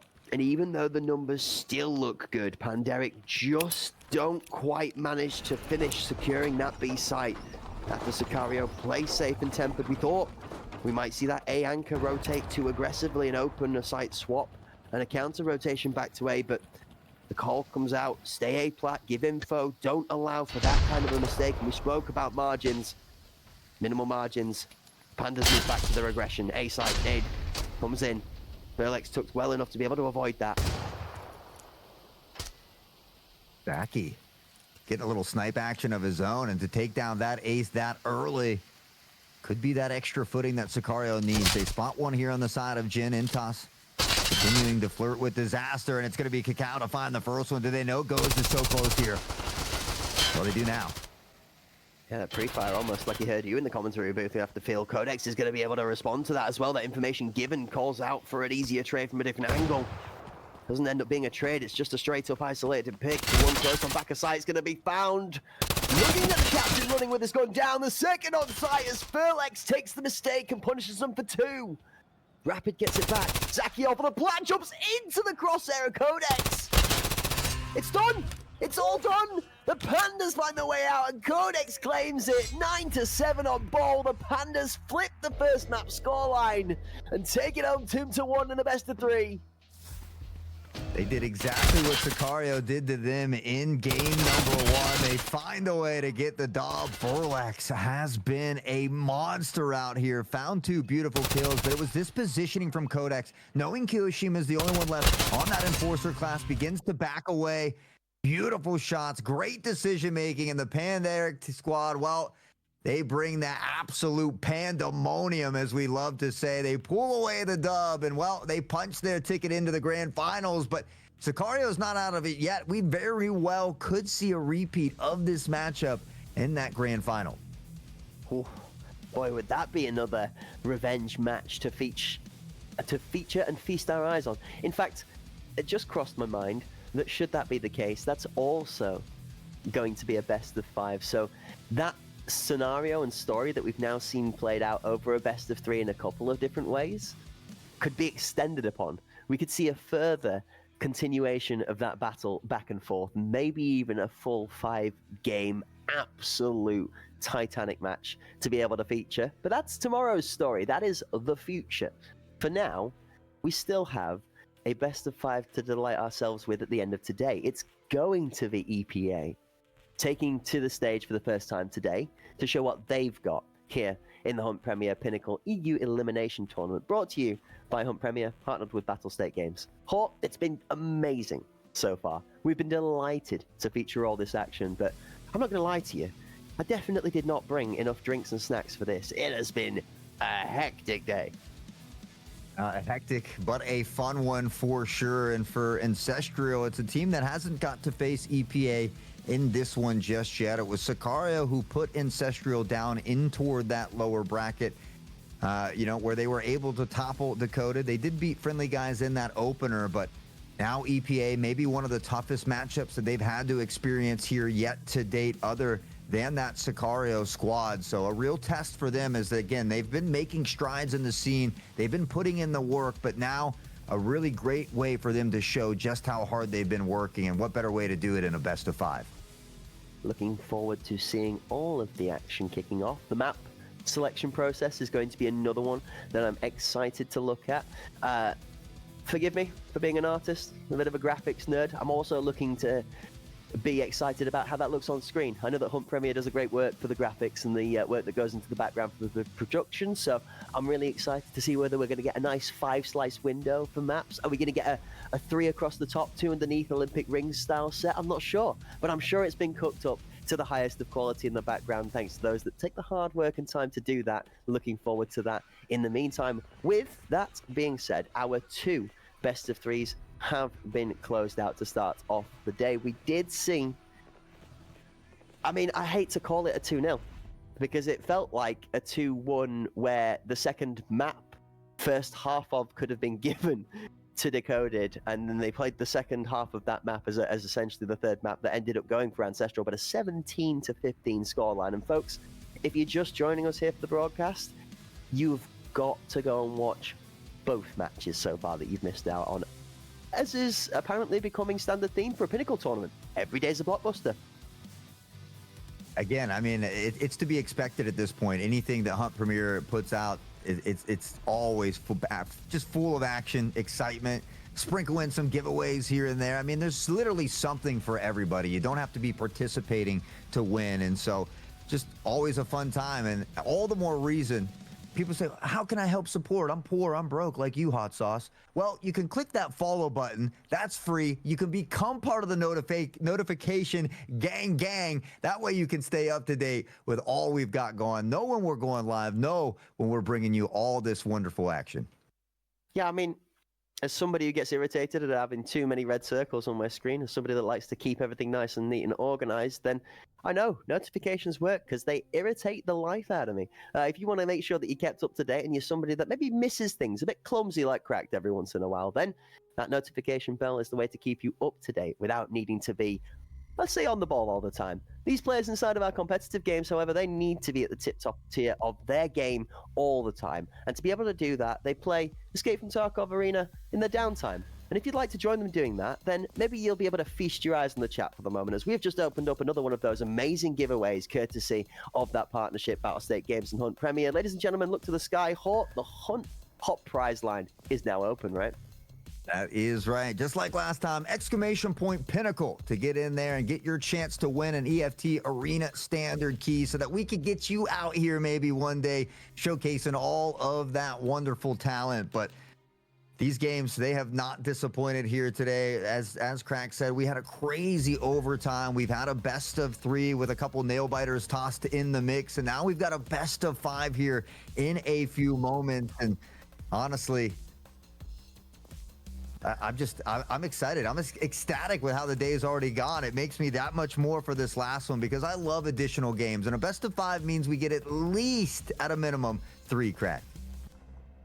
Yeah, absolutely. And I mean, at this moment in time, it's going to be a very, very cruise control based moment and section within the production and the synergy for the schedule today, folks. Okay. Despite the crazy amount of action, we're just about sort of keeping it on time. So we're going to take a moment to digest, reflect, and then, of course, glaze upon some highlights, as is true tradition when we get the greatest of gameplay. And then after that, we're going to take you out into a small intermission. That's right, we need to give ourselves time to refuel the tanks, reload those pitches so that they are ready for a full best of 5 series worth of entertainment. Hawk, I'm going to take my W.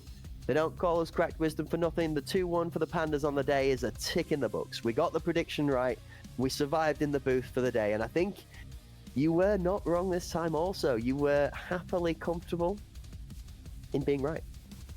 Well, you know, I was thinking that maybe Pandaric could squeeze it out in 2. So I was maybe just a little bit wrong. But, you know, I appreciate you for that. But nonetheless, guys, if you missed it, if you're just joining us, exclamation point Pinnacle to get in that giveaway. But we've got a ton of highlights here for you from that last one. So stick around for all these highlights. We got a 10-minute break after those highlights. Stretch those legs, get those snacks, but don't go too far. When we come back, we've got more Tarkov action.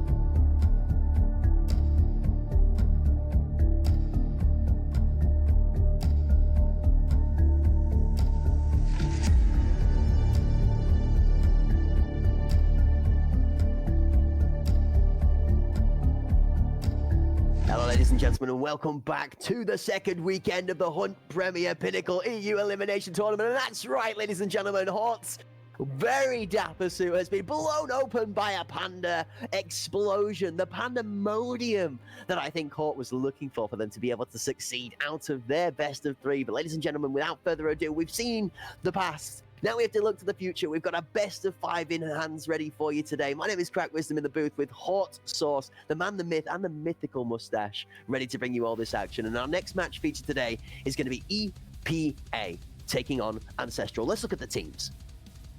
Here we go. EPA. I mean, we know how good they are. We talked about it. Unfortunately, Blitzer Girl is going to be not in the roster here today. So Kaner stepping up, filling in for Blitzer Girl, Walker, Numenos, Fox, and Pablo.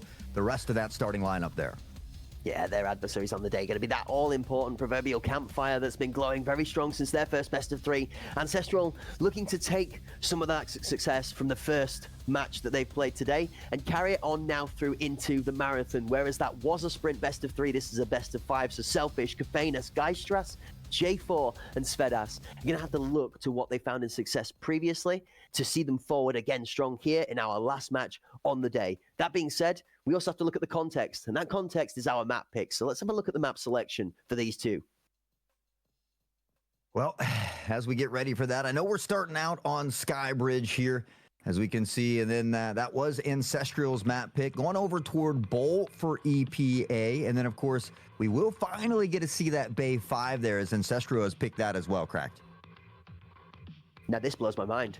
We're Skybridge Bowl Bay 5, and then short of Fort also being Bowl, we've got an entire mirror match scenario all the way down from the front to the back. We're going to Fort for the fourth, but it's Skybridge that's going to be the deciding fifth map. So each team has been given a chance to take two maps of their choice. Obviously, in elimination, we weren't going to see ourselves going Skybridge, Bowl, Skybridge, all the way down the maps. But Skybridge first.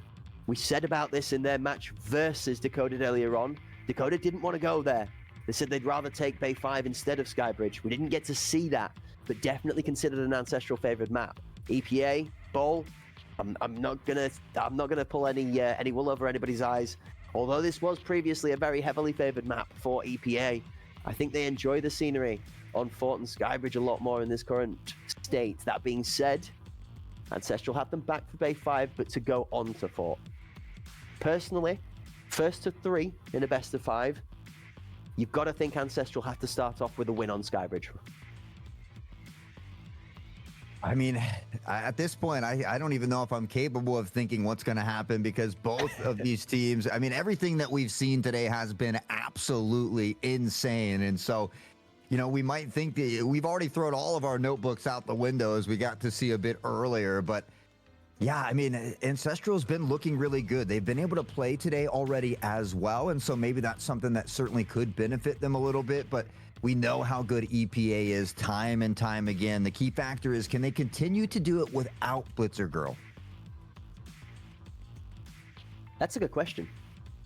I don't think it's a question that's going to be asked of them versus Ancestral in a case that Kaner and Blitzer Girl have that split, that there is a discrepancy between what each player brings in one is better than the other.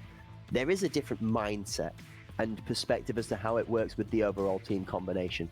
Blitzer Girl, one of those members that is classed as a playmaker, takes a lot of prowess in isolation, in playing fights well, and good individual decision making. But whilst the teams are locking the kits in, the flip side to that is what Kaner brings to the team in synergy. They've played with Kaner before, he's been in and around the team and has worked alongside them for a long time. He has good personal relationships with members of the team throughout their own individual workings in other games, other platforms, titles, and just basic community interaction.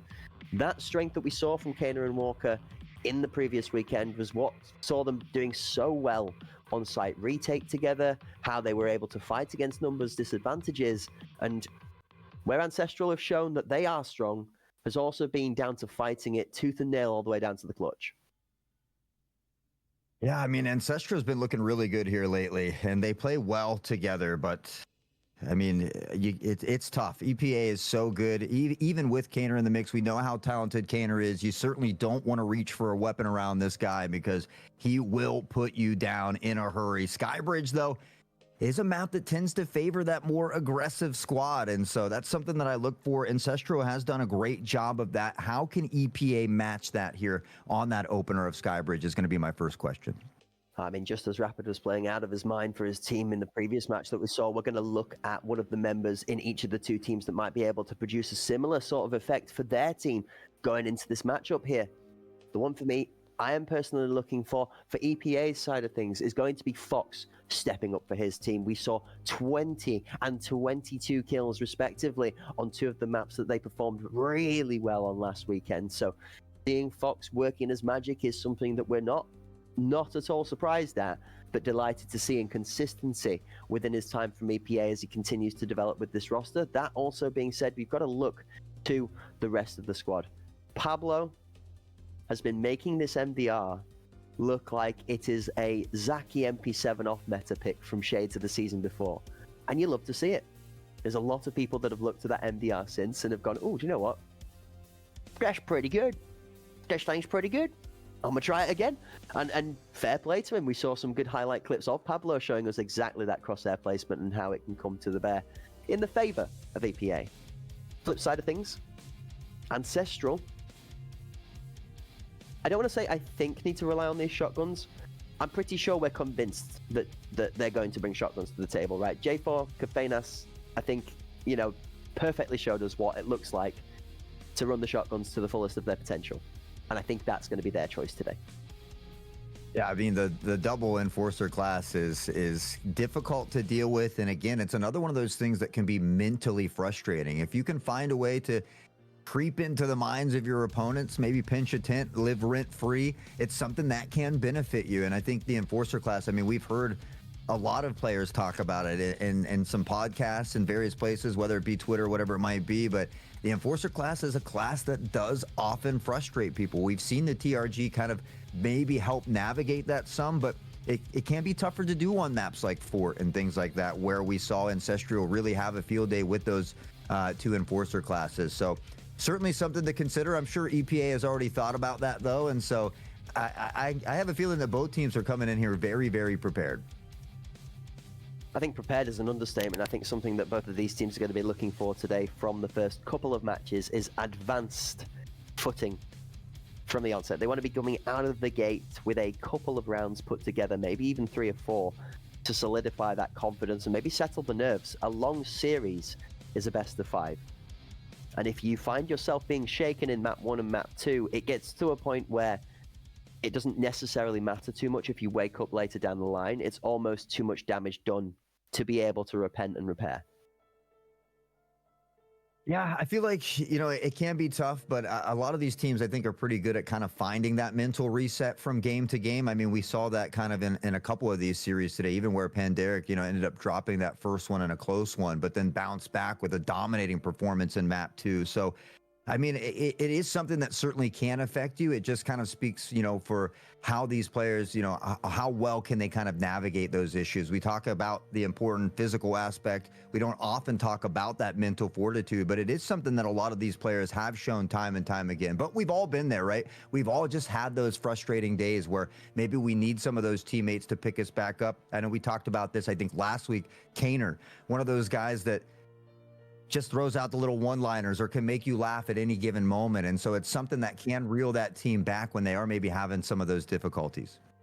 Yeah, I'm going to be honest with you. He was resisting is definitely going to be the one-liner I'm going to be dropping the next time I want to accidentally hit mouse button 1 a couple of extra times into somebody that's maybe frustrated me a little bit throughout the game, or just to spice up the action, you know, just to set a little bit of a fire in the furnace and maybe get a little bit of that home turf rivalry going on between some of the teams in the EU season. We love to see it, and all in good jest, as always, but I guarantee you that not just Kana, but the entirety of the EPA squad today will be even more locked in than what they were last weekend if they are going to be able to overcome a tough challenge in Ancestral after the performance they showed versus Decoded first of the day today. I know, speaking to Walker previously throughout the week, he definitely would have favored getting to play against Decoded for this match, purely, I guess, because maybe that would see to be less of a tougher battle.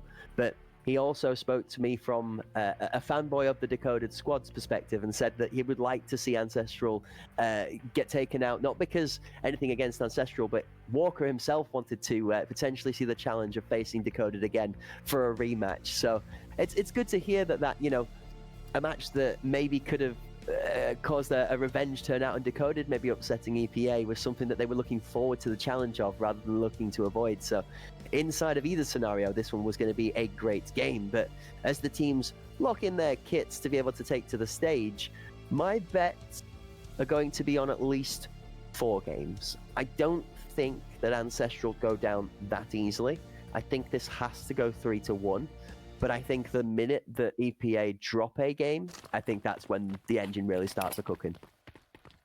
Yeah, I mean, we talk about it. Dexterity is a huge thing here as well. We've seen it in some of those previous tournaments where you get into that lower bracket, you play a bunch of games, and then you end up eventually losing. So you got to be able to play for the full amount of games here. Nemonoff wasted no time finding an early nade pick. Fox was a menace last week. Shots look good. They don't quite connect for a kill. Selfish takes quite a bit of damage.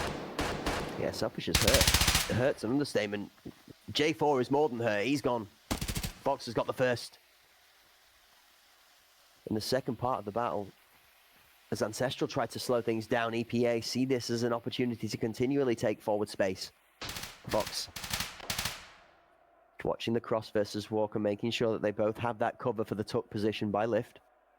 Pablo and Nemo holding each other's sides. Second got put down low as Pablo does take out Geistras. Selfish and Confainus, the last 2 left alive. Round number 1 sees EPA unfaltered so far.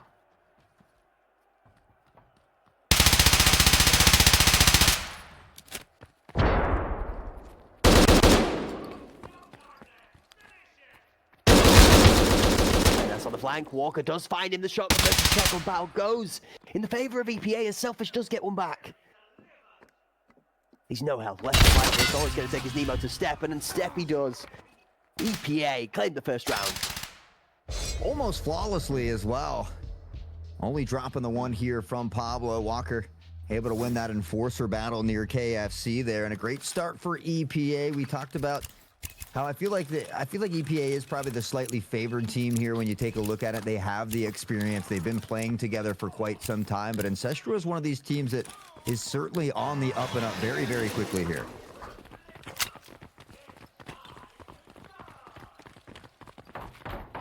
Out of spawn we go into round number 2. A very confident first from EPA. Couple of picks on the back end of it from Ancestral, but not quite anything to cause too much concern about. The idea of the smoke is in there. Fox is going to win his one again. Second from Nemo. Space delivered and deleted as the challenge on bench actually matches and picks up the bomb. Oh, never mind, I lied. It's not even from bench. Left side of Filbo. Left back lane, Filbo coming out in strength. Oh, speaking of which, grenade and 2 from the shotgun kills 3. Ancestral, they've got the player advantage to work with. Vetus on the pre-fire here, but nobody in the background at the moment, just slowly trying to inch forward. And now that flank looking to come in, but Gastris was well aware. Kaner, who's usually stuck on that B site all alone, attempts to flank. It doesn't go their way, and now it all comes down to Pablo. Shots in, shots out. Pablo still has his better advantage on the one first for free in the 1v3. Steps out right, steps out left, having to try and avoid the shots from the shotgun. Confainus tanks a headshot.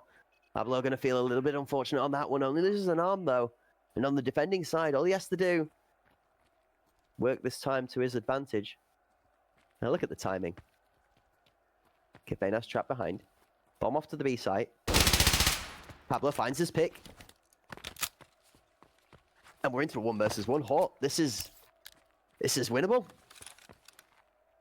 Definitely winnable here. We see the plant going down from Svetis. Pablos in that central location, just waiting to see where it was going to be planted, and now has an idea. You can see that from that crosshair placement as well.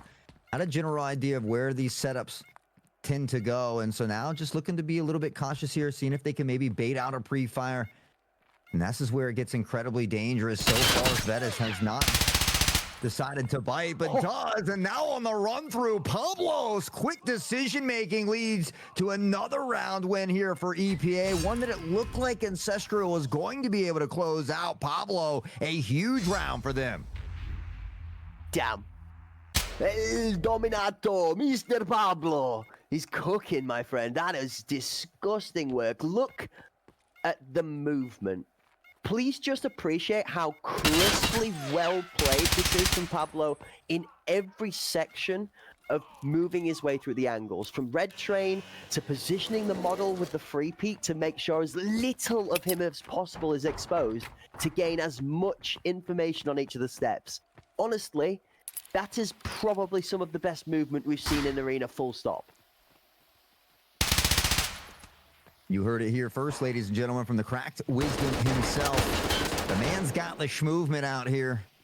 Fox looking to find one here. The smoke has cleaned out. Walker has taken quite a bit of damage, but Fox, a quick snap to the head, leaves Jasper's dead. He's looking for a second, but Selfish able to return fire. Will find an equally big pick. Oh, Kafenas saves Selfish life as well as Walker sneaks out through the smoking bench, but gets himself taken out from behind as well. 1 for 1. Nemo has Selfish. Bomb down. Kafenas does shut him out, though. 3 versus 2. EPA still find themselves down a player, but good trades and response keep the numbers thinned.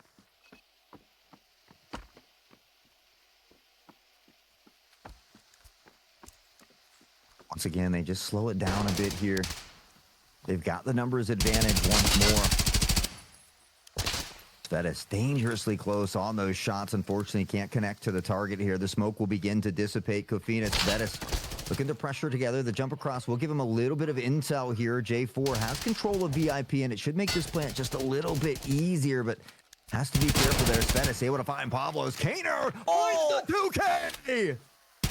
Has he got it as well? Kaner for the jump shot. It looks. Peaks has info. He knows he's there. Kaner wins these most of the time. And he's going to win it all the time. Oh, Kaner comes out with a clutch. The 3-piece.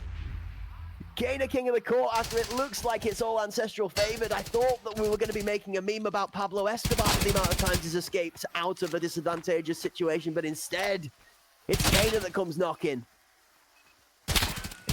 Honestly, it was kind of a mistake on the plant. They wanted to plant out in the middle, out in the open, because they have a 3v1 situation, but because of where they're planning, that VIP position lines up perfectly. It's almost a free collateral for Kaner, and that play alone is what turned that round around. Kaner comes up big here. EPA now up by 3. Ancestral beginning to feel some of that pressure. Pressure is an understatement when you've got the likes of Fox taking out these first picks consistently time and time again, and Walker is merely his right-hand man of devastation as each member matches the tempo and pace and timing and trades out opposite people one after the other like a destructive game of dominoes. Again, I mean, Ancestral find themselves at a number disadvantage, even struggling to win a couple rounds where they've had that player advantage. Now the cards stacked against them once more. Nemenos will find Selfish. J4 on this Enforcer class. And out of distance, doesn't want to take that fight here. Walker begins to beat from KFC side. The jump shot, but it's Nemenos to find it. Wow. I mean, this is a confident start from EPA. A 4-0 opening set of rounds is dominant. It is defending side, and it is on Ancestral to try and fight against one of the tougher teams in the EU scene. After going through, like you said, just a slobber knocker of a match in the first best of 3. I mean, you've got to think that their endurance is going to be tested here down. It'll be 8 games in total should they find all the way to the bottom of this match. 7 from themselves, bearing in mind they only played 2 in the first, but the second match was long enough to be counted in the third.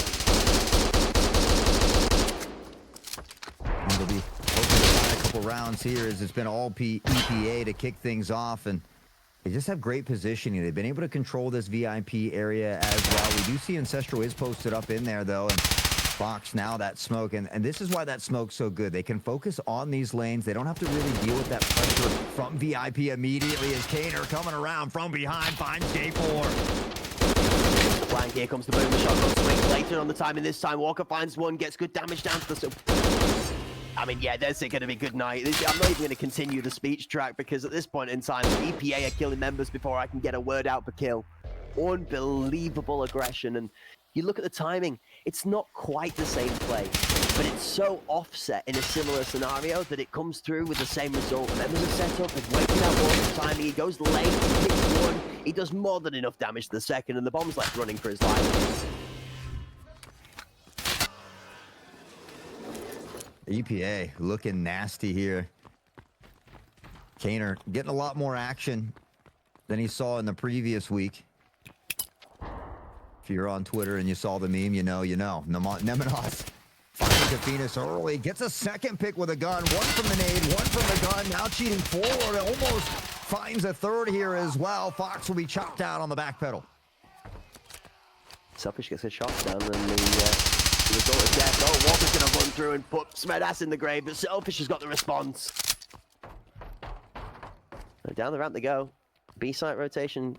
Oh, here we go. Attempted faked KFC. They've made space. They've taken the kill. They're trying to play this a little bit smarter this time around. The EPA have a member still sitting in red train, which means that they know full well this is not going to be just yet. Aggressive sandwich. Nemo for one. Good trade out from Geistras. Now I just took 1v1. He needs to take this tempo now. Supports here. Clocks out. He gets onto site.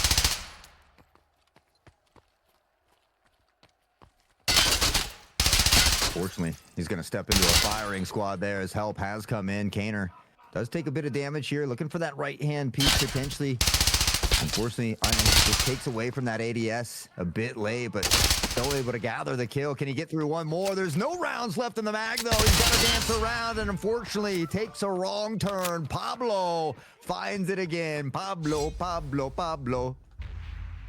He's doing good at escaping, isn't he? He's doing a really good job of being able to dip, duck, and dive and dodge his way out of the back ends of these rounds. You do feel a little bit like, short of the mag running dry of bullets there, that Pablo might have overextended for a fight he didn't need to take, bearing in mind the time was getting dangerously low for the bomb not even to be planted. So, interesting play goes the way of EPA.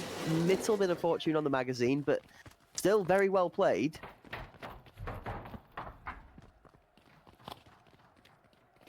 6-0.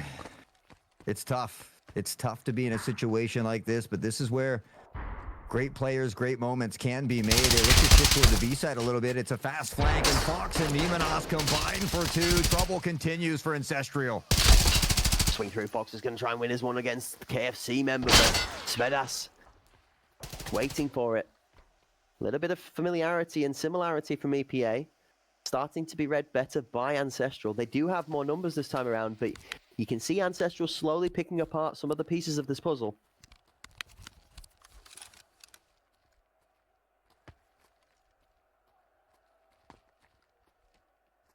Ancestral, I mean, they're a little bit indecisive as what they want to do. You see that rotation coming around, and on the minimap, we saw EPA checking it out. They heard the audio too. Sven is still tucked in between them. Almost finds one, but can't quite do it. Walker still coming out on top here, and J4, 0 kills on the board at the moment, and again finds themselves in a very tough position. Down the lane, J4's going to try and work his way around the outside, jumping into the face of Kane, and the last member alive is taken down, and EPA are 1 round away from a perfect half. I mean, if they close this out in 9-0 fashion, how much does that make you worry for the other maps to come? A lot. Drastic amounts. The only thing that I find favorable here for them is that, given recent conversations with EPA, Walker specifically, he likes Skybridge and Fort at the moment. I think the team feels very, very happy about Skybridge and Fort at the moment. So maybe Ancestral need to look to the fact that this is a best of 5. Try and find some strength back. Fox for the first. Again. The small nimble animal is the one that is doing the most damage.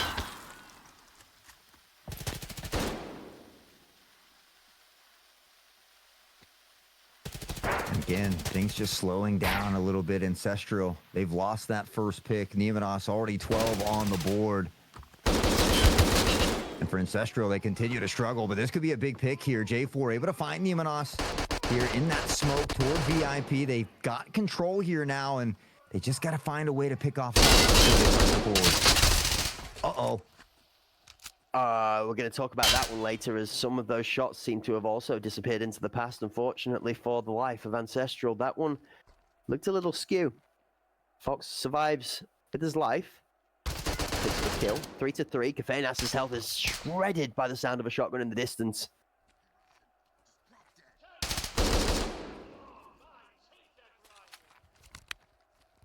Ancestral still just being patient, trying to find an additional pick here, but time slowly ticking away. They've got to make a decision. There's no one on that B site, but they are locked in toward the A site here at the moment.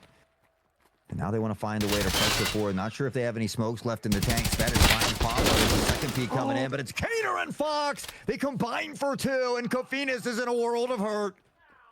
And the spectator camera positioning was perfect as well. Kaner doesn't quite make it round the box before the Piranha slams one home into the dome. 1v1, 5 on the clock. And all Fox has to do is what the crafty little Fox will ever do. Run, run, run. Safety. Oh, what is that? He still picks up the kill at the end too. It doesn't matter as the time's gone, but disgusting. It's the shot to close out the round and an 8-0 flawless half. Might have heard you. He said, this Fox don't run, baby. I'll turn on a dime and find the jump shot. What does a Fox say? Well, this one says, brrr, because my man is lighting them up out there today. Everybody on EPA today is cooking and absolutely blowing me. A little overview as Kaner swings wide, copies into the one for Fox, and they one apiece pick up their 2 members of 3. Bomb goes down after Svedas makes a gap and an opening in the numbers and the stalemate, but it does not do enough. The observing so good, you think maybe they wrote the script there. Big shout out to everybody in the background working so hard to make our jobs easy up here. We certainly appreciate each and every one of you. EPA, though, right now on an absolute tear, and boy, are they looking unstoppable. It surprises you a little bit to see that Nemo is 12 and 4 leading the kills in the feed, that it's not necessarily from any particularly highlight-based plays. It's just every member of EPA is winning their fights when they get into the situation to do so. And if not, then somebody else steps up even further to slam it back. J4 is running for his life at this moment in time because it seems everywhere he steps, there's a blue member trying to hunt him down, and instantly Kaner kills the one member from Ancestral holding this B site. Spedas has Kaner shut down for 1. Ooh. Dangerously close, but it's Nemanov to find Selfish. Gastris on the peak, doesn't spot anything as Walker takes out Kofinas on the other side of things. Vetus begins to rotate around here, potentially looking for a bit of a flank, but there's one waiting on him. Gastris is getting so close to being able to pick a model through this trade. Shots smoke covered now too. Last 1v3, spins, swings, and slams the captain. Hold up, somebody might be lining the ship. Shots of their own through the wall do find enough pressure to force Geistras to swing. EPA close it out 9-0 in the first map on Skybridge.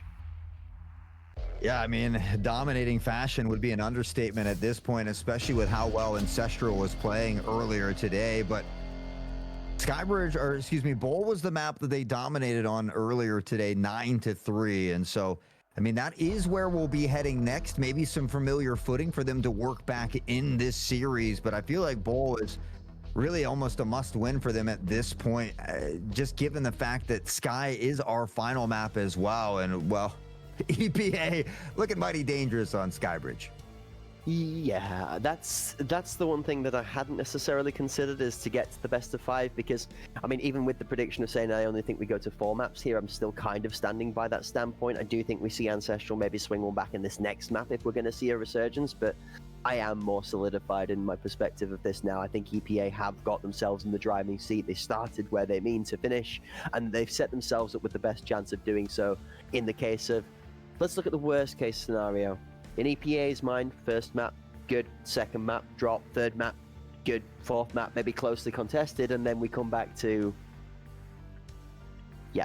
Sat in our favor back where we started. Yeah. Yeah, and I mean, you'd like to think, oh, it could be close, but after a 9-0 defeat, you don't know how they come back from that on Skybridge. So, I mean, if it's up to them, they need to close it out in the next 3-1 in their favor. But I have to agree with you. I'm not here to naysay anyone really, but I just don't know how they do it, especially after that performance from EPA. I think the only way is if they have maybe not a 9-0, but an equally dominating performance on Bowl, 9-3, 9-4, anything of that manner. And we could see that confidence being boosted right back in their favor. Bay 5, we've seen a lot of teams kind of stay away from. So, I mean, that could be a toss-up. They play well on Fort, but yeah, I mean, they really, I feel like they don't want to make it back to Skybridge if at all possible.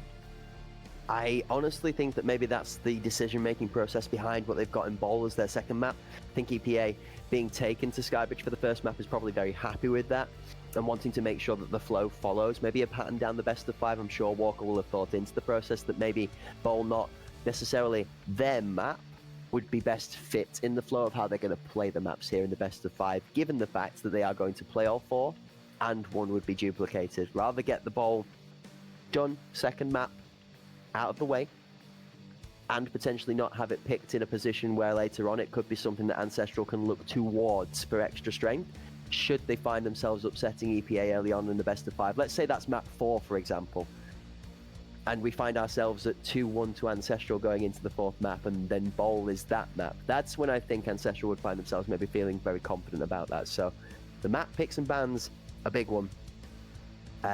I'm curious to see performances from players stepped up as well. You've got to give it to Fox.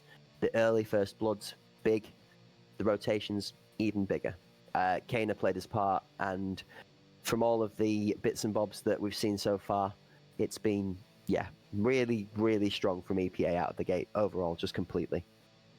Yeah, I mean, everybody was putting up the kills. We saw Kaner with a couple nice flanks as well. We saw him just rotating around through spawn, finding that collateral in toward VIP where they were outnumbered, and it ended up being an insane clutch. So Kaner filling that role nicely here today of Blitzer Girl. It's EPA that starts off on certainly the right foot in strong fashion here, and you feel like if they are able to take away Bull as well, all of a sudden it does spell a lot of trouble here for Ancestral. I think if they're going to start to mount that comeback or give themselves a good fighting shot, it has to start with Bull.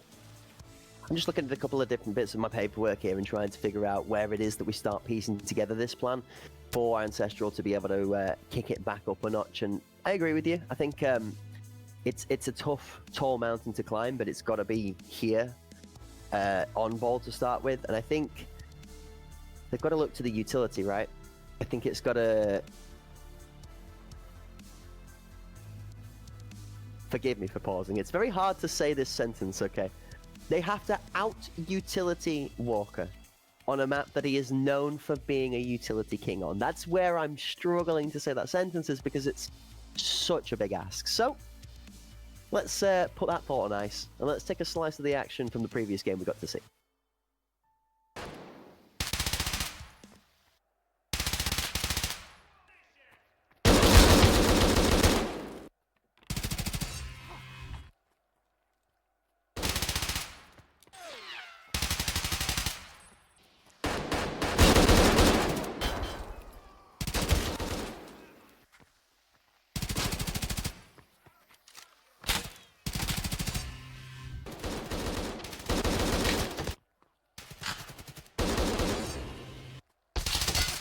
And as while we do take a look at a lot of these highlights, unfortunately here, for Ancestral at least, it was a little bit one-sided. I mean, Fox, Nemenos, the whole crew. You see Nemenos with 12 already at this point. Walker, the whole crew. I mean, Crack said it, and we certainly meant it. They've been popping off here today, but it is a best of 5. Plenty of opportunities now for Ancestral to begin to work back on it. It's going to start with Bold, Pablos finding these picks, and again, you just see EPA consistently in those 3-4 player advantage situations that really, you know, they were able to capitalize on all of those advantages, and they come away with a 9-0 win. I mean, that's a pretty big feat there for them. Bowl coming up here. We saw Ancestral play very, very well on Bowl. So again, it'll be up to them to do something similar here if they want to keep this one close. I think close is the name of the game at this point in time, right? Not only in the series, but in the first part of this map. I think that Ancestral, they're maybe not going to be looking to slam home a 4 or 5-0 start to the map, but I think that they need to at least keep it close. Try and keep themselves 1 to 2 rounds in the advantage, if not at least up-level rounds the entire way down the board. If they're able to match that, then we might find them being extremely successful in pulling off that second map success and tying us up 1 apiece. If not, I do kind of feel that if EPA take us to 2-0, I feel like we might actually see everything being flipped on its head to a full 3-0 fold and the sweep in our final series for the day. But Ancestral have everything in their court at this moment in time to be able to question that.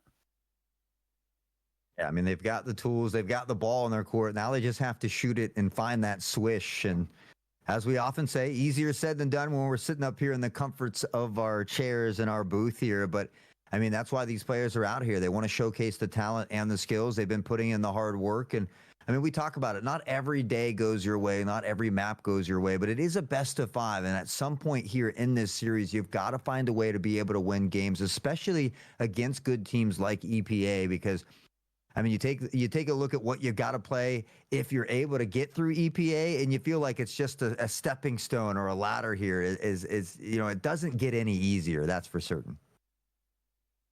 And remember, folks, both of these two teams here have to potentially take on Pandemic Apex. That's the grand final seat that is currently filled.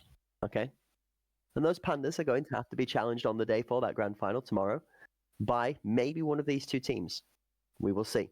As the teams do start to deploy onto our second map for this best of 5, we are left asking ourselves a question. Can EPA continue to do what they did in map 1 on Skybridge and sweep their way through this series, knocking the 1-0 to a 2-0 in quick successive fashion? Or can the campfire of Ancestral be covered with a little bit of lighter fluid and just given a little bit more spark to burn with, or maybe throw a couple more logs on the fire just to get cooked up? Can they potentially find a way back to level this one up? Yeah,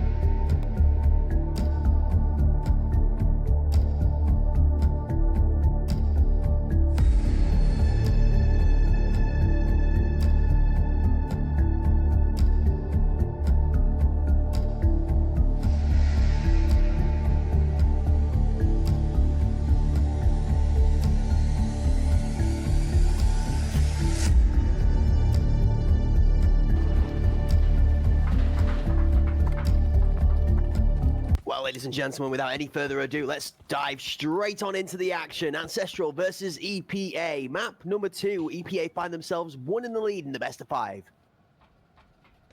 here we go. Bull, gonna be the important one here for Ancestral if they want a solid shot at working their way back into this one, starting out on the defensive side, but they may have guessed incorrectly because EPA is all over the A site already and getting the device down. This is a crazy aggressive flank with 3 strong though as they push themselves round to A plat. We talked about Pandemic suffering space in the previous match. Well, Ancestral looking to do a similar thing, but the key anchor in Kana out in the 90 angle's going to find the first guy. Straster's responding to Fox, but Pablo has got the better of Guy Straster to close that one down. Shots bringing out J4, able to dodge those momentarily. We'll back off just a bit. Numenos has that bleed. Life slowly ticking away here. Only 2 standing for Ancestral, and he's going to step into the firing squad that is Pablo. Walker will wrap it up, and it's another decisive round here for EPA. It looked like it had a recipe for success from Ancestral. I do like this very completely out of the box play that you would not read coming with an aggressive 3-man flank and trying to suffocate the space. But what EPA do exceptionally well is they keep Kana covered for the angle that would play somebody maybe poking out of 90 under apps. And instead of it playing into that, it actually matches what Ancestral do unintentionally very favorably for EPA. EPA may have done some VOD review. Gonna swap it up toward the B site here. J4 almost catches one lacking, but seems like that's the shots now. And a pincer play. Pablos, though, taking out a teammate before Fox can find J4.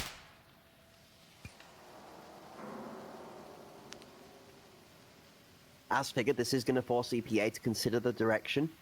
180, about turn. Maybe not today. We'll go the other way. Information from Ambo is probably that the site is very, very weakly held. Headshot will just about be audible from where this EPA member is pushing up to Shark. Bomb is coming through with 2 on A flat, taking their time not to try and give too much of a telegraph away of the play. Keep our eyes on this Gen member. 2 split. This is exactly where we want to be keeping our eyes on right now. Svedas looking to rotate. Geistress does find Pablo. Ancestral's positions are good, and Svedas converts onto Kana as well. EPA was able to make it onto site here, though. That device will go down. We can see the crew. Perfect angle right there. I thought maybe that was caster cams for a second there, but just our favorite little chicken out on the battlefield as Kofinas finds Fox here. Nice headshot. Walker, though, quick return fire. Selfish goes down, and Walker all alone. Has to be the Terminator and the Juggernaut here with the Enforcer class. He's going to find Svedas. Able to duck down, pop that reload, both on site, as you're aware. It's not even going to have enough time to get there to fight it. And I'm going to be honest with you, I've never, ever been clocked in my life. That's the first for me as a caster, sitting on the camera, getting done by the spectator. Our chicken, cool, calm, and collected in the shade of the light, is sitting up there bright over the top of the action and watching down with his mouth. Very, very indicative of how we felt in the casting booth the majority of the day, right, Hawk? Collecting our jaw from the floor. I like to think my mouth never looks like that, but you know what? Maybe you're right. Maybe, just maybe. I'll have to look in the mirror. Ancestral, EPA, we find ourselves tied up. Certainly not running away with it this time. As Nemenos inches forward here, we hear the nades beginning to rain down. Ancestral very split on this push, or this defensive setup at the moment. Defensive the last round worked very well for them. Would be surprised to see them overcommit to something that played out more favorably. EPA will not be intimidated by this kind of changing of the pace, though. More than well weathered. Gives them time to set up and prepare some of that utility we look for. We see the smoke coming out towards Headshot. Actually, where did that smoke go? I'm really curious now, because that's not a Headshot smoke. Nemo's lighting up the site. Kafenas is tucked in for an aggressive site defense too. Here's the second. Both smokes come out. It was a defensive smoke back towards Curtain is what we saw. So the reverse in the trail. Okay. Here goes the push. Kafenas for one on the shotgun. Pablo for the response. Flash up top. Nemo has control. It goes down to site. Fox has the trade. Pablo for one on the response. The site goes down, but Pablo is so nearly dead. All out's going to come in here, though. They know where J4 is at this point. It's going to allow them plenty of time to find this plant here. So Pablo able to put it down. You mentioned, though, not a ton of health to work with. We'll pop out the cheese and look to ease the pain just a bit. One backing off toward Jin, and that's Fox. Great angle here from Fox, and a phenomenal round as well. I mean, definitely putting some kills on the board. There's a triple from Fox, the double from Pablo, and again, EPA will extend the lead by 1. The discipline. EPA have come to the table today extremely locked in. Not that they normally play loose or risky or, you know, particularly well disciplined. It's just, it's so much specifically focused on not making mistakes today. You can see players not moving a muscle. When it's time to stop, we stop completely. When it's time to go, they go completely too. And it's seen them be very successful so far. 2-1 EPA take themselves to an advantage on ball. All the action heading toward that B site. J4 with a quick snap decision finds the 2K, and the Pirata rounds continue to chop them down as Pablo able to find Kafinas. J4 putting in work, but eventually the Stampede comes on. They flood the gates, and J4 falls. I actually thought he was set up for the full 4 piece there as well. If he'd have swung aggressively back into the angle, he might have got a chance to take the 2 of them on. The one problem with the shotgun and the setback is if you fire too many shells out too quickly, it will potentially jam quite consistently as well. Takes a long time to come back from that state, so trying to play the slower edge of the tempo, finds himself caught and trapped between that of Nemo and the rest of the Flood. 3v3, bomb on site, full plant, and Selfish is forced to run through the smoke. Oh, that's tough. Selfish has to wait until it goes through. Is he going to creep? No. Ancestral are going to wait these out and just try and retake on time. Ooh.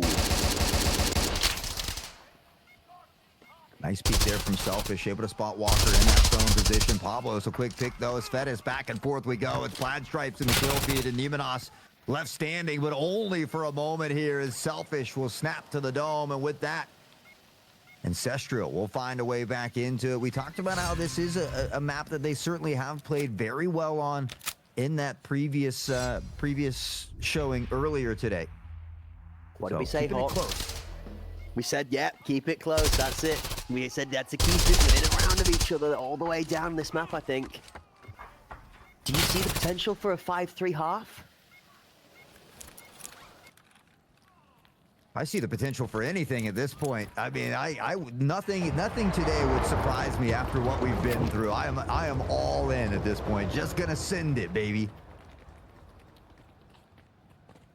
I think the full send call right now would be 9-2 Ancestral from this point in time in the map, and we all know that's not happening. It's been too close a game for anything like that to be happening off the second ball. Shots underneath, the aggressive push out as Fox wins his fight. Famous has one into Nemo.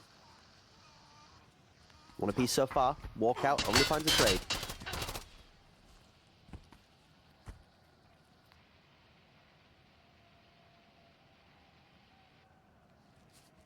And again, things drastically slow down after these opening picks here. Both squads able to find at least one in their favor here. You talked about Walker and his lineups for Bowl. Might just see a little bit of that here. There is one tucked very close on the site here. An underhand throw might just connect. And it does, baby. Walker, let's go. He lines it up and Fettis goes down. Those British rugby fans will consider that one a field goal. That one went straight between the sticks, right where it was aiming for. And as we see loads more of these utility being thrown over the top of the perspective that we're on board with, to see the second smoke go out as they go one after the other. Walker looking to line it up again. Tower plays deep. Headshot pushing up. Selfish. Is Selfish going to retake site? No, he's going to go down to Pablo. Curtain comes in. 3 strong. EPA looking to take A-site control and plant. Ashrus backing off toward tower here. Does have some help coming in from J4 now, but it's just the two of them, and a lot of the space has been eaten up. EPA finds that plant down here. Smoke eventually does begin to dissipate. We can see Fox in that prone position over toward the Jin side, and both of these members pressuring that way right into the crosshair. The shots ring out. They don't find it, though. It's Gastrus to get the first. Pablos returns fire and drops Gastrus into the dirt, but now J4 alone in a 3v4. Has the Enforcer class, is capable at time working against him. 1v3 side goes down. J4 is going to take one spin on a dime. Looking for Kada's come through. Kada's going to come through and kill him instead. He's not giving him a chance. A shot or a shout. Both denied. 2 left alive from EPA. 3-2. They retain the lead. And on top for the time being, Ancestral clawing, trying to get back into that top position here. Starting out on the defensive side, trying to gather as many rounds as possible. Pablos this time up on top with 8 frags already just through 5 rounds. It's a ball kind of feel. It's a utility kind of feels. We've seen EPA roll on up to this A site, set up, prop up, not rush it, wait the smokes out, counter-execute their own utility, and then flood through when the smokes fall in their favor. Does make you wonder how long is it before Ancestral hold one of these smokes back from Curtain and force EPA to have to put the utility out first for them to counter it with.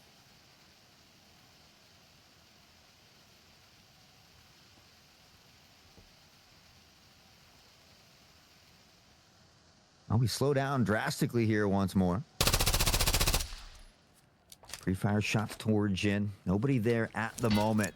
Ancestral definitely stacked toward that A site. The device definitely deep here in position, though. Could rotate away if needed, but no early frags from the nades just yet.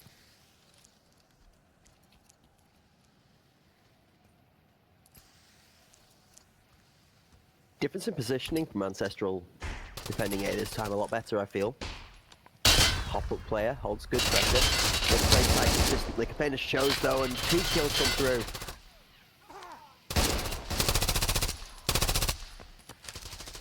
Looked like Walker was able to pick up one in the mix there. And now we see Kaner on position. Plant.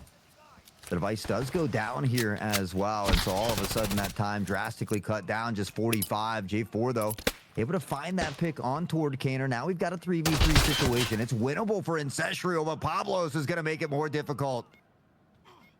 One shot popping himself over the double digits line. Pablo. He senses blood in the air. And although he's going to get taken out by Selfish, Nemo does have one of his teammates to trade him out for. And now it's all left on Selfish. A 1 versus 2. A pro member towards split where Walker is going to cover himself completely off from being challenged until isolation. Down on the floor. Oh man, poor Selfish. You have to feel for him at this point. He knows Nemo's the top. He's going to try and fight one. He is going to fight one. He's not going to get the second though, as Walker's got his back. You take a look at the life of Walker, and there's not a ton left there, though. It certainly was a solid attempt by Selfish. They find the triple on the round. They just can't quite solidify that dub. And again, it's another extremely close round that just happens to not go their way. EPA will find a minimum of a tied half here in the first half, and anything extra certainly could make that second half a bit easier for them.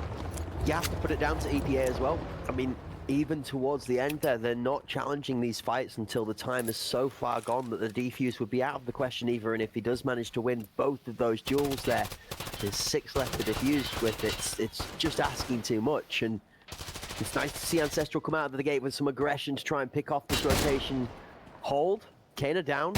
Nemo now rotates back to try and fill that spot. And J4 almost has his number from it too. Selfish takes Walker.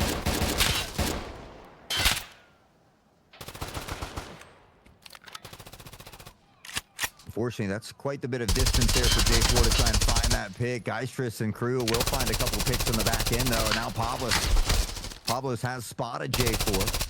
Does find that one. They are still at a disadvantage to work with, but they've got 1 minute and 8. So plenty of time on the clock here. They just need to find a way to work toward getting a pick or 2 before they decide as to where they want to pressure.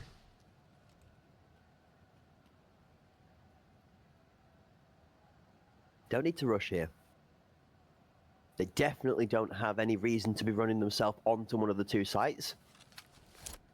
Between Nemo and Pablo at this point in time, oh wow, there's a grenade still left in the hands of Nemo. Up top onto site.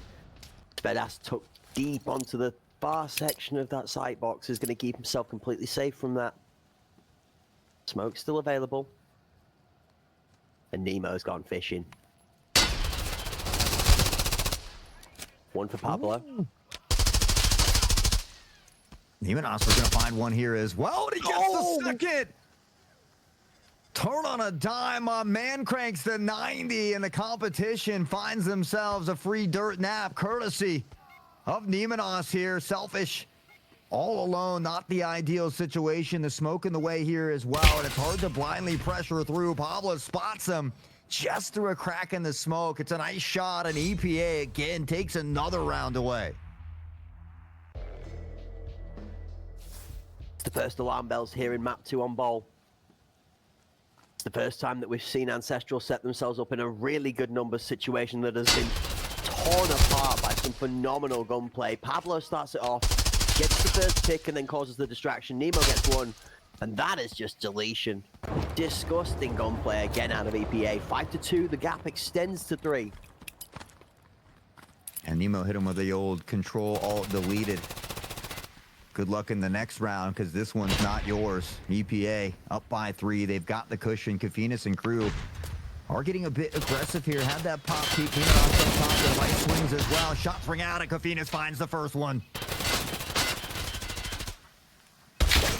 Spedas has got one. Nemo on the responses. Kafinas goes down. Fox also on the floor. Selfish sends Nemo to join his friend Fox. 2 left of EPA as one's health bar is getting shattered by that shotgun. It's Kaner taken out on the rotation, and again, Ancestral have good numbers.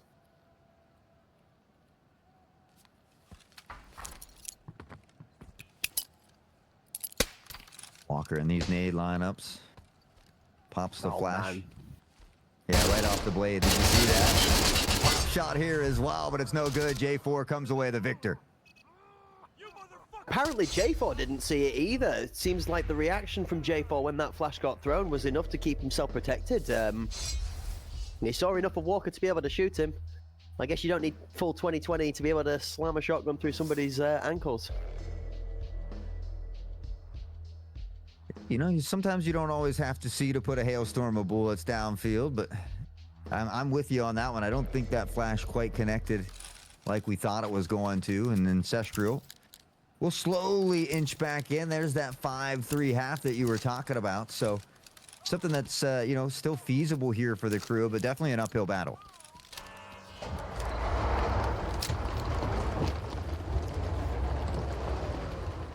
I don't know if I'd have liked Ancestral going in 3-5 or 4-4, but he definitely sat on the same side of the couch this time saying they have a chance in this one.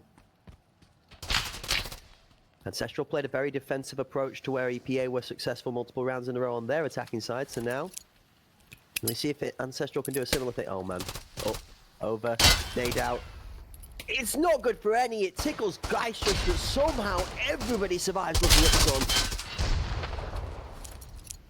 Svedis now Selfish. Selfish has had a couple nice nade kills here in this one. The peak though, and Walker snaps to the body and puts Svedis down.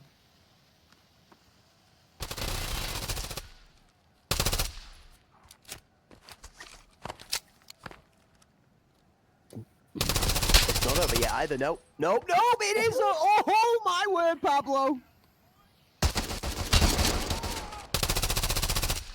The Phoenix finds Walker. Pablo is going to get a third one here as well. Both of those kills. That 2K was a double headshot from Pablo as well. And absolutely feeling himself here on Bull. 15-5 already. Did hear the audio cue from Gastra, so is well aware of will be pressuring from. There's only 35 seconds on the clock here for Gastras as well. Shots ring out. Pablos will find it, and I believe a 4K on the round. Check in PC. Somebody send me the Moss files. That is magic in the making. It's nothing too flashy either. It's not like it's out of the world crazy for what it is that's actually mechanically coming out of the player, but it's the shots. Perfection to perfection. You said it yourself. Headshot. Into the second headshot and transfer. On the left hand. In a 2v1. These are not fights that should be won consistently. And EPA are pulling it out of the bag every time. Again, I mean, every round blink and you might miss it. He finds an early nade kill. Had to retaliate from that one previous round from Selfish there. And again, it's a player advantage here. Selfish has got a nade of his own. Geistras is going to be able to find Fox by the gym. The nade doesn't connect, but Svedis does. Kaner goes down. Nemenos finding one as well. It's almost like they're playing into the sound of that grenade being pulled there. You saw the defensive push as that grenade got pulled out at the ambulance. One swings off of Jed. Does get taken out for his woes, but goes in the way of a trade, and 3 members left alive. This one member coming through spawn is about to run into problems. Walker doesn't matter about problems. He doesn't care about problems. He eats problems for breakfast. He's so mad about it that the ancestral corpse that's on the ground is still complaining about it, even after the life has left its body. The man was in pain for some time to come after that one. Selfish does find a nice kill onto Pablo, though, and the round becomes winnable here in a 2v1. Winnable. I love this phrase, winnable. It just has that ominous air of, well, maybe, just maybe. In the craziest of scenarios, like where Selfish goes for a jump shot, and we've seen so many of them land home today that could have been possible. Steps across, covers the distance, gets himself to the nose. He now has the rotation in his favor, but I don't think he gets too close before A-Plat season. Oh, he doesn't! So close! But just like Finding Nemo, he does get found in the end. As our boy Blues would say, just the back shots coming in here. Man's gonna go down, and with that, EPA finds themselves one away from match point here. Ancestral has a lot of work to do. We talked about Bull kind of being a stipulation here in this series if they want to have a a decent fighting shot, but they might just find their backs completely against the wall after this one. Oh man, honestly, disgusted. Disgusted. That's where I'm at right now. 7-3, EPA have themselves a 4-round advantage on the defending side. And Baynas is looking to try and change that mentality by stepping aggressively up into Jen. Has full space, takes out Fox. Sight trades back out. Walker with 2! One with a grenade and one with a shotgun. I feel like he tossed that grenade, got the kill with the shot, and they just dropped. He looked at the camera and said, like a glove, is selfish for a grenade kill for his own. Walker is not done yet, though. He is the Terminator out here today. Kaner finding Selfish, and EPA again. They are looking monstrous here tonight. I think Walker's prone on site now, just sitting comically saying to Kaner, well, the shoe fits. I'll take it. And 3-piece deep he is, sat there with the bomb, trying to hunt its way to Pablo. It does manage to find a kill and open the rotation, but I mean, it still feels a little bit like it's just a little, too late. He has site access. The bomb will go down comfortably without pressure, but he then has to fight his way through Walker and Kaner, which, well, if you wanted any battle bud duo from the EPA squad up left alive to take this is the one with the most synergy, I think.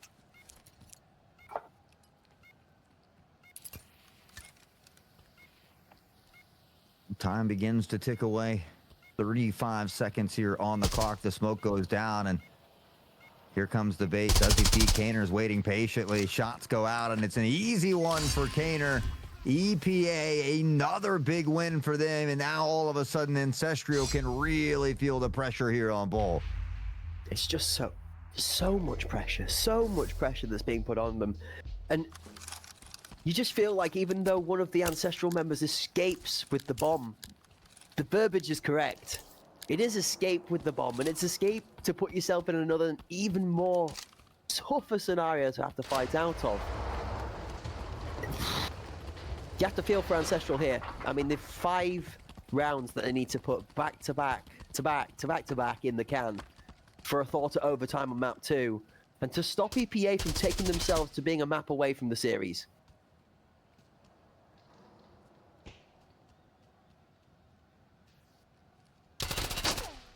Pressure, nerves, everything on the line here, running deep. Kaner on the jiggle peak. Shots ring out, and they're good for one. Gastris is going to be the first to fall, jumping across. He baits out the pre-fire, and he finds a second one. Kaner fighting all the way to the death. The last fraction of his health bar being enough to claim himself a second. 2 for 1.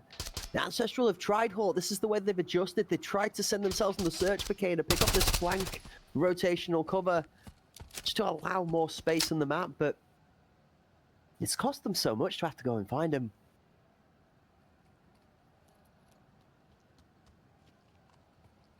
Look at Walker, just waiting patiently. He's set the hook. The bait is on the line, and here they come, but J4 doesn't bite. He finds Walker, and it opens up the round. Call it a genius play if that works. You call it an overconfident play if it doesn't. Definitely not cocky. It's well calculated, but one of these well calculated plays are called a well calculated risk for a reason. The risk is taken. It does not pay off. And Ancestral are going to allow themselves a step back into this game by a good confident plant and a 3 versus 2 for post plant. Demonos, though, continues the destruction on the battlefield. Zvetis in a tough spot. Now caught in reload, but able to withstand as Demonos backing off here. Cautious of the player action. Pablos finds Zvetis, and now it's all down to J4. It's not going to be down to anything. I think J4 is the only one that's down, and down is going to be the proverbial term for him being removed from Ball. And that is the final nail being put down into the lid of the coffin when it comes to map 2. EPA take a victory on Ball 9-3 and put themselves one map away from closing out the series. I mean, it's 18-3 through these first 2 matches. You have to feel like it strongly favors EPA. This time it was Pablo, 17 kills, 9 headshots. I mean, it just further reiterates what we were talking about earlier, that any one of these players can pop off. You like to say, oh, look out for Fox or look out for Walker, but really it's look out for everybody. It's the same for, and exactly like you said, it is the same for every single one of these teams that's been participating in the Pinnacle tournament. There isn't really necessarily one individual member or two individual members that don't show up. It's the whole stack. And I can see the giggles and smile on your face from the commentary and the various conversations that I know both you and me are having between people that are enjoying and loving the broadcast. And merely extras, just additional bonuses, little cherries or candles on top of the proverbial birthday cake to light the fire under what we're getting to see today. It's been phenomenal from every team so far. But for Ancestral, you can't help but feel that the day was a little bit stacked against them. They had a tough run against Decoded in a huge match. And now, here, with EPA fresh out of the comfy couches, watching those best of threes, you know, more time in place to plan and prep and not have to worry about multiple teams to play on one day. EPA is sitting looking pretty, but it's one of those things, right? You earn the right to that position through your performance previously in the tournament. So EPA have earned the chance to breathe a little bit, and it's helping them here in the best of 5. It's nothing to slouch on. Nemo played out of his mind. Game 1 here, you've got Walker on 13, Nemo on 11 again, Pablo in highlights. Like, it's very strong out of APA. Yeah, I mean, Ancestral certainly has had a very tough road here today, but I mean, it's that kind of pressure that does make diamonds. Unfortunately, again, EPA just a little bit better here through these first 2 maps. And yeah, I mean, you always see me either laughing, all smiles. I'm always having fun over here at Hunt Premier. I mean, I don't know how you show up to Hunt and not have a good time, whether you're hanging out with us or in chat. I mean, it's impossible in my mind. You'd have to be cooked to not enjoy a Hunt Premier production. That's it, absolutely. I mean, you don't get to partner up with the likes of, I don't know, you know, the people that made the game, Battlestate Games, without being a little bit good at what you do. So, W's and shout out, obviously, to Battlestate Games. We appreciate you guys, by the way. I know 7 for the guys from Battlestate Games that have come together with the Hunt Premier crew to bring these amazing pieces of production that we get to put on screen for you folks. It's not just Hunt Premier Pinnacle. You've got the HPL for the leagues that come. We've had NAEU leagues. You've got elimination tournaments. We even got to see the combination of Hunt Premier and Battlestate Games taking to the stage for the Arena Cup series, which is another one of those fan favorite tournaments that really does pit the best of the best against each other under the microscope, where the fire is hot and there's no room for error. So with that being said, we've got to look for room for error in EPA for Ancestral to even have a hope of finding the light at the end of the tunnel. And I fear, Hort, that this tunnel might just be closed at the other end for renovation. Yeah, I mean, it might just be a rock wall waiting on them. I think it might be a trap that EPA has set up, but, well, we got a little bit of time. Why don't we take a moment to reflect back on all the wonderful highlights of Bowl? Oh, well, you know what? I could almost hear, maybe if I could listen a little better. You know, that's why I'm so good at talking, because I'm bad at listening. So they're almost there, Sauce. Slow down a little bit. I know you're excited. I know you want to see the highlights, but just let me ease into it here. So we will wait just a moment. But, I mean, again, it just reiterates how amazing the action's been here today. We need to get a lasso on those highlights and like reel them in. Okay, we're being absolutely binned out. We're being sold out by the gameplay and the tempo today, chat. All right, us in the casting booth, we've been locked into this like gear 7, like somebody's taped around the rest of the gearbox and it can't come out of 7 from the action. We're getting rated for the highlights, and technology only works as fast as technology can. All right, people are human. We can't really ask them to keep up with us. So forgive us for being excited, but we want to see the highlights because it's been really good all day long, and Bowl was no exception.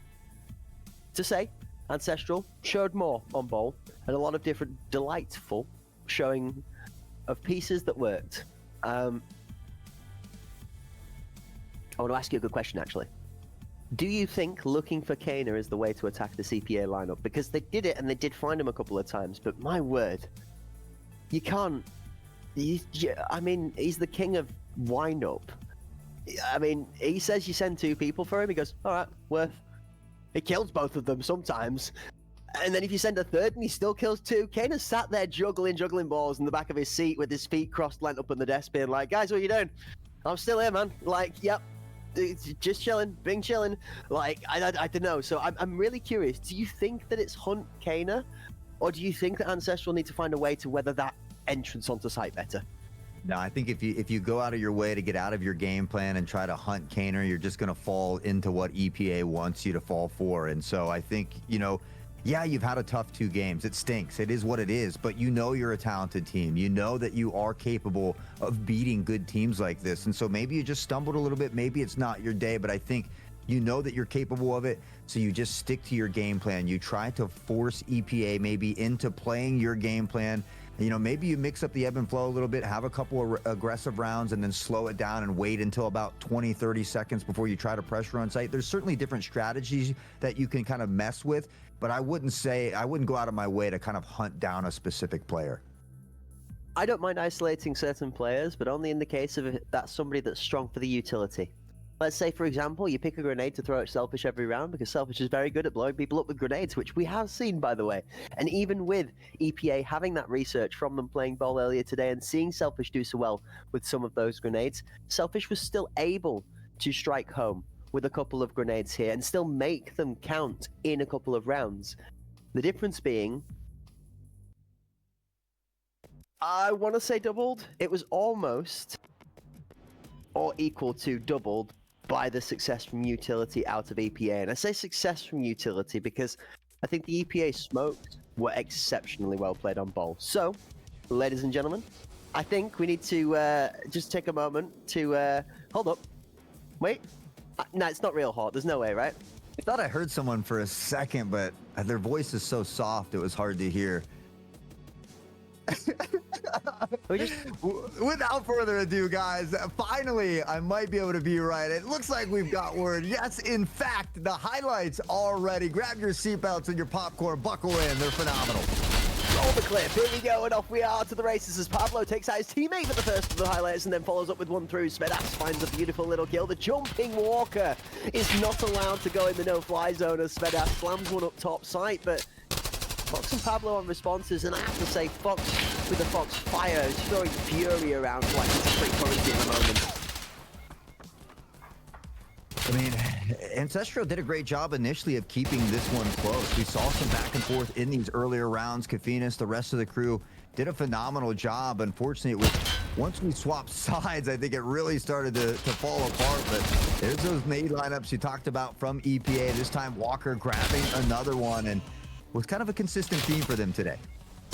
Definitely was consistent, and the theme for today has seemed to be slamming from either side. We've not seen too many rounds go down to those nail-biter 1v1 clutches. It has been one of 2 teams across the entirety of the matches that has gone maybe 2-0 or 3-0 on the initial interaction, and it's been very heavily favored for one or the other team. Now there with the 2-piece from Pablo, that was some exceptional play. We've seen 2 little highlights now out of Pablo, one on Skybridge and one on Bowl, that both show the level of micro discipline, just the high skill ceiling after all of these players.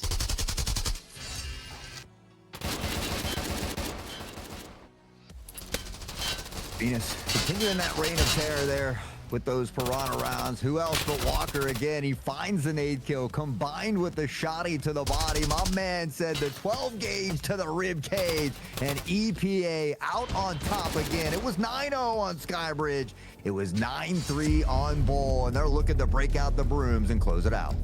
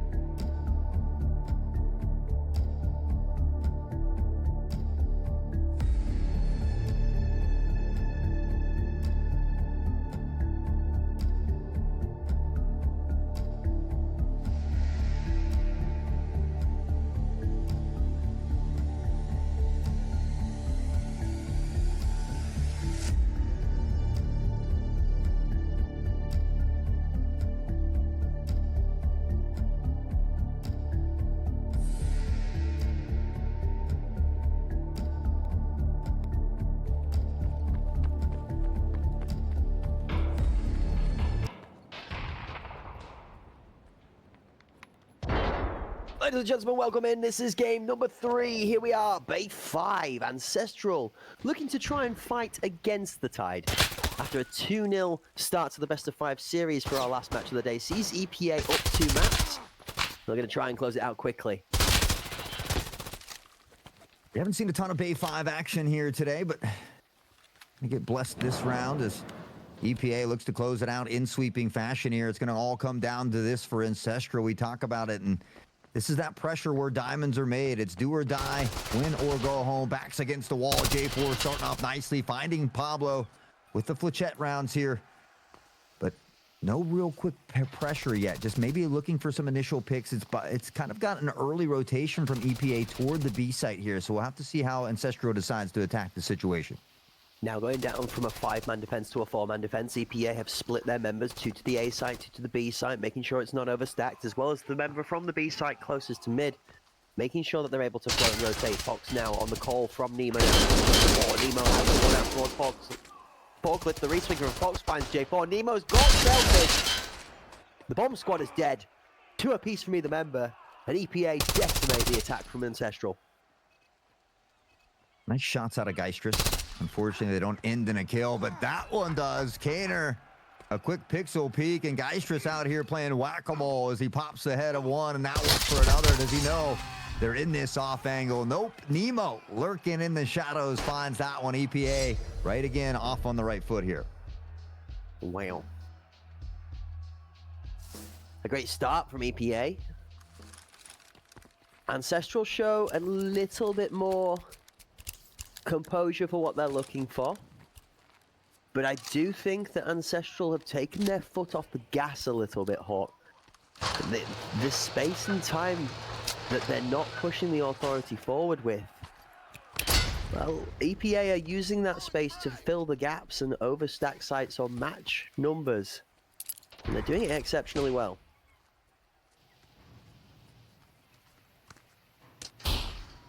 Seems like the initial action here for Bay 5 has been a little bit slower than what we've seen in the 2 previous maps, and maybe it's Ancestral just slowing things down a bit on the attacking side, trying to find these early picks. But speaking of early picks, it's who else but Pablo yet again, and Svetis is the first one down this time. So Walker's in a position for a walkout from the office here. Selfish finding the kill onto Pablo. One apiece responded. Nemo's going to see that bomb down mid, and he's going to claim the kill. Second's going to swing in to try and trade him out. Nemo dives and tucks away from the shots. He's always going to find Geistrus too. A little bit of health lost. Nemo, full control. Is going to come to the team that nothing too much needs to happen right now. People don't need to give their lives for fights. There's full bomb control. He's just watching his back as there is contest on A-plat. Now Kafenas finds that action. Nemo knows he needs to aggress. Black holds the bomb. J4's going to step out with that shotgun to defend the rotation. Defending he does. Ancestral finds success down mid. See Fox beginning to rotate this way. We see Quinn in the background has control of back alley for the time being here, kind of waiting maybe for the teammate to get into position, and Fox does, finds the first one onto Kapinas, and now drops the device as well. Geistrus goes down, and it's Fox, the 3K all day.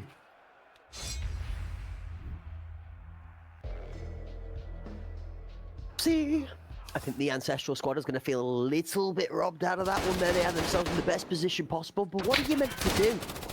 Kane's got the distraction. He's just holding them busy. Fox finds one. He gets the reload off. The bomb steps out aggressively. That's a bit of a mistake, bringing the bomb out offside, but the two of them try and push it together, but together is the one thing that they're not, and Fox absolutely punishes them for it. Into round number 3, EPA are looking good, and discipline, outplaying mistakes, means Ancestral put a slight toe out of line, and they're getting punished for it. That was almost like they were unaware where Fox was. I mean, just trying to flank on Kaner in that back alley, but as per usual, Walker going to open up the round with a nade kill. He takes out Selfish, so most likely no return nades coming at least from him in that direction. Walker in a great position here on the site. We can see someone lingering just on the other side of the smoke. That's going to be Kafinas there as well. Looking for that jump over the pre-fire. Doesn't connect. And again, these smokes coming out, it makes this pressure onto the site so difficult. That challenge from Slanted Fox is going to be aware from the audio that J4 is here.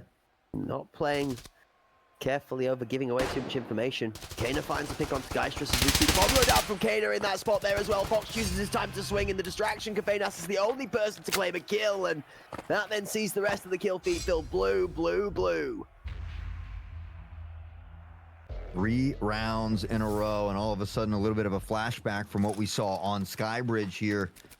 Ancestral, they can't allow EPA to continue these round win streaks. They've got to start putting not only rounds on the board, but rounds in succession if they want to beat a strong team like EPA here. So these next few rounds are going to be incredibly crucial here for Ancestral.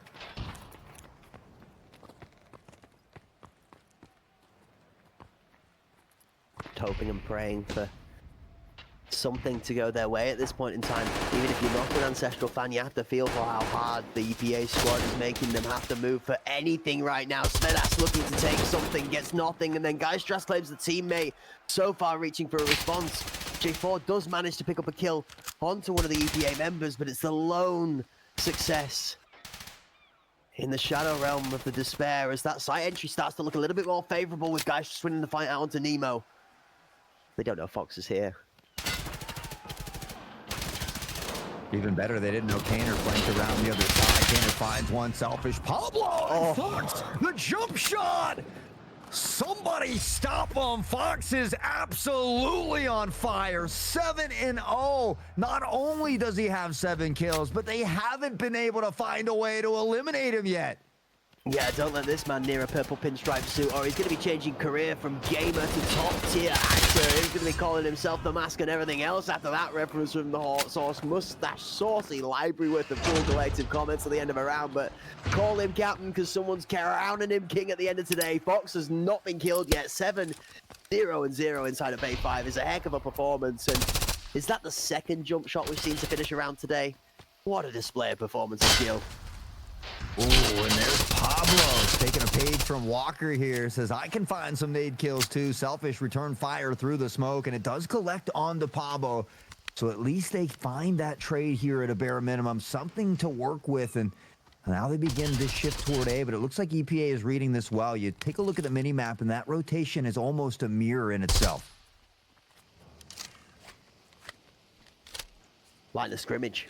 Both teams have decided that they're going to just wait this one out a little bit. Let's see which one of the two teams breaks the game of chicken first, that loses their patience and takes that step forward aggressively. Doesn't always necessarily end in catastrophe. Sometimes that risk-taking ends in success, and Selfish is going to claim one onto Nemo. The second goes down as Ancestral start to find a feel for the rhythm. They get onto site. The bomb goes down, and oh, the flank is read well. Svedas is there in time. Fox has the trade back, but it's all on the Fox. 1 versus 3, and J4 is going to close him out. The shotgun claims it a crucial round for Ancestral in a crucial time. Yeah, I couldn't agree more. They have to find a way to put rounds on the board. I mean, EPA has already solidified again a minimum of a tied half here with, 3 extra chances to make it swing strongly in their favor. Ancestral now has put a round on the board, but there's the important thing. We need multiple rounds on the board here. So we'll see if Ancestral can string a couple together. Fox has 8 already, does finally get a notch in that death column. We'll see if Ancestral can continue that success. Here comes the aggression. Ancestral have come alive. Suddenly inspired by 1 round's worth of success, now Ancestral take way more forward aggressive positions towards the safe site. Geist just has his crosshair placed on the model of Nemo. He doesn't realize the muscle memory's too good. He's almost second guessing himself. He almost puts the bullet in the dome. Could you imagine? Yeah, I can see all the accusations already, but it just goes to show you the situational awareness, the amount of hours that these players have put in to have this type of skill. And speaking of skill, it's Selfish to open up with an important pick here on the Pablos, and now they have an opportunity to work with this player advantage. As long as they find these trades at a minimum, they should come out on top. Ancestral are playing the position. They left a member in the mid to try and fight off Sandwich, but Sandwich is getting snapped together by a 3-man pressure. 2 come through mid. Kafenas manages to close the other end of the side of the bargain, but Walker's back through to support. Shotgun retakes that space. Now, control from Green as Kana goes down to Svedas. We have a relatively settled situation. There's not much health left on Walker. He's not walking no more. He's falling. Geistras claims the captain. And it's all on Nemo. 25 on the clock. This is tough. I don't even know if they can make it to the other side in time. They have to come to B, so Nemo is actually set in the best position possible. The call-out's going to be made. Geistras is going to run head first into Nemo. Nemo's going to let it pass. No way. 1-4.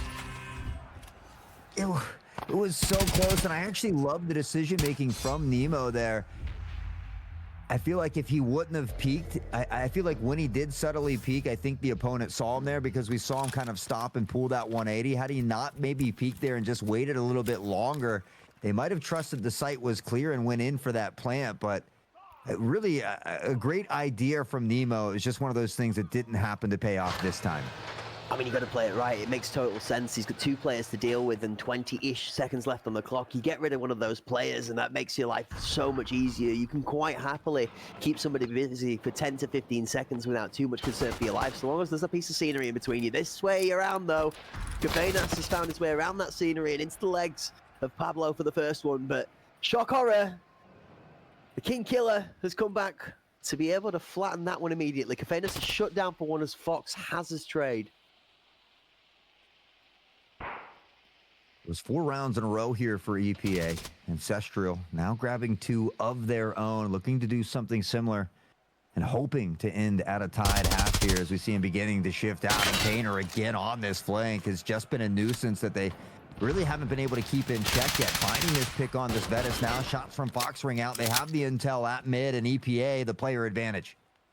I don't want to overglaze Kaner because it's not like he's necessarily putting kills on the board for how much well he's playing, but he is drawing so much attention for this side right now.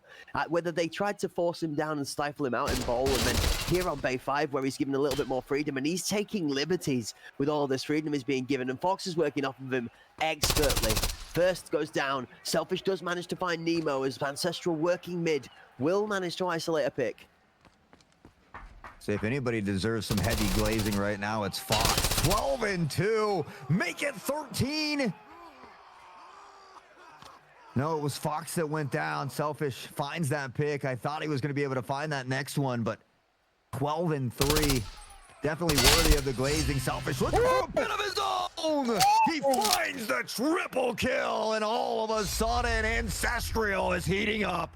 I'm not surprised he's emoting after that one. I'd be throwing a finger to the sky after that. That was disgusting. Selfish. Take a bow. Look at this. And I'm no surprised we're in the replay here. Only hold on to your britches because domes will fall and bodies will drop. Heads will roll. And as the second one gets rolled, it doesn't even do it justice. Oh. As we love to say, Selfish popping heads and getting bread. It's been a dirty little display for Ancestral as they stumbled a bit here on Bay 5, but they found their stride. It's 3 rounds in a row, and that quick pressure appears to be heading toward the A site. Kaner's going to find one, but the quick trade comes in. The mental J4, J4, you've got to be kidding me. He wins that to Walker. What do you mean?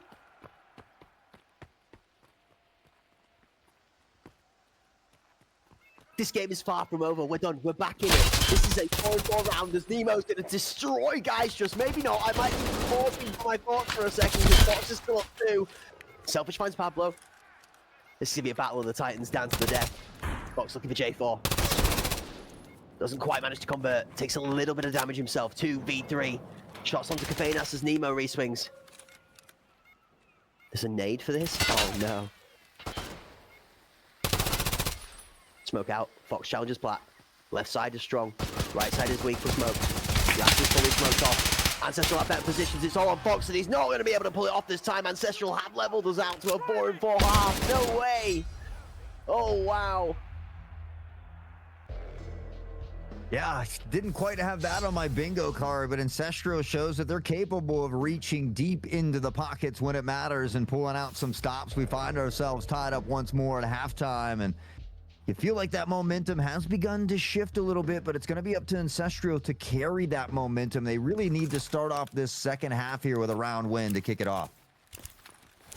And where my fantasy sort of mindset, where I love the idea of a storyline, is smiling at the moment, you do help but wonder, They're having to pull off some... Oh, that's a really rough grenade there from Pablo. Ew, okay. Teammate goes down, not to the teammate's nade. It actually ends up being an early nade towards Hell that Selfish finds success with.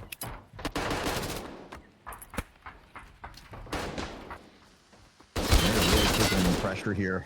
J4 is going to find Fox as they try to make their way in toward the B site. You take a look at the mini-map, and they're beginning to collapse from behind. It's Kafinas on to Walker. Pablo's going to let the gun sing, and now look for the jump shot. Nemo again letting some shots ring out here. Unfortunately, not hitting the mark, and Ancestral now strongly favored to win this round as well.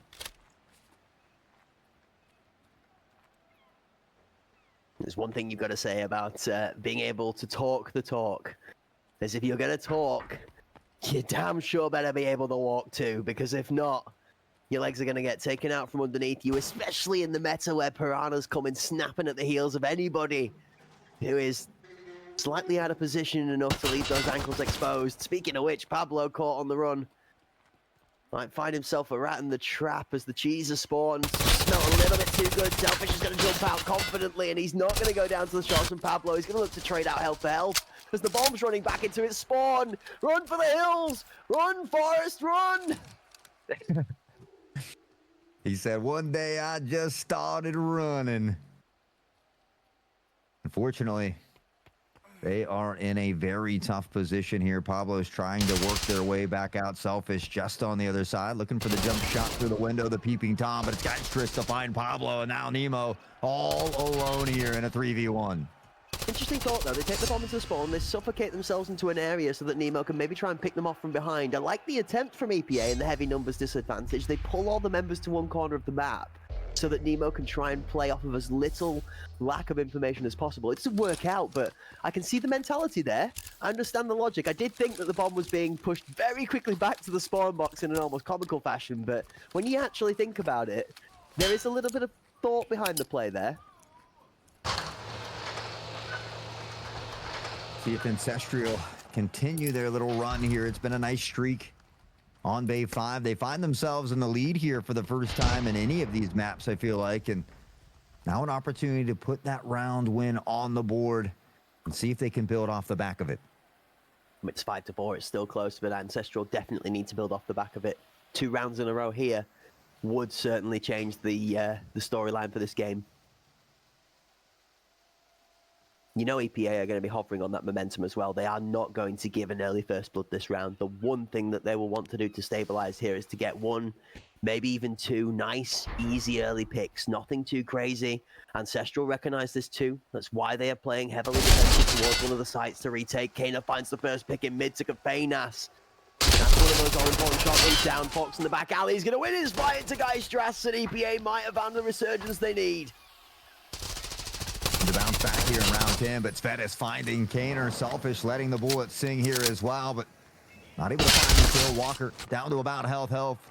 Nemos finding this pick on to Selfish, though, and again, just finding quick ways to answer back here in round number 10. They've set themselves up for success. J4, Svedis, the last 2 remaining members for Ancestral. 2 kills straight through, and like you said, the last 2 remaining members no longer remaining.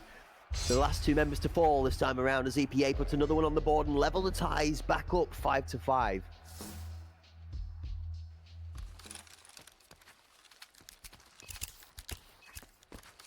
There's no way we go back to Skybridge after EPA have dominated this series for 2 maps, with the potential that Ancestral would look to have to come back to the map they got 9-0'd on in the first match to win out a best-of-5 series. It's crazy, right?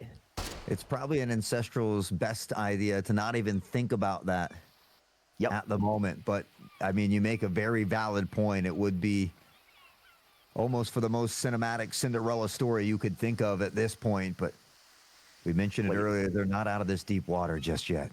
Speaking of deep waters, look at the dirty dance down mid. That smoke is actually full covering Kafanas' position, but what's crazy is that EPA are trying to do a similar thing. Kana's right here. Fox is about to expose this. He's not going to see him until the shotguns ring in. The shotgun's singing, knees for 1, knees for 2. Does he turn for the 3rd? He doesn't see the 3rd behind him. He gets 2, but it's more than enough. Kaber trades him out, shuts him down, but you've got to feel that's the body of the initial attack from EPA stifled in round number 11. Ainer about to walk into the crosshair of Svetis as well. And now Svetis is going to pressure forward. He's got all the time in the world to line up that headshot. Kaner falling to the wayside. Nemo, though, looking to reel it back as Ancestral was trying to take the lead here once more. They've still got the player advantage, but you can't count out EPA. Nemo's 11-7 currently. Yeah, that's the scary thing right now is for Nemo holding the anchoring position. The person in now is going to bait the shots out. From Selfish, good positioning and movement so far. Forces Nemo out of the aggressive angle. He's going to step at the wrong time, though. That's going to fall in the favor of Nemo. Now 2. Back alley shot. Svedas is dealing with... Ooh, hold up. Never mind, he's not. They thought about the pressure diffuse. Pablo steps out. J4. Svedas putting pressure. Are they going to commit to the kill here? They're walking up. This is a smart play. Pablo knows they're going to be on the right. It's going to peek, swing, aggressively push, takes the offense positioning. In goes one, Pablo for one, Pablo for two! Pablo, the time when he needs to the most! It is a 5, but he's going to put himself another one on the board! Out in the war. What great decision making. He backs up far enough, maybe initially expecting them both to come, but they don't. He finds that first kill, immediately flicks through the window because he knows Fetis is lurking over there.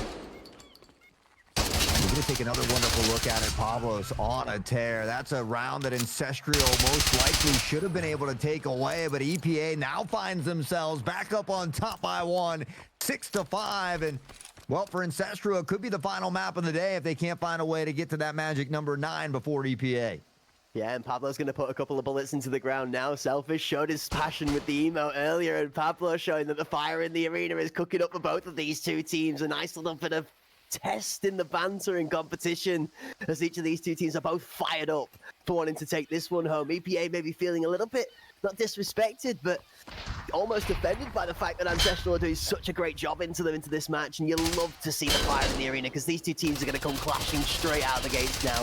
Nobody's holding back as two guys just as Selfish pull one apiece. Okay, he's got a response though. Only gets walked down. Gafanus is claiming kills like he's king of the court. 4-1.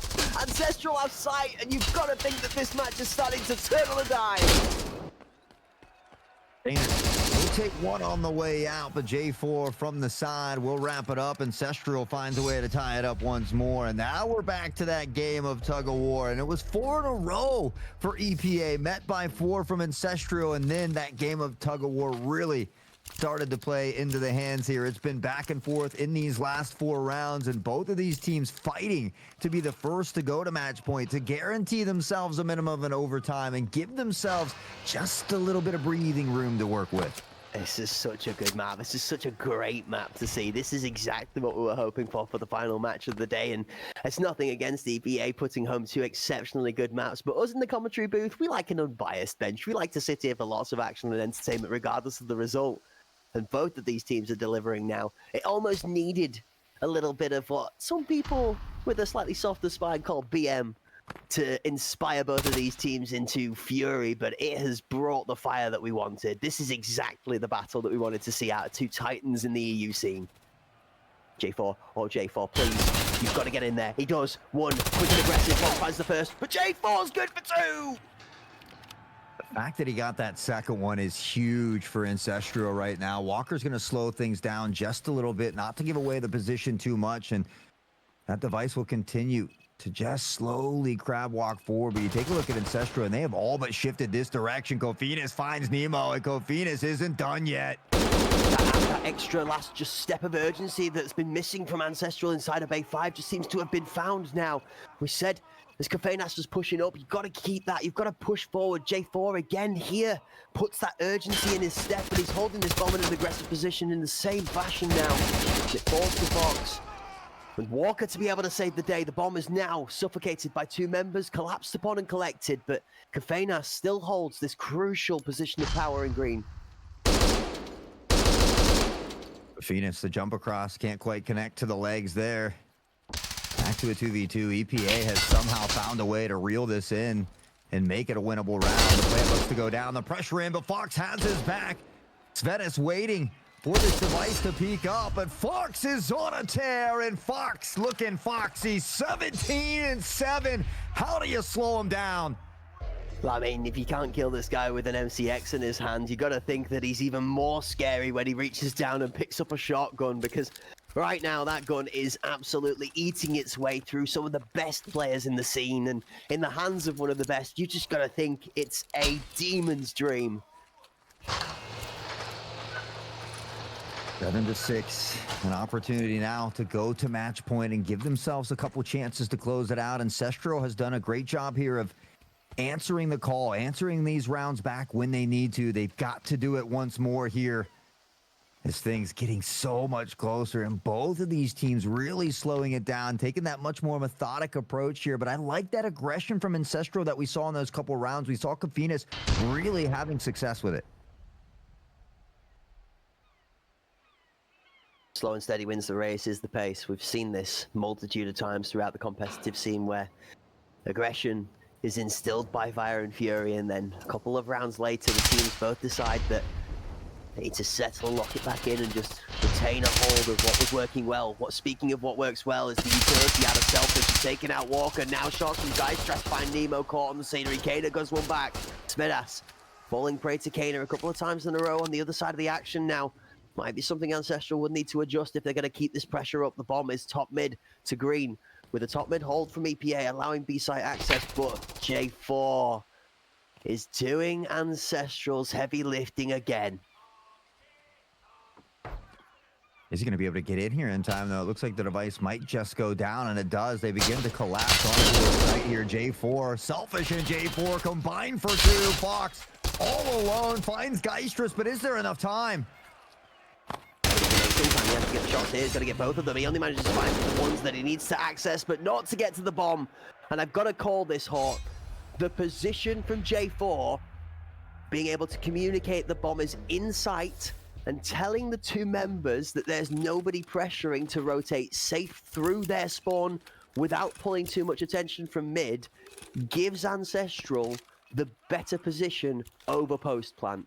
I can't believe I'm going to say that in an even scenario for numbers when the bomb was planted, that Ancestral still had a better spot, but the call out and the defensive place where J4 was playing from on Heaven actually tends to be the round winner there. Who is going to go to match point first in this crucial game number 3? Nemo continuing to crab walk forward here. Has a teammate hip to hip, looking to find the trade at a minimum. Shots out the Conveyors is the first of the shotgun onto Walker again, the first person to go down on EPA.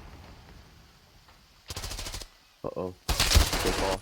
Prime position, Fox has him first though.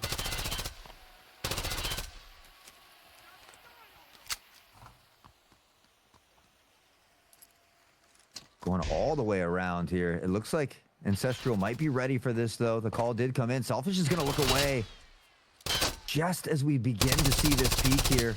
A little bit of a headshot. Unfortunately, it doesn't quite connect. Kafinas finds Kaner. Damage being thrown in both directions, but this battle still going on here between Selfish.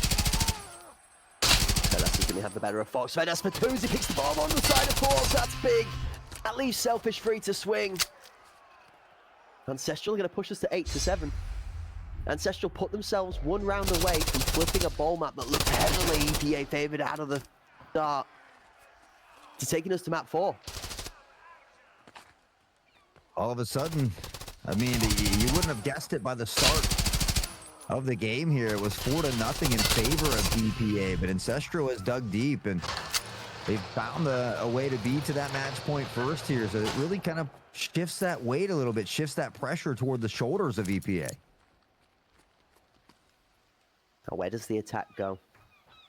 Where does Walker go? Because Selfish so far has been able to nade Walker and pick him up. Oh, never mind. Walker's not taking any time to wait. He's going in himself. Geist just goes down.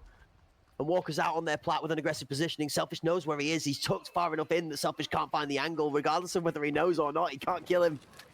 Oh, Kana King! Kana's going to claim 2 in the back alley, and it might just be the strength they need to push overtime. Kana's going to give him the finger. You know he's waited for it after the heat back and forth.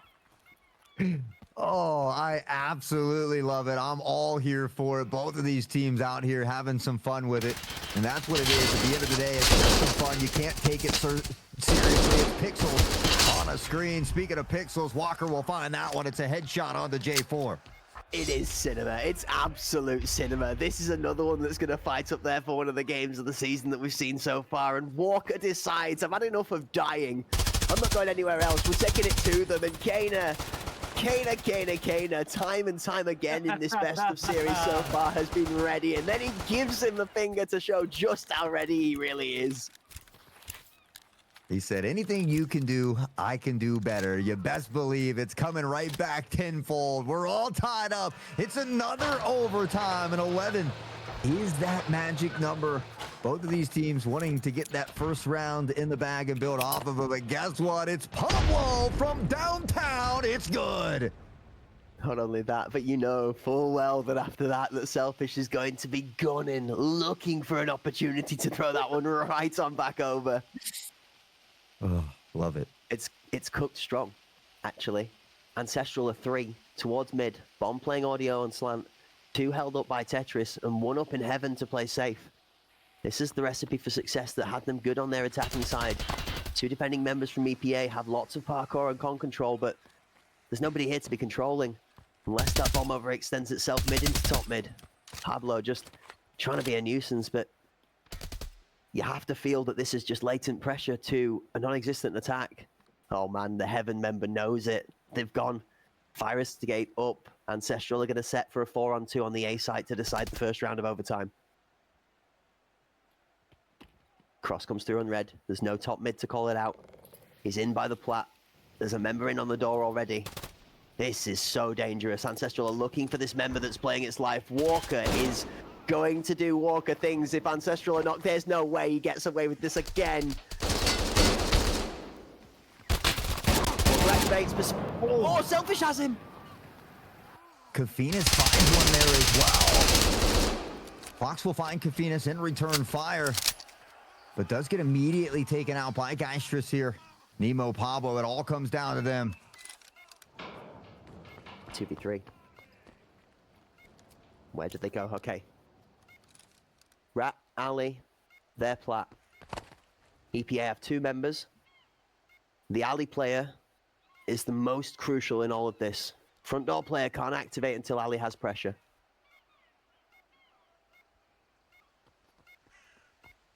Time's going. 25 on the clock. Pablo just trying to find something.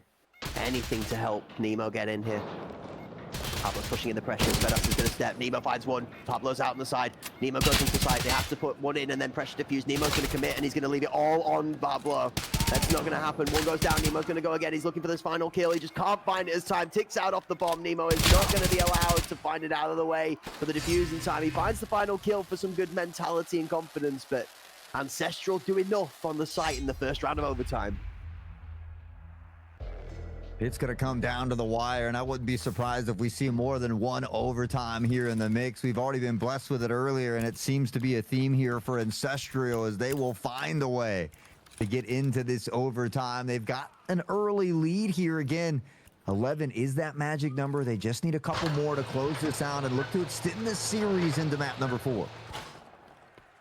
I want to see map number 4 now, just because I want to see these two keep going at it against each other. It's great. It is heating up inside of the arena. That's a best of 5 for you.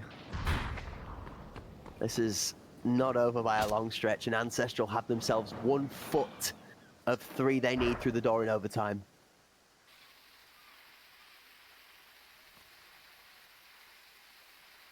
Three feet, huh? A little toe jam and a roll action, maybe. Well, one's a doorstop, and the other 2 are then to be able to step through the held open door. Oh, speaking of legs. Oh! Walker's got 4 of them in front of him, and he's going to claim 2 lives for the price. Walker just lurking in the smoke. And again, comes away with a huge play here for EPA. They've got control of this back alley here as well. Selfish, though, will find a nice shot onto Pablo to bring that player disadvantage within 1. We can see the device here still trying to decide exactly where they want to go. Shots out either side, and Walker again is going to have a first shot on the fourth. Walker's going to get stepped into by Kafinas, one of the only members on the Ancestral side that's going to match fire with fire at a similar level of kit comparison. Selfish. Let's have a good fight into Kana. Takes him out. Leaves a 2 versus 2. Nemo and Fox. Holding this cross on the door. Oh, man. Nemo's timing of stepping away, and Fox is exposed for a moment. Fox gets into the corridor and covers himself now. Nemo holding that aggressive angle in, finds the member on site, and Nemo's going to have to rotate for safety. Fox begins to now as Nemo's caught jumping across, but Fox from behind is there! EPA close out the round. 9-9, we go back to level.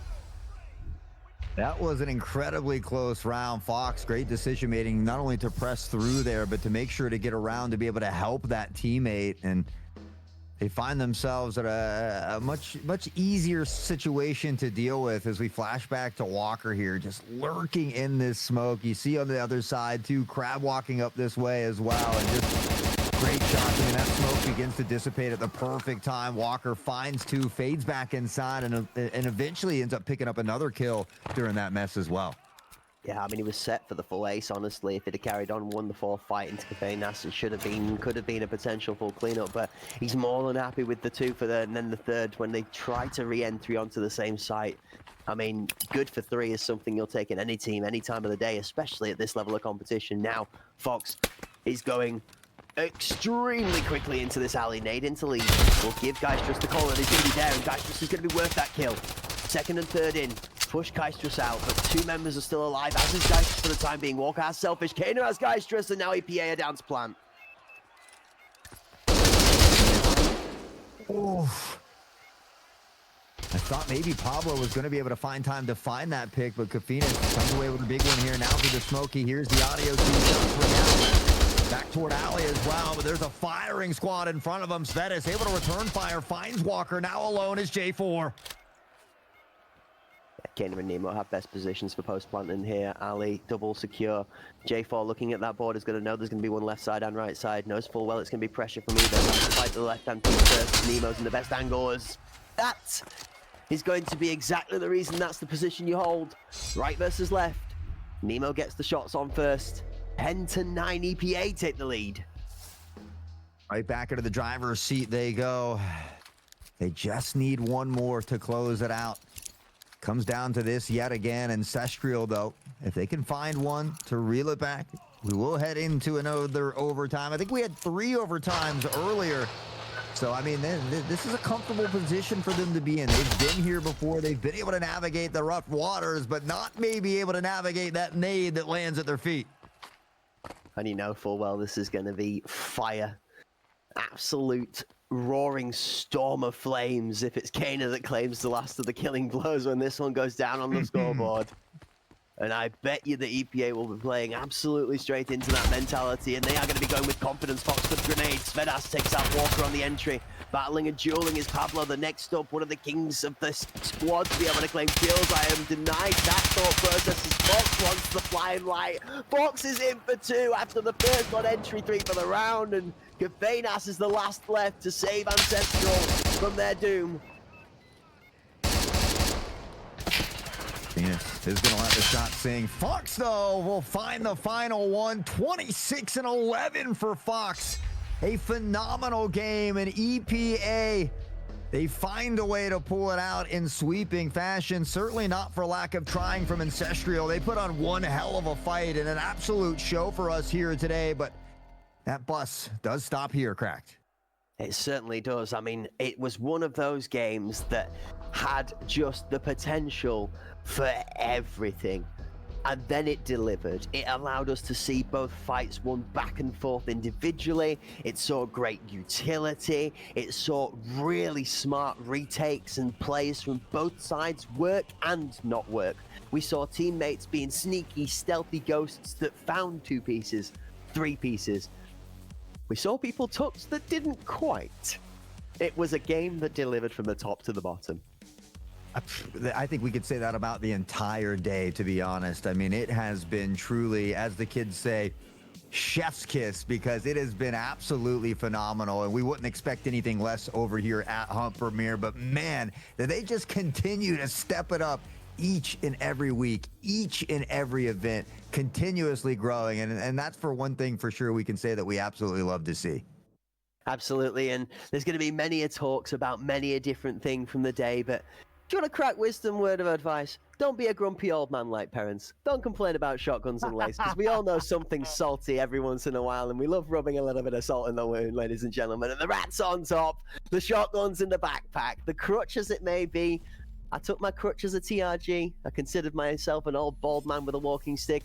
The shotgun has become the crutch. That's fine. I like myself a new model of broomstick. We'll keep on walking. And I'm going to keep on walking until that meta keeps on changing. I love to see the shotgun slamming, but I also love to see some of these exceptional players proving to us that it doesn't matter what weapon is in their hands. Fox on the MCX is fire. And he even gets to show us a dash of the shotgun as well as a cherry on the cake bonus.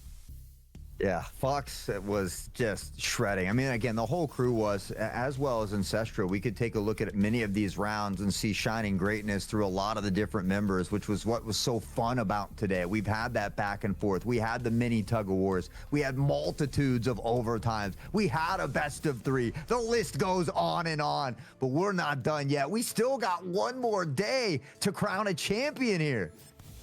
That's it. Tomorrow, same time, same place in traditional Hunt Premier X BSG fashion.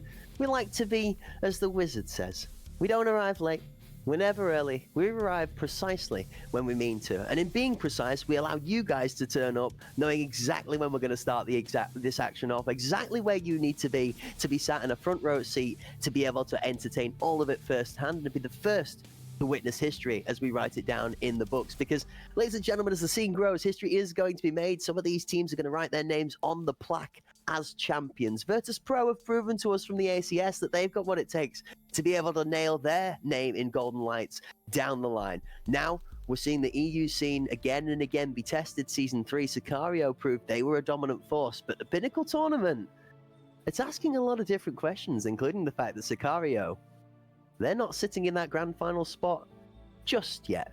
They might not even be at all.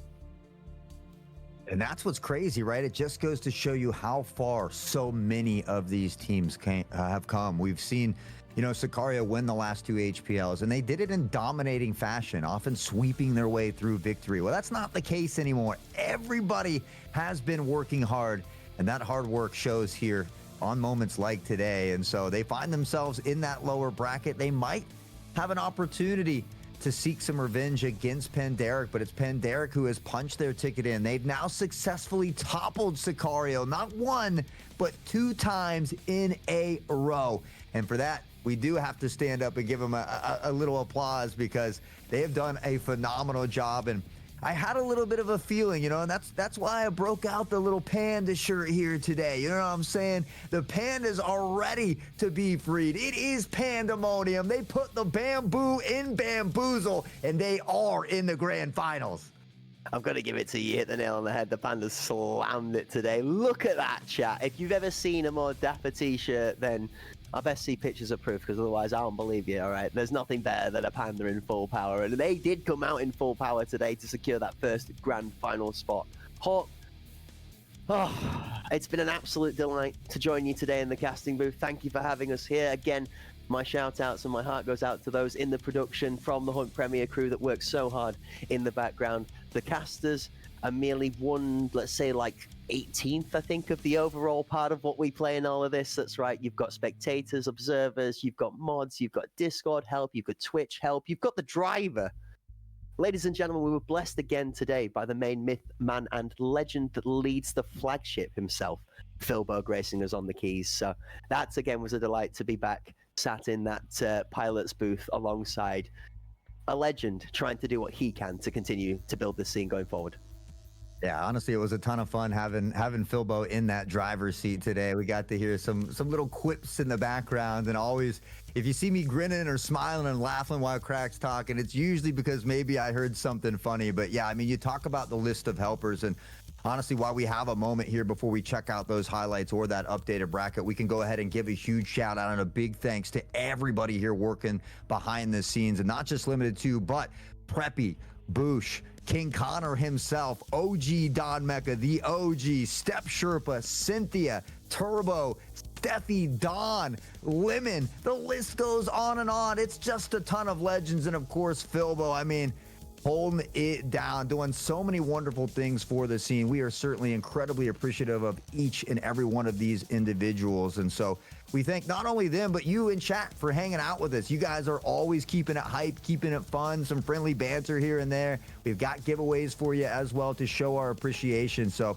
again, a huge shout out to everybody that's involved all the way around, whether you're participating, helping, or just sitting by, relaxing and viewing and having a good time with us. Just know we do deeply appreciate each and every one of you. Absolutely. The time that we get to take to come and bless you guys with our yappage, as annoying as it may be, for those of you that may even listen to us on mute, fair play to you guys. I wouldn't want to entertain listening to myself for this long in a day either. But, as the case may be, we're the ones that are chosen to yap.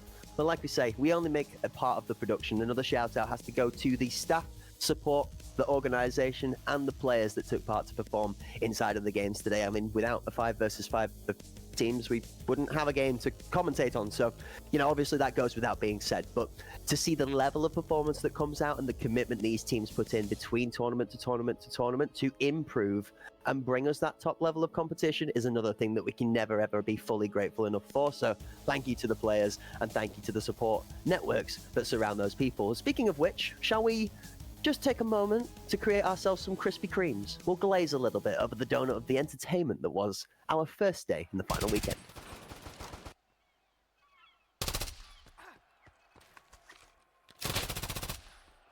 Highlight after highlight after highlight, and Fox certainly was a big part of that. Kaner's two-piece there as well. I mean, we're going to see a ton of these players out here popping off. Popping off is right. And we're going to be passing this back and forth as we go through the highlights rapidly because the action was passed rapidly back and forth. And guys just here with some good shots, but they're going to have to talk about Kaner a little bit. We are going to see shades of Fox all the way through. That's going to be consistent. Selfish has some good work in mid. Fox, one of the few times he falls over this game, by the way. Yeah, I mean, you flash back, and it was 4-0 in favor of EPA. Ancestral reached deep into the pockets. They find themselves up on top just past the halfway mark, and then it was just back and forth. Neither of these teams wanting to give an inch, but willing to take a mile. Svetis lining up that headshot with ease, and honestly, it was a ton of fun to watch, let alone to get to cast. So again, just truly thankful for these types of moments. You're absolutely right. It's going to continue. Fox finds the shotgun here and puts that one to waste as well because, it's so destructive when in the hands of somebody that's just an absolute demon. That's disgusting as the one down mid and then into the rotation onto parkour. But J4 and Svedas, this was something that I thought might have been the changing of the tides. That round win there at 8-7.